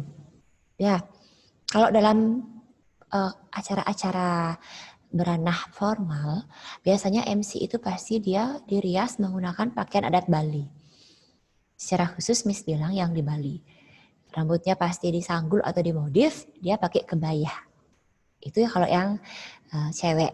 Tapi kalau yang cowok, itu biasanya dia menggunakan safari, ya baju safari, pakai kaman, pakai udeng. Biar ganteng kelihatan. Itu ya Miss bilang, seorang MC itu dia harus memperhatikan tampak luarnya dulu. Ya, kalau MC-nya sudah cantik, ganteng, rapi, bersih, menarik untuk dilihat, ya hadirin itu pasti akan mengikuti acara dengan baik. Itu biasanya. Ya, agar kita terlihat lebih menawan lah di depan orang. Karena MC itu pasti depan dia akan berdiri, di depan para hadirin. Menjadi poin utama pandangan para hadirin selain acara yang berlangsung. Apalagi ketika si MC itu bicara, undangannya pasti matanya semua tertuju ke MC. Nah, biar lebih menarik hati para hadirin. Oh, MC-nya cantik, oh MC-nya rapi, seperti itu. Jangan sampai MC-nya baru bangun, kucak-kucak mata, udah membawakan acara. Nah, itu kan nggak bagus. Apalagi kalau yang formal. Tapi kalau yang non-formal itu kan temanya beda lagi. Ya. Itu yang Miss bilang MC harus memperhatikan tampak luarnya, itu yang pertama. Yang kedua, selain penampilan luar, MC juga harus bisa menguasai panggung dan juga gerak tubuhnya dia. Ketika menyapa tamu, lihat tamu undangan yang disapa, misalnya menyapa yang terhormat Bapak Kepala Sekolah, pandang Bapak Kepala Sekolahnya, kasih senyum. Ya, agar si undangan yang disapa itu dia merasa dihargai. Nah, itu juga penampilan. Ya. Terus yang ketiga, bagaimana intonasi dan juga pelafalan si MC itu ketika dia membawakan acara. Melafalkan kalimat demi kalimat dengan jelas. Jangan sampai ada miskomunikasi karena ketidakjelasan kalimat yang disampaikan. Intonasinya juga kapan harus tinggi, kapan harus rendah intonasinya. Nah, itu juga harus diperhatikan. Itu semua masuk di performance, di penampilan MC. Bahasa Indonesianya, usaha MC agar dapat menarik hati para hadirin yang menyaksikan. Nah, ini dia harus mampu menarik hati hadirin. Ya kan, tapi hadirinnya lain-lain. Terus, yang kedua adalah siksa. Siksa di sini bukan tersiksa atau siksaan atau menyiksa, bukan. Itu beda. Ya, siksa di sini maksudnya adalah sikap. Ya, siksa inggih punika sikap pangenter acara mangda prasida nyikiang kayun para atiti miwah sang maduwe karya.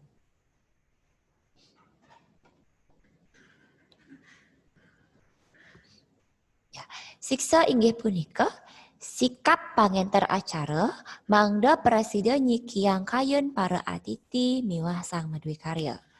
Bahasa Indonesianya, sikap MC agar dapat menjembatani atau menghubungkan pikiran atau ide dari undangan dengan pemilik acara. Idenya pemilik acara dengan undangan. Contohnya seperti ini. Kalau misalnya si pemilik acara itu membuat sebuah acara ulang tahun dengan konsep garden party, nah pesta kebun gitu misalnya. Bagaimana caranya si MC ini membawakan acara agar suasananya itu memang benar-benar suasana santai dan rileks seperti di kebun. Sebelum dia membawakan acara kan pasti si pemilik acara ini menyampaikan ke MC bahwa idenya itu seperti ini, seperti ini, undangannya ini, acara yang akan berlangsung seperti ini. Nah, inti-intinya itulah MC yang harus mengembangkan agar tersampaikan kepada para undangan. Jadi undangan juga menikmati bagaimana suasana pesta kebun yang sesungguhnya. Ya, lewat acara yang dibawakan oleh MC-nya itu sikap. agar tidak terjadi kesalahpahaman. Nanti temanya tentang pesta kebun, malahan si MC itu acaranya, naskah MC-nya dibuatnya tentang temanya pesta dalam ruangan, kan tidak nyambung seperti itu. Itu maksudnya siksa. Nah, kalau bahasa ini terkait dengan bahasa. Kalau kita sudah bicara tentang bahasa, itu pasti bahasa. Dalam hal ini, bahasa inggih punika pangenter acara waget ring sor singgih bahasa piwah bahasa wasita. Ya, Miss ulangi. Bahasa inggih punika pangenter acara waget ring sor singgih bahasa miwah bahasa wasita. Maksudnya, waget dalam hal ini itu terampil. Atau dia memiliki kemampuan. MC terampil menggunakan sor singgih bahasa dan juga bahasa kiasan dalam bahasa Bali. Sor singgih bahasa. Waktu kelas 7 kalian pasti belajar tentang sor singgih bahasa. Sor singgih bahasa itu adalah tingkatan-tingkatan dalam bahasa Bali. Ya, bahasa Bali itu tidak cuma satu katanya atau bahasanya. Tidak seperti bahasa Indonesia yang kalau makan, dia makan. Duduk ya duduk. Bahasa Bali tidak seperti itu. Dia ada tingkatannya. Dengan siapa kita akan berbicara, ada tingkatan bahasanya. Unda usuk, sor singgih, hangga hungguhing, itu sama dia. Ada yang bahasa adab untuk bicara dengan sesama teman. Bahasa radio, ada bahasa alusor, ada yang lebih tinggi bahasa alus singgih. Bahasa alus singgih ini biasanya digunakan dalam ranah formal ketika berbicara dengan orang yang kedudukannya lebih tinggi. Nah, itu sor singgih bahasa. Lebih lanjutnya akan kita pelajari nanti setelah materi pangenter acaranya ini. Bahasa kiasannya juga ya. Itu yang terakhir itu adalah vakasfin. Ya, vakasfin inggih punika pangenter acara mangdowikan ring sahananing video miwah kaweruhan. Ya, Miss ulang sekali lagi. Vakasfin inggih punika pangenter acara mangdowikan ring sahananing video miwah kaweruhan. Artinya si MC ini agar dia memiliki berbagai macam pengetahuan. Memiliki wawasan yang luas. Ya, karena sebagai MC itu sering kita diminta untuk membawakan acara yang temanya beragam sekali. Ada yang bertema pendidikan, ekonomi, sosial politik, seni budaya, ekonomi, kesehatan. Nah, jadi kita harus memiliki pengetahuan dalam bidang itu. Walaupun tidak mahir, minimal kita tahu. Itu intinya, vakasfin ini. Jangan hanya 1-2 aja yang kita tahu, tapi tetap harus belajar mencari informasinya. Itulah maksudnya pangenter acara wikan ring sahanani widya miwah kaweruhan. Pangenter acara pintar dalam berbagai macam ilmu pengetahuan dan keterampilan, atau pangenter acara memiliki wawasan yang luas. Itu maksudnya. Itulah agem-ageman seorang pangenter acara. Sudah sampai di sini? Ada yang kurang jelas? Atau masih dalam proses mencatat? Silakan. Yang sudah selesai, berikan Miss thumbs up-nya 1. Yang belum, kita lanjutkan. Oke, baru Panji. Yang lainnya?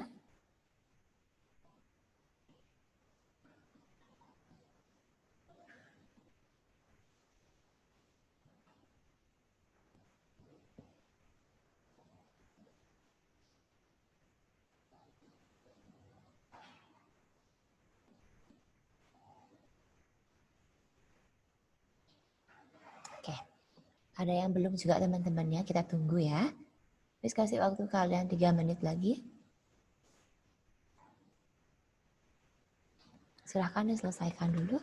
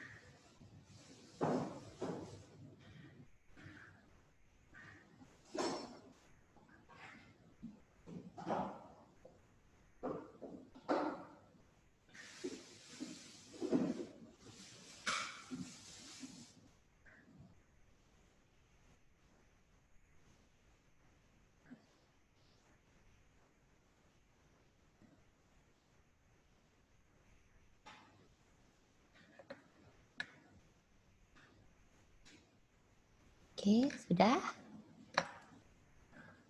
Yang tadi belum, sekarang sudah? Miss lanjutkan ya. Oke, ada yang mau bertanya dulu? Mungkin ada yang belum jelas?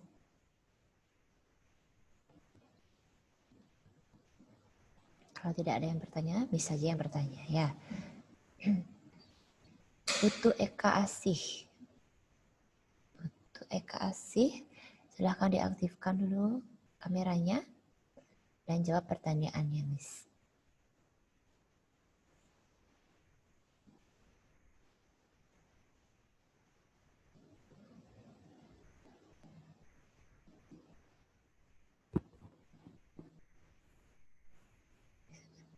Halo, Putu Eka Asih, silahkan diaktifkan kameranya.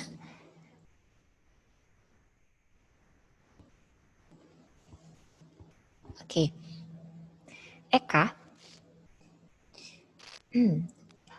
jelaskan pengertian dari vakasfin.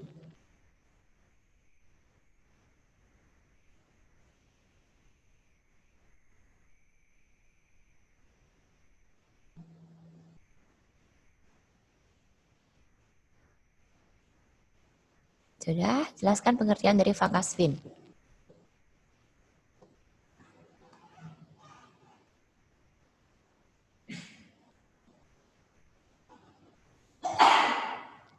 Eka dengar suaranya Miss kan? Oke, tadi sudah mencatat apa yang Miss jelaskan. Sekarang tolong dijawab apa yang dimaksud dengan vakasfin di agam-agaman tadi. Kenapa Miss belum dengar suaranya? Oh sorry, Miss nggak dengar suaranya Eka.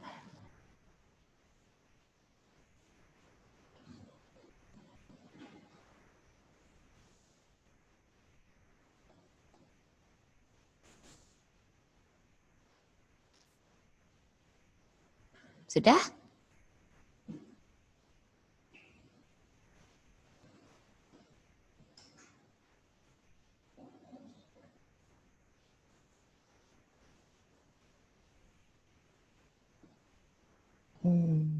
Mungkin koneksinya kurang bagus itu ya. Miss belum dengar suaranya. Shenlin, diaktifkan kameranya dulu. Shenlin Segiarto. Ya, halo Shenlin. Di-unmute dulu. Ya. Shenlin jelaskan apa yang dimaksud dengan performance.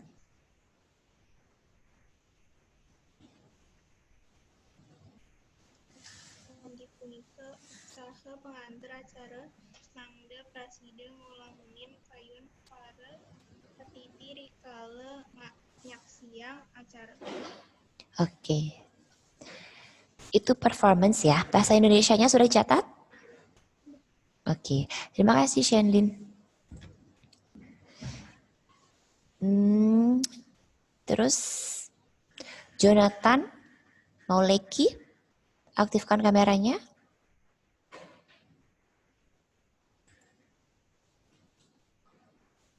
Michael Jonathan Mauleki. Aktifkan kameranya dulu. Ya, Miss, kenapa, Miss? Sudah. Aktifkan kameranya dulu. Jawab pertanyaannya, Miss.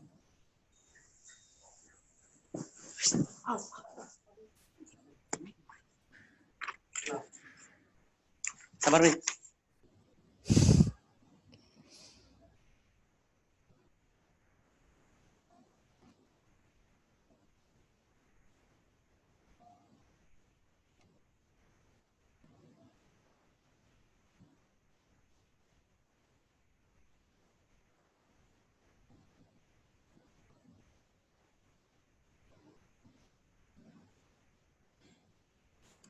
Oke.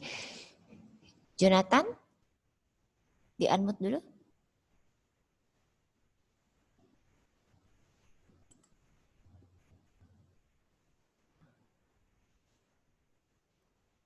Ya. Jelaskan pengertian dari siksa. Apa, Miss? Jelaskan pengertian dari siksa. Inggih punika sikap pengantar acara magde prasida nikiang kayun para atiti miwah sang madwo. Madwi karya. Ya. Ya, dicatat bahasa Indonesianya. Saya nggak tulis bahasa Indonesia, Miss. Loh, nanti kamu nggak ngerti nanti kalau nggak ditulis bahasa Indonesianya. Ya, nanti ditulis ya. Oke, terima kasih Jo. Ya, berarti sudah diperhatikan. Bisa lanjutkan lagi. Setelah gema-geman pengantar acara, lalu slide berikutnya adalah sane kawedar sadurung ngawitin acara. Ya, yang disampaikan sebelum memulai sebuah acara. Biasanya kalau teksnya berbahasa Bali, pasti selalu ada ini. Dalam bahasa Indonesia pun pasti ada. Ya, sekarang kita bicara yang berbahasa Bali. Sane kawedar sadurung ngawitin acara. Yang disampaikan sebelum memulai acara. Itu maksudnya ini. Dijelaskan, ring acara resmi utawi formal ketahnyane karienin antuk pawedaran bawas minekadi. Ya, pada acara resmi atau formal biasanya terlebih dahulu disampaikan beberapa kalimat seperti beberapa hal seperti yang pertama, lunas uratian. Lunas uratian atau mohon perhatian.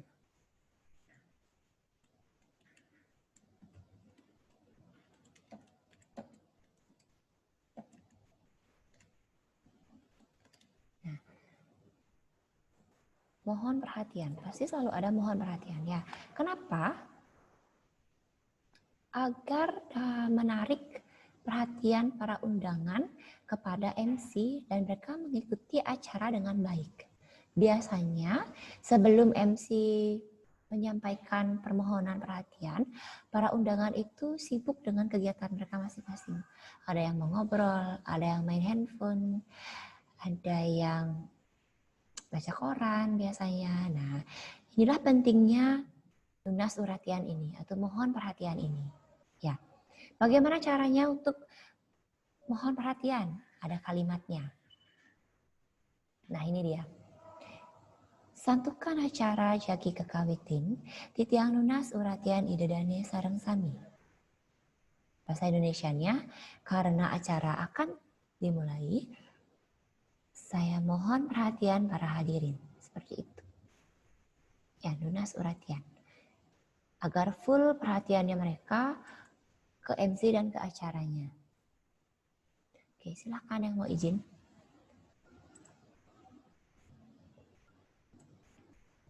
Oke. Sudah, itu yang pertama harus disampaikan lunas uratian. Kalau tidak, mereka pasti lain-lain. Ya, jangan sampai hadirinnya masih ribut, masih wawiwi, seperti bebek, MC-nya sudah mulai acara. Nah, itu tidak efisien. Tidak ada yang mendengar nanti. Usahakan fokuskan dulu perhatian mereka ke MC agar mereka mengikuti acara dengan baik, dengan tenang. Itulah pentingnya lunas uratian ini. Oke. Satukan acara jagi kekawitin titiang lunas uratian idedane sareng sami. Karena acara akan dimulai, saya mohon perhatian para hadirin. Seperti itu. Nah, kalau hadirinnya belum tenang, ulangi lagi. Sampai mereka mau diam dan fokus ke acara. Ya. Setelah hadirinnya fokus, tenang, tidak ada aktivitas lain selain memperhatikan si MC dan juga acara, baru MC ini harus mengucapkan penganjali atau salam. Ya, entah itu Om Swastiastu, salam sejahtera, shalom, assalamualaikum, namo buddhaya, atau yang lain silahkan. Tergantung MC-nya sekarang mau pakai yang mana dan juga situasinya seperti apa. Disesuaikan saja, fleksibel. Atau bisa juga menggunakan salam yang lebih umum. Misalnya, kalau acaranya pagi, pakai Rahajeng Semeng. Rahajeng Semeng itu selamat pagi. Rahajeng siang, selamat siang. Rahajeng sore, selamat sore. Rahajeng wengi, selamat malam. Seperti itu. Itu salamnya fleksibel, bisa pakai apa saja tergantung si pengantar acara itu. Nah, kita lanjutkan. Setelah mengucapkan salam, si pengantar acara ini mengucapkan swasti prapta. Swasti prapta ini artinya mengucapkan selamat datang atas kehadiran para undangan sekalian. Kalau dalam bahasa Bali, suksema aturang titiang atau sepengerah tu idedane sareng sami ring acara rahainane mangkin. Ya, terima kasih saya ucapkan kepada para undangan atas kedatangannya pada acara hari ini. Seperti itu. Pasti selalu ada pengucapan selamat datang setelah salam. Yaitu salah satu bentuk sopan santun. Lalu yang keempat,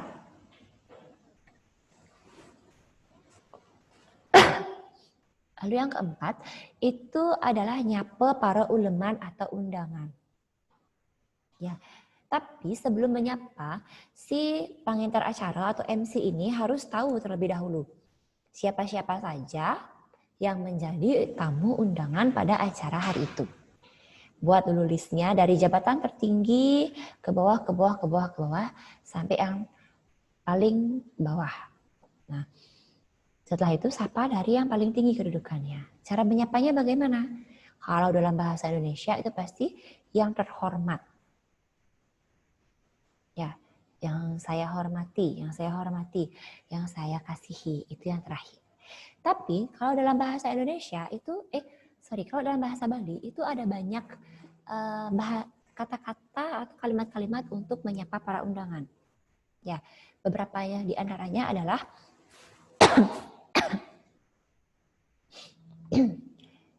yang pertama, Sane Kusumayang Titiang. Sane Kusumayang Titiang, Wali Kota Denpasar utawi Sane Ngangganin. Nah, yang terhormat Wali Kota Denpasar atau yang mewakili, itu maksudnya. Itu untuk pejabat atau orang yang kedudukannya tinggi. Itu sudah ada kasih keterangan di sampingnya. Terus yang B, Sane Wangyang Titiang, Kepala SMP Tunas Daud utawi Sane Ngangganin. Ya, Sane Wangyang Titiang itu artinya yang saya hormati. Terus yang ketiga, Sane Suciang Titiang. Sane Suciang Titiang itu khusus spesial untuk orang-orang suci atau para pendeta. Suciang Titiang. Hanya untuk itu, tidak boleh untuk yang lain. Terus, Sane Mustikayang Titiang.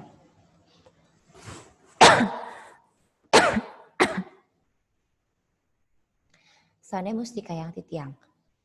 Itu biasanya digunakan untuk pejabat, polisi atau tentara.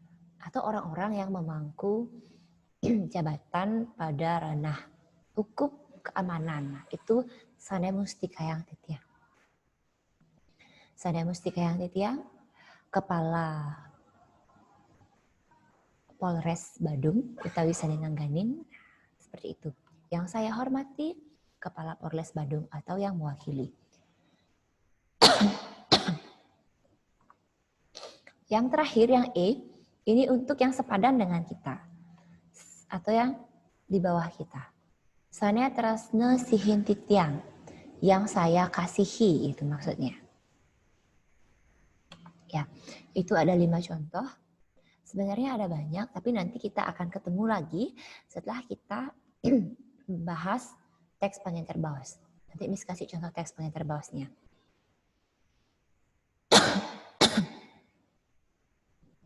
Sudah.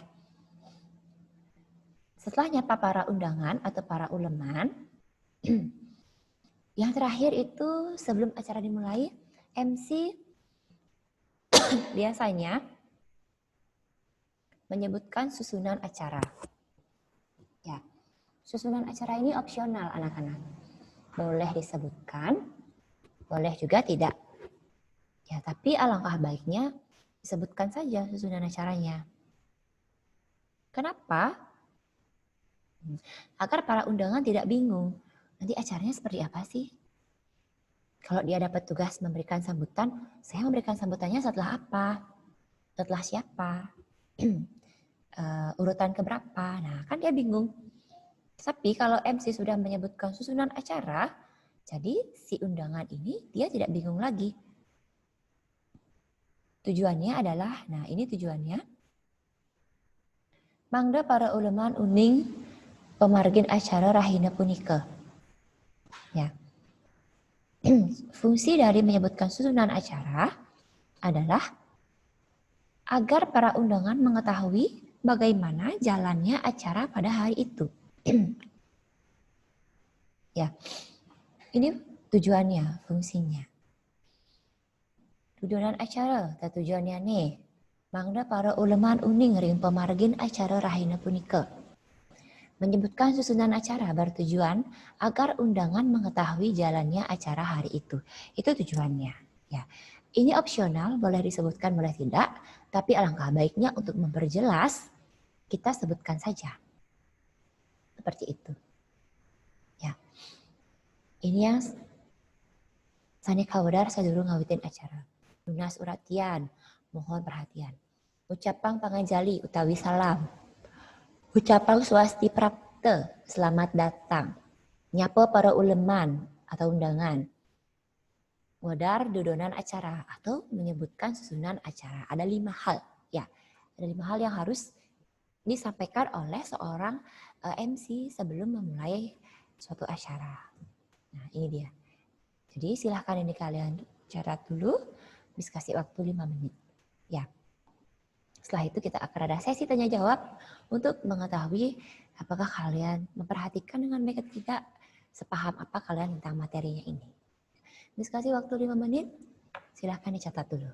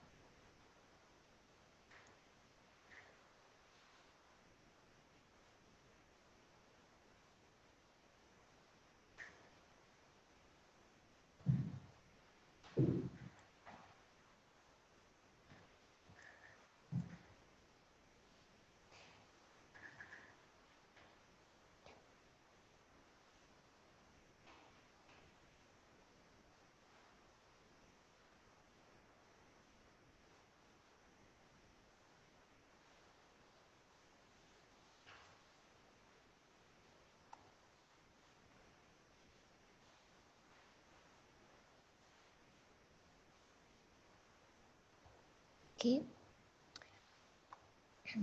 Yang sudah selesai mencatat.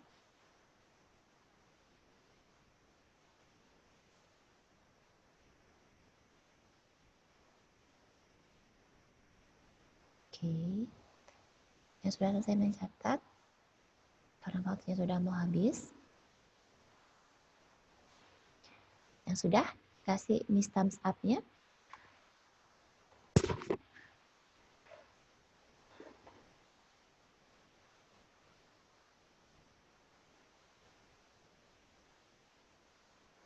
Arya Putra, Gabriela, Sylvia, Jonathan, Bezaliel, Eka, Dominika, belum ya?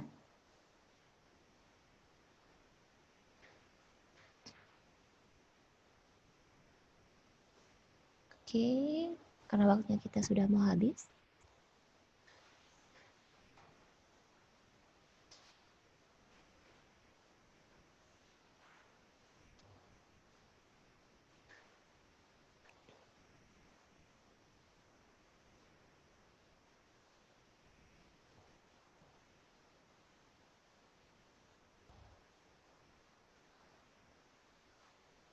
Oke, sudah ya?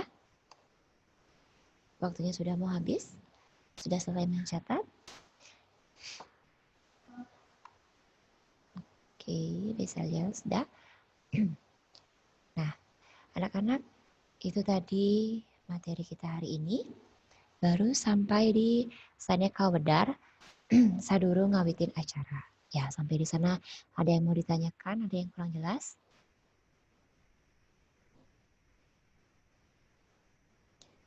Oke. Kalau tidak ada yang bertanya, waktunya masih lagi 2 menit. Ya, sudah mau habis. Ya, sekarang diaktifkan dulu kameranya. Kita say goodbye dulu.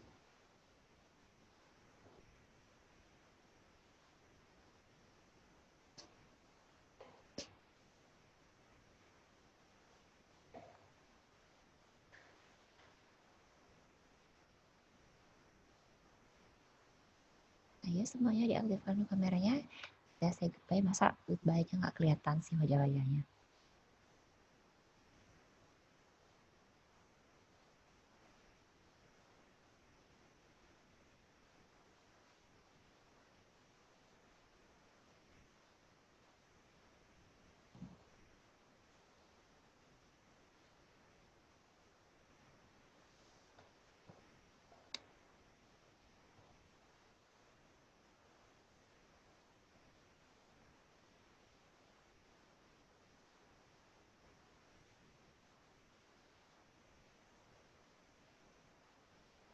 Oke. Sudah, waktunya sudah habis. Terima kasih untuk hari ini. Sudah belajar dengan baik. Sampai ketemu minggu depan. Semoga kita semua sehat. Ya, bisa belajar terus meskipun dari rumah. Oke. Sampai ketemu minggu depan. Sampai jumpa. Selamat siang.